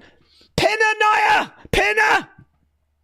Chucks her in the corner, looking for the Annihilator. Do it! Look at that! Oh my God, I have never been as happy in my life as Nia is right now. She's properly like... climbing up. Here we go. Annihilator time. No, Tiffy up. Tiffy up. Tiffy with Nia. Oh, Tiffy goes down. Oh, Nia misses. My hole. Nia in the middle of the ring. Do you reckon we can squeak out another 2 count? Oh, God, I hope so. Can we squeeze one more out? Shots coming in by... Oh, on the shoulders. Maybe we can. No. Oh, my God. Are we going to get one more 2 count? Oh, spine buster. Spine buster. Oh, God, no. She's going to go prettiest moonsault. And that's going to win it. Oh... End of the match. There wasn't another one. Candice gets involved. Oh, God. That's heartbreaking.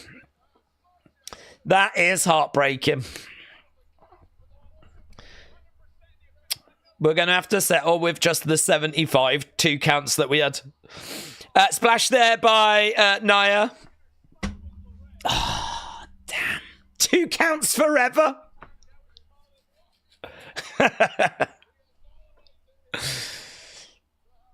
Yeah, look, Nia's still smiling, and I don't really understand why. You didn't win the title, you boomer. You didn't even win the match. Steel chair is being brought in. It's Trish! It's Trish! Trish is in the ring! Trish pushes Nia to the outsides! Now she's checking on Tiffany. Is she going to turn on Tiffany? Oh, maybe they do a tag match. Maybe they do Tiffany and Trish against Candice and Nia. Or maybe Tiffany's... Oh, no, she just got murked. She just got murked. Oh, my God, look at Trish. She just got murked. I would not have been shocked for us to have done Tiffany versus Trish at Elimination Chamber. Now it's got tag match written all over it. Leg drop by Nia. Smile on her face. She's not leaving with the belt, but she certainly made a statement.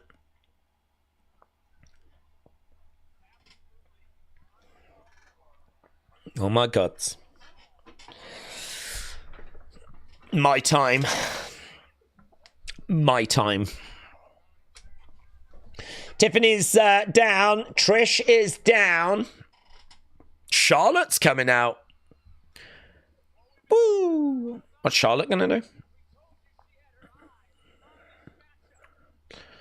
Bow down. Bow down to the Queen. The Queen's here. Guys, the Queen's here. And I don't mean LS Dub. Charlotte Flair. What's on the mind? Trish will wrestle Chelsea Mania week, said Wrestle with Andy. Dun, dun, dun.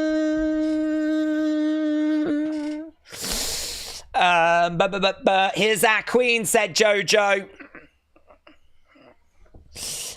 Sunny, hello, shout out to you. Jessica said, I wish Becky would come back. She will. She will. She'll be back. Don't worry. Bow down to the Queen. Is she going to murk Tiffany? What's she going to do? Tiffany's still down. Tiffany's still lying in the ring like, ah. She just got physically hurt, and now Charlotte's going to say, I'll see you at WrestleMania, or something like that. Boomer. Oh, she grabs a chair?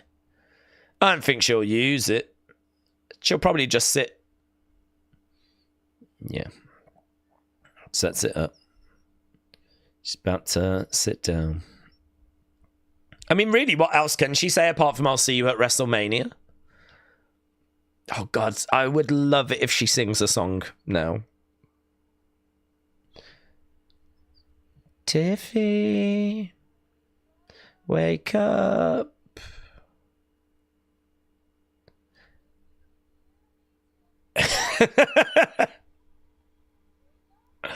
Wake up, Tiffy. Oh my God, she could have that as a alarm on her phone, couldn't she? That could wake her up every morning. Here we go. Shh. Yeah! The Queen chooses you. I'll see you at WrestleMania. So there we go. Charlotte has made her choice. It is the much rumoured Charlotte Flair Tiffany Stratton match. And do you know what? It's going to bang. It's going to bang.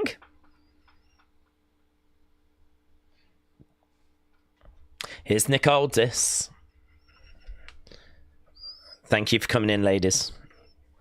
Let's get to it. Oh! Anonymous tip? A video?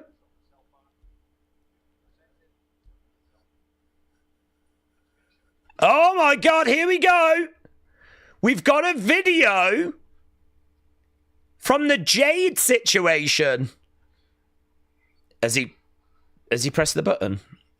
Does he know how to use technology? Okay, there we go. Very good. So we're seeing, what's this? Jade being loaded into the ambulance. Someone ran. There's Liv and Raquel. Yeah, but what does that prove?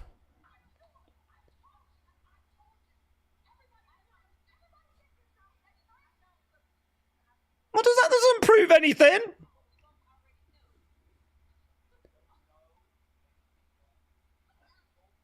What's the point in that fight? It doesn't prove anything. Naomi. What? What does that prove? What's the point in that footage? She got attacked backstage during a show. There's loads of wrestlers around. A video showed nothing. Jesus. What the flip? How incompetent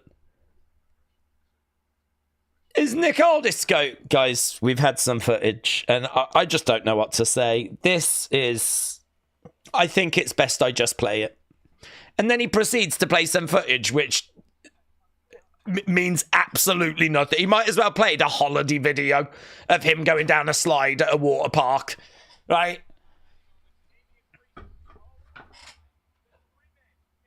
Jade's already been found and being loaded in the ambulance, and Liv and Raquel are just back there.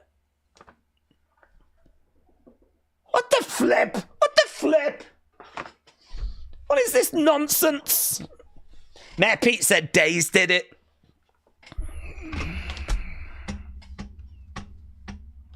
I can't comment. Right, let's get to these super chats. Dan, shout out to you, said you was on TV during the Tiffy promo. Your reaction to Tiffy winning, said Dan. Yeah, so Dan, shout out to you, bud. So Tiffy just won because of DQ, and that was kind of what we expected. So, Dan, yeah, I did react to Tiffy winning, but I don't know, it wasn't that surprising. I was kind of more engaged in like the whole 2 count thing. And you was on TV during the Tiffy promo. You put me onto your TV, buds. You put me onto TV. We've spoke about that before. It is so weird when you do YouTube because mentally you just kind of presume that you're going to be on like everyone's phone. Like you really do think that like most people are going to have the TV for the wrestling and the phone will be used for like the watch along. But actually people have sent me pictures where they put like the stream onto the TV and I don't know if they like just watch the show on like a laptop or on their phone or whatever, but it is so strange that people do put us onto the TVs. But listen, I think we can all agree this is definitely a face that was built for like, I don't want to say the sphere, but I mean the biggest screen possible, you know? And that's fine. You do you. So, Dan, I really appreciate that. Some people do it, I think, so that they can read the chat a bit better. Because obviously on a TV, it would make it bigger. So, Dan's saying that he moved us over onto the TV. And I don't quite understand the second one. I think you're saying that you enjoyed my reaction to Tiffy just winning. Dan, that's really kind. Thank you, my friends. Shout out to you. And acknowledge LSW, yeah.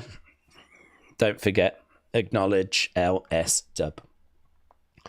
Right, Shelf Presence said, what building doesn't have cameras on their docks to watch for thefts, but the parking lot camera is only at that angle and they just don't introduce it, said Shelf Presence. Well, Shelf Presence, I think it makes total sense personally. I am going to change my opinion. I think that footage means that Liv and Raquel definitely did it. They definitely did it. Do you know what? I don't need any more evidence. That is good enough for me, and it is good enough for Nick Aldis. That's it. I'm sorry some of you haters need more proof than that. Right, we are going back to the show.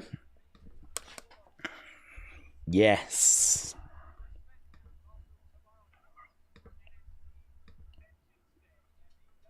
I don't even know what that track is, you know. Smackdown my heart. What does that mean? Cody, will you be my Valentine? No, he's married. EST Bianca. Hey, we want some Bailey. Very good. Tiffy time. Fly, Cody, fly on the roads to victory. Happy Valentine's Day, Rome. Oh, my God. I love W. That's a great sign. I love WWE because that's not pervy, not like that other woman. Roman, will you be my Valentine? She was flipping, do you know what I mean? Old enough to know better. Will you be my Valentine, Roman? No, he doesn't even know who you are. Go away. Right, here's Tiffy. Tiffy time. Tiffy time.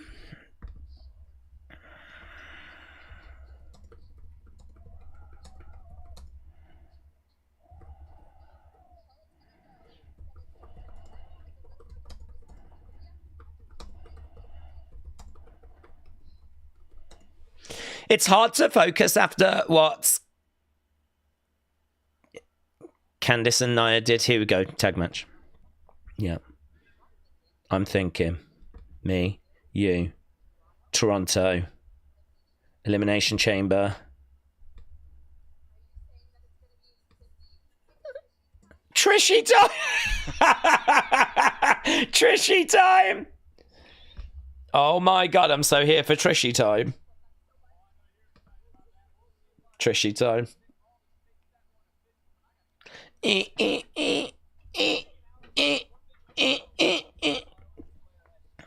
Charlotte Flair has chosen. Ooh, nice graphics. Nice. It's Trishy time. Trishy time. Tyler said, Days, I'm going to Raw after Elimination Chamber. I'm so excited. Dude, Tyler, appreciate the support, my friend. Appreciate the support. And I hope you have a fantastic time. There's actually quite a few people in our community that are going to go to those shows. There's quite a few that have tagged me that they're getting different tickets to things. So hopefully, you know, that's going to be a good one. Big Jim. Big Jim and Drew are here. Yeah, Tyler, you have to send some pictures over, but...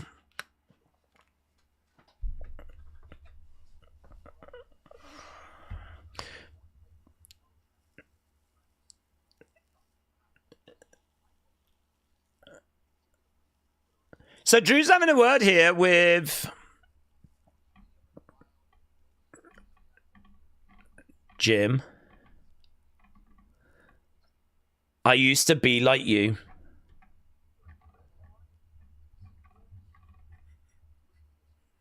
Listen closely.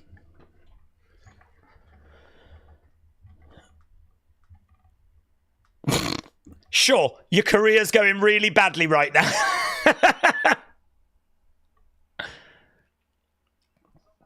Oh, he's walked off. Oh, super kick! Big Jim! Big Jim.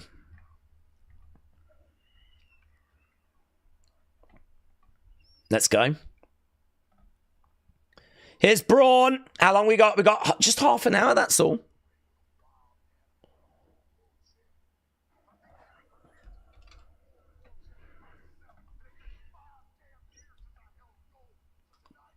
It's been 5 damn years since I held golds.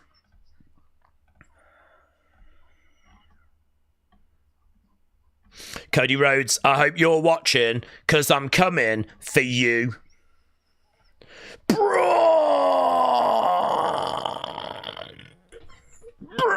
Fake Queen, shout out to you. Jessica, you'd think they'd have Zoe and Trish have another confrontation. Why don't you do toy hunts anymore, said Luke. I did one at Christmas, and I am due to get another one done, but yeah, last one was a couple of months ago.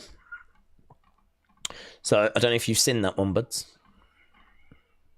It's excellent. I can't, there's nothing else to be said. It is excellent. Right, Braun making his way down, and I'm guessing this is going to be our main events. Braun.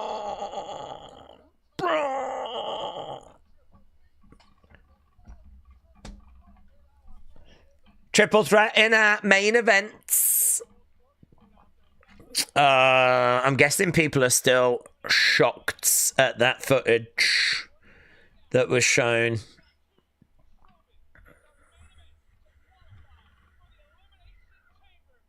I know I am.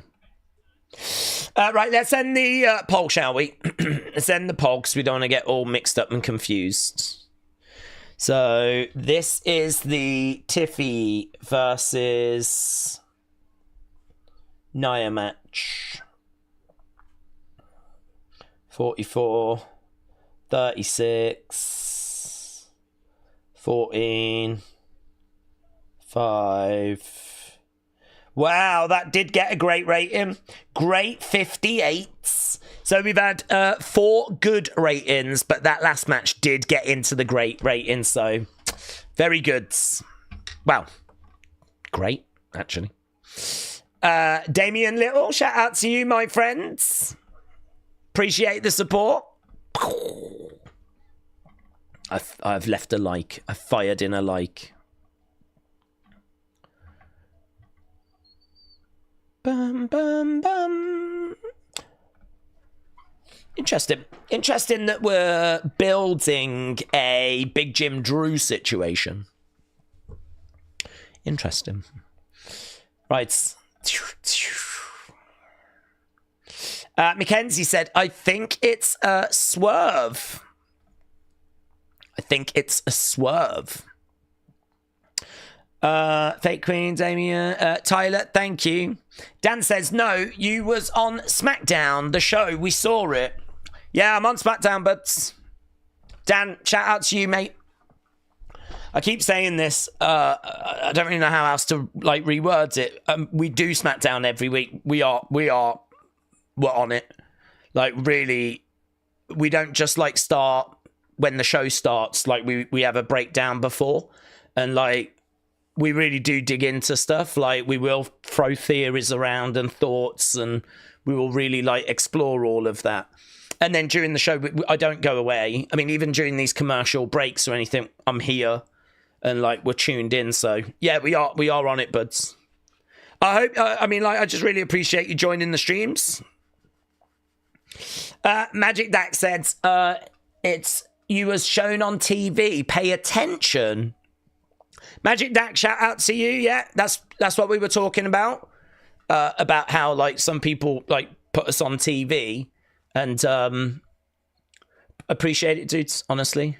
So Magic Dak, Dan, I've got you. I understand. Like, you don't need to send any more super chats, buds. Right? Hopefully we're same page. Yeah. I've got you. I know where you're coming from. I've got you. I understand. I don't know how to make that any clearer. Mackenzie said the video is set up for Naomi to attack the EST. Could be. I don't know about you. I was certainly watching that thinking that Naomi was going to be shown as the one that was attacking, you know? But, no, it was a lot more shocking than that. It was a lot more shocking. It's going to take quite a while, actually, to process what we've seen there from that extra bonus footage. Damian said you were literally on SmackDown tonight, just before Nia and Tiffany. Yeah, Damian, we're all over it, mate. But not just before Nia and Tiffany. Is that when you joined? Was just before Nia again and Tiffany? That's when you joined. Damian, when did you join the stream? We start hours before SmackDown, but we start like 2 hours before. So, I mean, I don't know what country you're in. We start like 11 o'clock UK time, which would be 6 Eastern. So, if I'm reading that right, you joined just before Nia and Tiffany. Dude, you've missed a fair bit, to be honest. You've missed a fair bit. I think it was a little slow at the start, but it's picked up. I don't think you've missed loads, but I don't know. If you can, I would say watch the rest of the show as well. So shout out to you, dudes. But yeah, we're on SmackDown, man, all night. And do you know what? Next week as well, and the week after, we're here for Raw, we're here for NXT, we're here for SmackDown. And do you know what? We're here tomorrow as well for Vengeance Day. So if anyone's watching thinking, is he going to be on Vengeance Day? Mate, I'm all over Vengeance Day. I'm really looking forward to it, so. Damian, shout out to you, my friends. I don't know where this is getting, like, stuck or whatever, but that should sort it. And Tyler, shout out to you, handing over Foxy Heart, and I don't know what that means. But thank you, Tyler. Oh, yeah, it was Tyler's going to Elimination Chamber. Save your money, Tyler. Yeah, I tell you what, drinks aren't going to be cheap. Food ain't cheap anymore at these places. Honestly, you need to start saving, but I appreciate the support. I appreciate everyone joining us. And guys, if you see any of these kind of comments in the chat and like you can help people, help them out. Like, I think some people are maybe finding us for the first time, and that we're a really great community, and you know we will help each other. So it is hard actually when you come onto like a watch long for the first time, like trying to get your head around how they work, and you'll get it. You'll get it. It's brilliant. It's brilliant. See new names, old names, new faces, old faces. As we've got 20 minutes left of SmackDown. Okay, Damian Priest making his way out. Vic said it's an Elimination Chamber qualifier. That's what we've got. Ian said, I've just logged in. I haven't got a clue what's been happening. Yeah, it seems like a few people are joining late. Thank you, though. It's lovely to have people joining us even at the very end. Here we go. Damian making his way down to the ring. But Dej, you're sounding like The Rock on Netflix, talking too nice. You need to be the heel that you are. That's actually offensive, Jessica, because I'm actually really lovely. Yeah. That's a shame. That's a shame. Tyler said, it's your Valentine's Day again. Oh, Tyler, thank you, my friends. Thank you. That's so kind. I have no idea where it'll go. I am getting a few audio issues again and little bits. We had a nightmare actually on the member stream, so I don't know if there's going to need to be a little upgrade there at some point, but it'll find its way going back into the channel somehow. Okay, so Tyler, really appreciate it, dude, and I hope you have a great time when you go to Raw. Okay, Braun is in the ring with Jacob and Damian. Bong Wrestling, hello. My all video gets blocked. your videos get blocked. Bong Wrestling. Is it got like content? They're really funny about like copyright content and all of that. Like, it's a bit of a nightmare. Why are people bad-mouthing Priest and McIntyre match? Is Priest that bad of a match? I just think like it was a really good feud that he had with CM Punk, and I think Priest is pretty cold, to be honest. You know, Priest was in Judgment Day, and it was fine.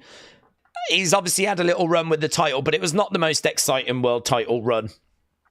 And honestly, I just think people see Damian as upper mid-cards. And I just don't think that's what some are looking for Drew. They want him to be up there with the Romans and the Punks. And I mean, he's shown himself to be so entertaining on social media. Damian and Jacob in the ring. A. Jobson said, I'm going to be at Raw as well after the Chamber. Are you? Jesus, is anyone going to be in the streams? Guys, it's all well and good you go into the shows, but can you sort a rota out so that I'm not sat here on my own? I don't know what's going on here. I don't want to say it's selfish, but... Boom, back elbow there by Damian. Days, your YouTube final boss. You are a heel and you need to deal with it, said Stanton. Well, I don't know what you mean. I just see myself as truly lovely. Days, I predict that Trish is going to wrestle Chelsea at Mania. It's going to be Canada versus Canada for the US title. Bong Wrestling said, I give WWE news. Last 4 years has been hard work. I feel that, my friend. I feel that. It is hard work. It is a grind. You just have to, like, just stick with it, don't you, really? And just keep trying to move forward. And it's very rewarding as well. It's certainly if you can set yourself some little targets. But yeah, I wish you all the best, buds. 2,000 videos, not views, said Bum Wrestling. You've done 2,000 videos. That's very impressive. 365 days in a year. I don't know what that would break down to, but I mean, you're talking about... Wow, did you say 4 years? Because that would make sense, video a day for like over 4 years. Where does that get you? It doesn't even get you quite to 2,000, does it? So that means you're doing more than a video a day.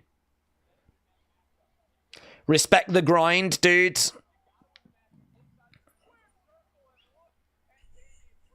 I think people do really respect that as well, actually. If you really put the work in and people can see it, like, there is respect to that. It's why LS Dub is so good. It's why LS Dub is the best of all of us. Damian Piquet, oh my God! Look at that. Beautiful broken arrow by Damian. Oof. Big men slapping meat, said K-Dub. Yeah, we will do a watch-along for that as well, actually, later on. We're just doing the wrestling right now, K-Dub. But we will try and get to that. Days, I'm going to be at Raw this Monday in Charlotte's. I'll be sitting on the entranceway. You'll be sitting on the entranceway, Larry.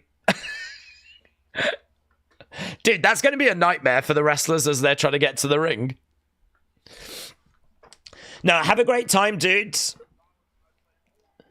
I'm sure you will. I appreciate that it's... did you say next Monday? That's good.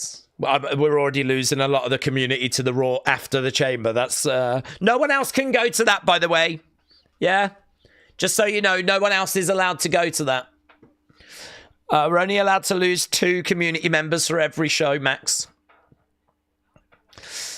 Right now, we've got Damian. He's about to get his head smashed into the commentary table. Elbow coming in. Nice reversal. Boom. Take that, you boomer. And again, what have they got here for a big ending? Who did Mr. Fuji manage? Says final. Who did Mr. Fuji manage? Oh, he managed Yokozuna, didn't he? Into the ring post. Damian climbing up. Alex said, I'm still going to join streams pre-chamber when I'm at my seat. Let's go. Let's go. That's great. Alex, shout out to you, dude. Right, we've got over in the... all reversed. Over the other sides.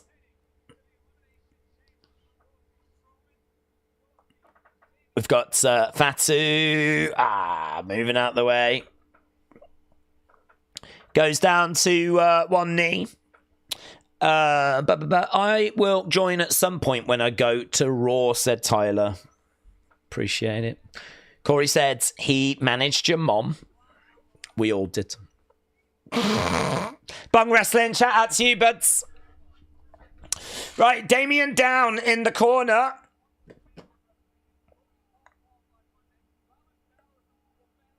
Oh, to the outsides. Dragged into the barricades. I am kind of considering traveling and getting tickets to the Raw. Don't you dare. Don't you flipping dare. I'm not sitting here on my own. Into the ring steps goes Braun. Adam said, just a reminder, Solo told Jimmy he loved him right before destroying him with a chair. That's good, Adam. Do you think we might get Solo attacking Jacob? Oh, that would be huge, wouldn't it? That would be flipping huge. If that's going to go that way, that'll be so exciting. I hope you're right, Adam. Adam, if it doesn't go that way now, I'm blaming you because you've got my hopes up. I don't make the rules. Big shot coming in there by Damian. And another big forearm shot. Jacob in there with Damian. Another big blow. Jacob, though, coming back against the ropes. Oh, lovely kick coming in there by Damian. Michael said, I'm going to go to the Raw also at WrestleMania, but I will still tune in. Michael, thank you, my friend. Thank you. Mr. B said, I'll be here all night and I'll hold your hands. My hands are only for LS Dub. Thank you.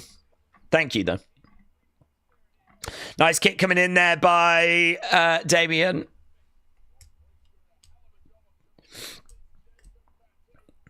Damian going up top, walking on the ropes, going old school.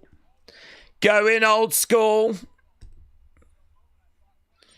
Oh, Samoan drop there by Jacob. Jacob against the ropes. Through the ropes into Braun. Jacob climbing up. Jacob. Oh! It's too early, isn't it? 1, 2. Shoulder up. Shoulder up. Too early. Too early. Good, though. We're starting to cook a little bit.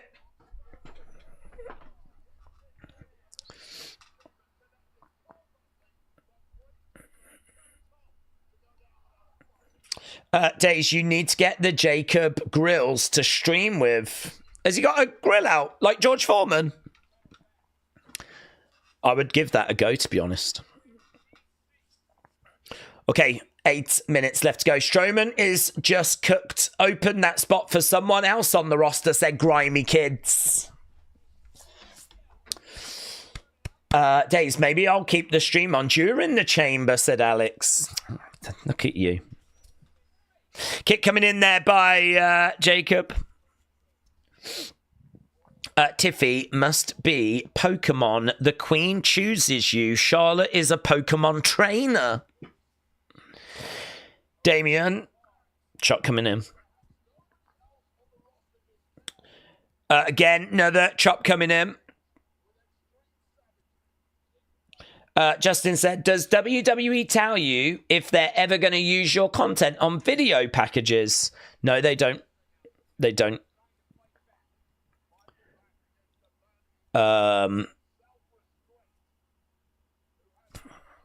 One day, hey.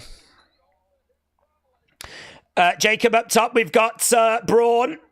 He's going to look to powerbomb Jacob, who superplexes Damian. Yes! Oh, he's hurt. He's hurt. That was a nice snap to that superplex, actually. Ooh. Good selling by Damian. Vic Joseph said words have left him, which isn't very good because he's a commentator. Jacob back in the corner. Mr. B said it's called fair use.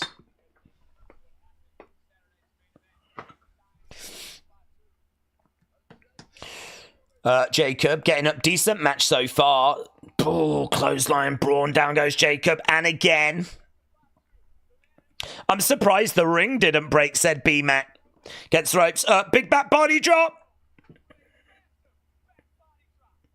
Braun coming over. Let's go. Zach said real community members would still have the stream playing in an earbud whilst in the crowd to get the point of view of having days at the show with them. Oh my God, that's so right. And so true. And also, I would say that that should happen during, like, dates. If anyone goes on a date or something, you should probably have me in your ear. As, like, a safety comfort blanket, you know? I can't guarantee I'll be live, so I can't, like, interact, but... God, that table, it doesn't break, does it? It doesn't break! These new tables, back in the day, that would have broken. It would have had a bit of give to it. Now it's just a sickening thud. Back in the ring goes Jacob. Braun gets in the ring as well. Super kick coming in there by Jacob. And again. Strowman's down. Jacob against the ropes over the other side. Boom! Look at that. It is like deja vu. We've been here. We've done this between these two. Saturday night's main event. And again, charging over her. He just keeps spamming it. It's like when you find a move that works and you just keep pressing the button. So, Zach, shout out to you, my friends. Appreciate the support. Oh, I thought there was a dude in the crowd doing that. I thought he was doing that to Jacob, but actually he was holding a camera. It was that. And it was a camera, but I thought he was doing that. Oh, the chair over the head of Braun. If Solo is going to get involved, where's he going to pop up from? Jacob looking to charge over, and he does. No, Strowman fights back. Strowman fights back. Boom! Big shot there by Braun. Chair shot. And again. He's getting murked. He's getting murked. Boom! Jab coming in there by... Oh my God, that was in the face, you know. That looked like he did actually hit him in the face.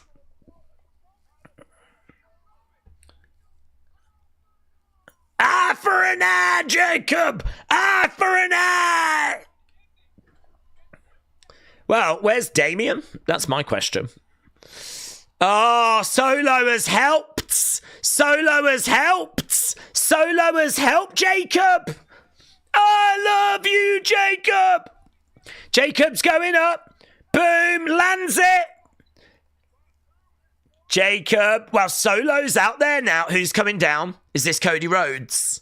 Cody Rhodes is going to come down. He's going to deal with Solo. Cody makes his way down. Cody and Solo. Cody and Solo. Cody and Solo. Boom into the ring post. Take that, you boomer. Big shots coming in. Oh, Tamatonga. Tamatonga all over Cody. Oh, God, we need a winner of this match. Oh, no! Oh, my God! Solo! Spikes Tama! Oh, Jacob! Oh, my God! Oh, my God! Oh, my God! Oh, my God! Oh, my God! It's all breaking down! Even the commentary table is broken! A crossroads! A crossroads! A crossroads! Mates, there are so many moving parts. Back in the ring, we got Damian, we got Braun. This triple threat is continuing. Oh my God. Oh my God. Oh my God. South of Heaven connects. Damian, 1, 2, 3. That is bonkers. That is bonkers. What an ending. What an ending! He murked him. He then started doing that. He did one of them. That one did some of that. Oh my God.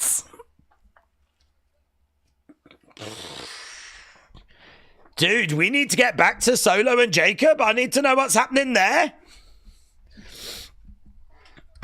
I need to know what's happening there. Cody is in the ring. Now we've got Braun Jacob. Jackson twins. Shout out to you guys. Oh my God. Go back to Jacob. Don't care about Damian.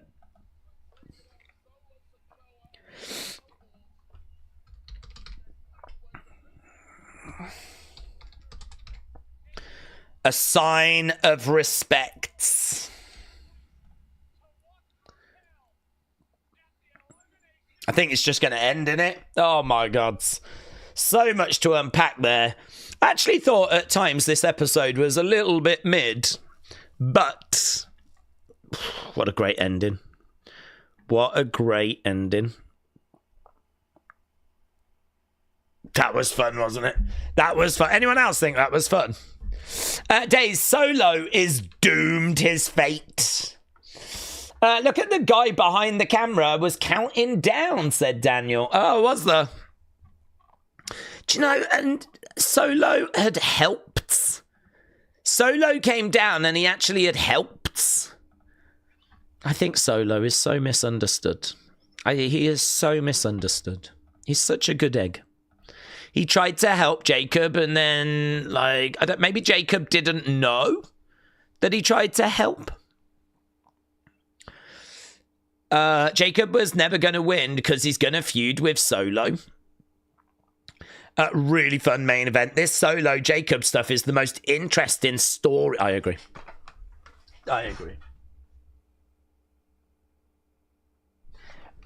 For some reason, it'll only ever play the sound effects once, so I can't have the clapping. Oh, hang on. Ellis Dub, I agree.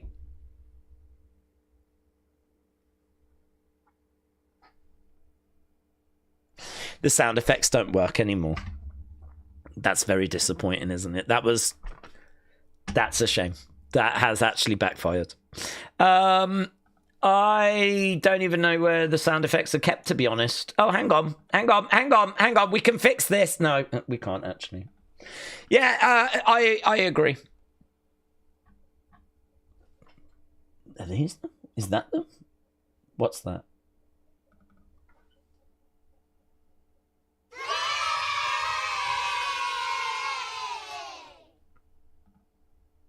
Let's go. I will get that fixed. Days, you are crazy, but a lovable something head. Have a good night, Tony McCann. Not like us, thank you, my friends. That's very kind of you. I don't know who you are, but welcome to our community. It looks like you're new. Not a name I recognize, but shout out to you, and I appreciate the compliment. Big Time said, I ain't gonna lie, I didn't have SmackDown on my TV, but when I saw reaction, I thought Solo had betrayed Tama. I quickly scrambled to find a clip and realized it was only accidental. Well, it was only accidental, but then I think you'll find that Jacob started to do unaccidental things. Yeah, he started to look at someone that he previously said, I love you, Solo, and the shirt was coming off. This was a situation that was very much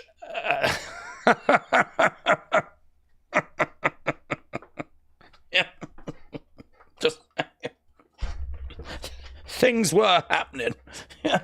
So there we go. It does very much feel like we are on a collision course. Oh my God, Bianca has responded. This is so... I agree. Look at this. Y'all owe us an apology. You saw that footage. The world has seen that footage, and you still will not give Bianca and Naomi an apology. Who do you think you are? In the words of the Spice Girls. Two become one. Who do you think you are? Eh? Y'all owe us an apology. It was right there in black and white. I agree. Justice. Justice for Bellomi. Matt Pete said, I love you, Boomer Sikoa. Let's go. Let's flipping go. Right, so many things to do, so many videos to make. I do need to run away. Jacob, Braun, Damian, let's get that up. It was Bianca said K-Dub. I'm sorry, you must have missed the part where it clearly showed it was Liv and Raquel. It's pretty much been decided. Right, that is great. 77. Lovely. Lovely. Do you think we'll get a ladder match at WrestleMania? I haven't heard of one being discussed, so I'll lean towards no. Grimy Kids said, I'm sorry, but that video didn't clear your name, ladies. Well, thank God you're not an investigator, because that was good enough for me. I don't know. The way that Bianca yanked Jordan in the Rumble when she hugged Naomi. Well, that was true. There was a little bit of jealousy there, but Jordan did get her revenge because she did smash Bianca repeatedly into Naomi's boobs. So I feel like that's all in the past now. That's been sorted. Okay, we're done. I'm going to run away. Don't forget, we are back tomorrow. Yeah, we're back tomorrow. We will be here for Vengeance Day. And if you're not here to join us, I will hate you. Yeah. So make sure you do. And yeah, so we're back tomorrow. Should be a good show. And yeah, I'm going to go off and work on Unseen. Have a great rest of your evenings. Thank you for joining us. Thank you for the support as always. And hopefully I'll see you again next time. Bye for now.